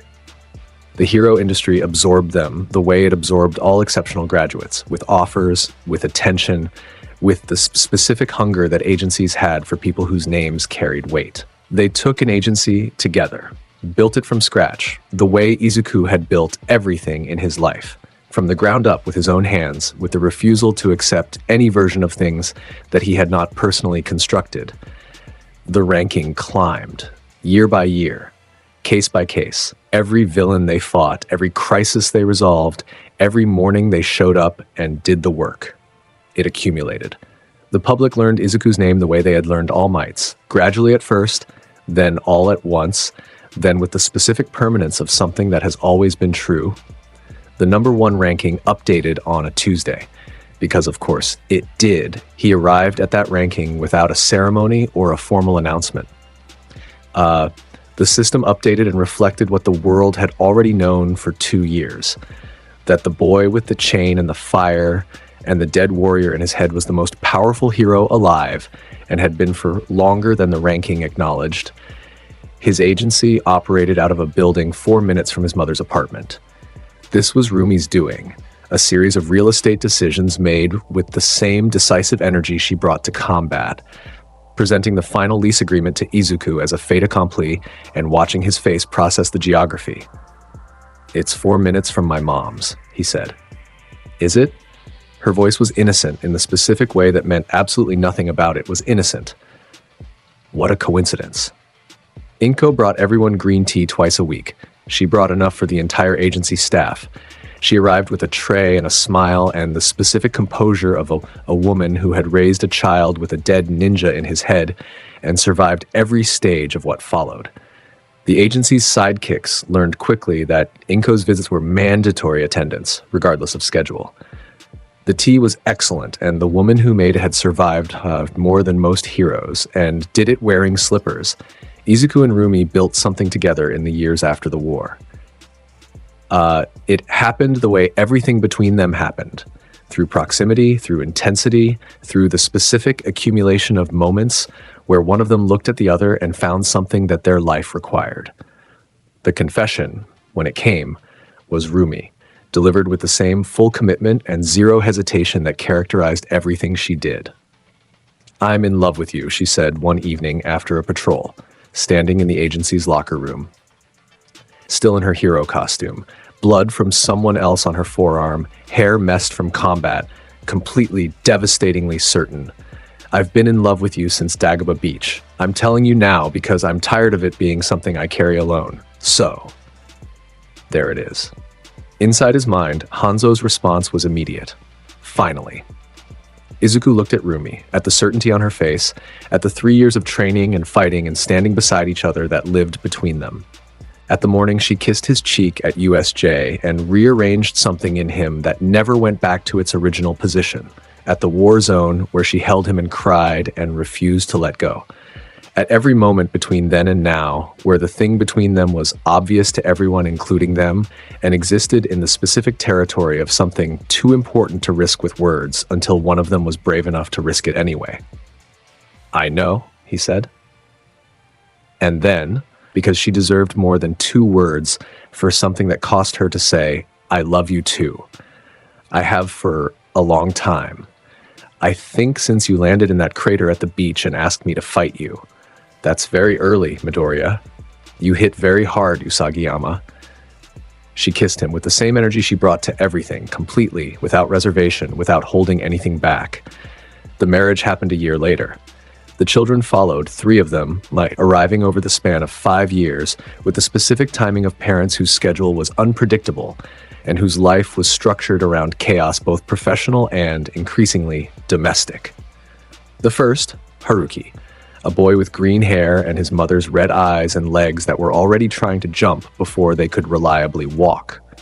His quirk manifested at 4, a combination of his mother's enhanced physicality and something that ran hot in his veins, a warmth that wasn't quite fire, but was related to it in a way that made Hanzo very attentive and very opinionated. The second, Rei, a girl with white hair and Izuku's green eyes and a temper that came from both parents in equal measure. Her quirk was thermal manipulation, She could raise and lower temperature in a radius around her body. And the first time she got angry at her brother for taking her toy, the kitchen thermometer climbed 15 degrees in 3 seconds, and Inko calmly moved the ice cream to the deep freezer. The third, Satoshi, the youngest. Green hair, red eyes, small for his age, and quiet in the way that both parents recognized. The specific focus of a child who is watching everything and processing it at a speed that exceeds their years. His quirk had not manifested yet. He was 3. He was content. He was currently lying flat on Leonidas's back with his face in the fur, the backyard on a weekend afternoon. Izuku stood in the grass with Haruki and Rei running the Shirai Ryu fundamentals. The same drills Hanzo had run him through from age 5. Footwork patterns modified for shorter legs and shorter attention spans. Breathing exercises that the children treated as a game.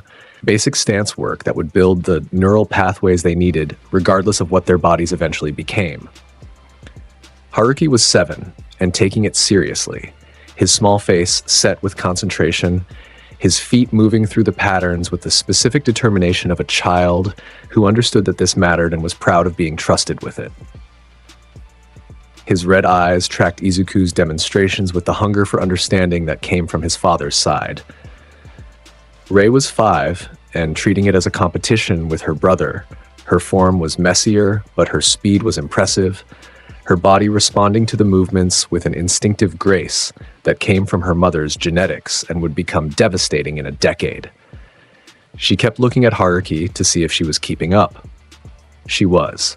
The chain was coiled on the porch steps, safely out of reach. The hellfire was minimal, warm orange flickers at Izuku's fingertips that the children tried to imitate with their own emerging abilities. Haruki's hands glowed hot when he concentrated. Rei's temperature manipulation made the air around her shimmer when she pushed. The results ranged from promising to requiring an extinguisher that Izuku kept within arm's reach at all times, because some lessons were inherited. Inside his mind, Hanzo watched. He watched every one of these sessions the way he had watched every training session since Izuku was small enough to fit entirely inside a single Shirai Ryu stance. His presence was the presence of a fire that had burned down to coals. Less light, more heat, comfortable with what it had become. He would correct Izuku's corrections after the children went inside. The corrections would be correct. Izuku would be annoyed. This was the arrangement, and it worked because it had always worked. Leonidas reigned. He was enormous. He had always been enormous, a Maine Coon's genetics taken to their full expression, and then beyond. Time adding layers of fur and gravitas until he resembled less a domestic animal and more a cat-shaped monument to his own majesty. He moved through the backyard with the pace of a creature who had witnessed everything this household had produced. The fire, the combat training, the children's quirk manifestations, the occasional singed curtain, and been impressed by precisely 0% of it. His amber eyes surveyed the training with the flat disinterest of someone whose standards existed in a dimension the household could never reach. Satoshi was on his back. The youngest child, 3 years old, green hair spread across Leonidas's fur, arms wide, face buried in the warmth of the cat's side, had claimed this position 20 minutes ago and shown no indication of releasing it. Leonidas had not moved. This was their arrangement. It existed beyond the negotiation of other household members. Izuku had learned early that attempting to separate Satoshi from Leonidas resulted in sounds from both parties that made the house less pleasant for everyone. Rumi stood in the doorway. She was leaning against the frame, arms crossed, red eyes moving between Izuku running drills and the children running them back, and Leonidas bearing Satoshi's weight with the dignified patience of a being who had made peace with his role in this family. Her hero costume was hung inside. She was in civilian clothes, training pants and a tank top, her white hair loose around her shoulders. She looked relaxed in the way that she had learned to look over the years since the war. The specific kind of relaxation that only came to someone whose body was always ready for combat when they finally fully trusted the environment they were in. Her expression was the expression of someone watching everything they had decided to protect, everything they had fought for, everything that existed in this backyard. The children's laughter, the cat's patience, the man teaching forms in the afternoon light, all of it hers, all of it chosen, All of it worth every single fight that had come before it. "Your elbow," she called from the doorway. "Left side, you're doing it again." Izuku did not look up from the form he was demonstrating to Haruki. "Hanzo says the same thing." Hanzo and I finally agree on something. Mark it. Inside Izuku's mind, Hanzo's voice carried the specific warmth of someone who had found an unexpected ally. "She is correct. Your elbow has been wrong since the war, and you have refused to acknowledge it." Izuku straightened his elbow. The micro adjustment was the kind of thing that only two people in the world would notice, and both of them were currently in communication with him through different channels. He held the corrected form for Haruki to see. The children copied him. Their elbows straightened, held for approximately 4 seconds before Rei attempted a jumping drill that was 3 years beyond her current training level, and Haruki tried to keep up, and both of them dissolved into the specific chaos of siblings competing beyond their capacity. Satoshi, startled by the noise, lifted his head from Leonidas's fur, assessed the situation with his serious green eyes, and put his face back down. Leonidas rose with the resigned majesty of someone who had been through worse, walked 3 feet to the left to avoid the jumping children's trajectory, and lowered himself back to the grass. Satoshi went with him, undisturbed. The afternoon continued. Inko arrived with tea at some point, appearing through the backyard gate with a tray and the smile she always wore when visiting. The training session dissolved into a tea break as the children swarmed their grandmother with the specific enthusiasm of small people who knew that Inko's visits came with snacks that their parents didn't stock. Izuku accepted his cup with the gratitude of a man whose mother had been making him this exact tea for 26 years and had never once gotten the temperature wrong. The tea break became everyone on the porch in the late light. Haruki sitting on the steps cleaning up his form with the seriousness of someone reviewing their performance. Rei next to him, copying his motions while pretending she wasn't copying his motions. Satoshi transferred from Leonidas to Inko's lap with the smoothness of a child who understood that all warm surfaces were functionally equivalent. Inko held him with the ease of a grandmother whose arms remembered this weight from when Izuku was this size. The late light became evening. The evening became the sound of children who had been run hard all day, reaching the end of their energy. Voices getting softer, movements getting slower, the specific wind down of small bodies preparing for sleep without admitting they were tired. Inko took her leave, with the children hanging off her in various states of farewell. The front door closed behind the last of the evening's noise. The house went still. Rumi leaned against Izuku on the porch steps, her weight against his side, her head finding the space between his shoulder and his jaw the way it always found it, the specific angle that 12 years of being beside each other had refined into something automatic. Leonidas occupied the step below them, his massive body a warm presence in the gathering dark, his breathing slow and even, his amber eyes half closed with the contentment of a creature who had everything he required within arm's reach. The stars came out, one by one, then in clusters. The sky above the backyard going from gray to blue to black, with the specific patient transition of evenings that have nowhere to be. Inside Izuku's mind, Hanzo was still. The coals of his presence glowed in the dreamscape, warm without being bright, present without being loud. He was watching the evening settle over the household through the bond he shared with Izuku. Watching the stars appear, watching the breathing slow, watching what he had spent 12 years protecting and building and correcting and loving reach the specific state of rest that he had been searching for across 2 lifetimes without ever knowing what it would look like when he found it. Izuku thought at him. Through the bond, through the shared space of their minds. "Are you okay in there?" A long pause. The coals shifted. The warmth rose slightly, a banked fire breathing, a presence acknowledging that it had been addressed. "You were worth dying for," Hanzo said. His voice was the voice of someone who has been carrying something across 2 lifetimes and has finally set it down. The voice of a warrior who has fought every fight and won the last one and found the thing that makes all of it.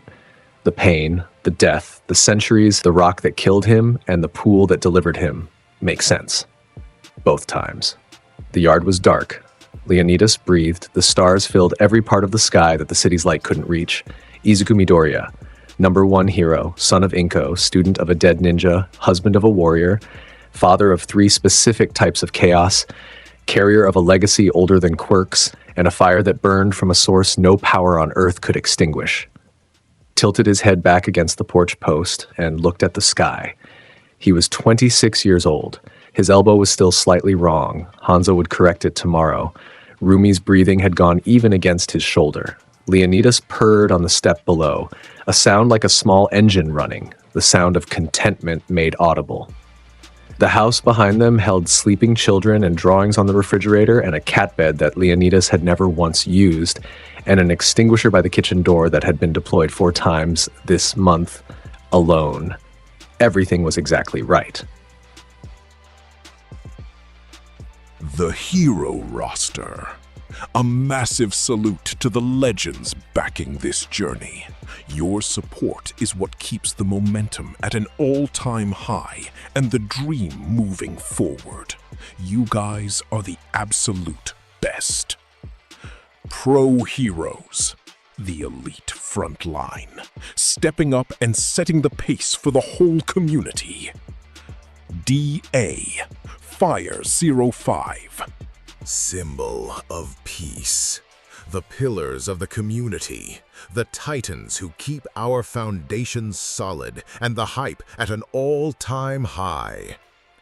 Alexander Igarza. That guy Miso. Deck. Lydell Scott Jr.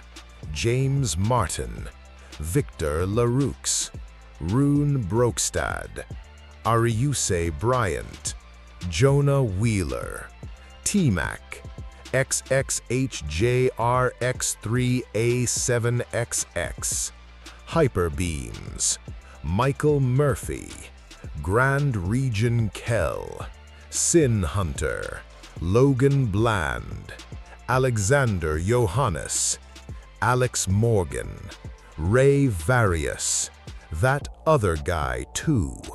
Chad Reynolds. T. Mackie 68 Rimuru. A. Zetros. Dweller of the Deepest Depths. Lone Wolf. Jacob Ropes.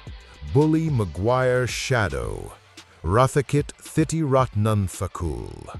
Neostar Productions. Asael Cardenas. Shaquan Simmons. Thunder. Sunawin 631. Elijah Saunders. Peter Hamilton. Freddie Rose. Omega. Akuma Noakami. Remorsefuls. Black Vein. Joshua Hedrington. Aaron Abercrombie. Drift SK8ER. Corey Tokars. Jan. Devin Black. Crow. Joe Bros. Ray Von Crimson River. Dante Alastor. Adam Yonkers. Blood Saints. Donna Cafe. Zeph. KC. Howie 60. Ignacio. Hope of the universe. The ultimate guardians. Celestial tier supporters whose impact literally shines across the galaxy. Void Rot. Chaos Umbre. Noroi Uzumaki Uchiha. Tyshawn Palmer. Coldbane 4. The Maniac 563. Debs. LS Morningstar. Marl. Spintown. I Shoot X50. Greg Green. James. Q Hon Yen Thompson. Juan. And Zeno KJ. What a ride. If you felt that fire, smash like, subscribe for more savage crossovers, and drop your favorite moment below. Thanks for watching. Stay dangerous out there.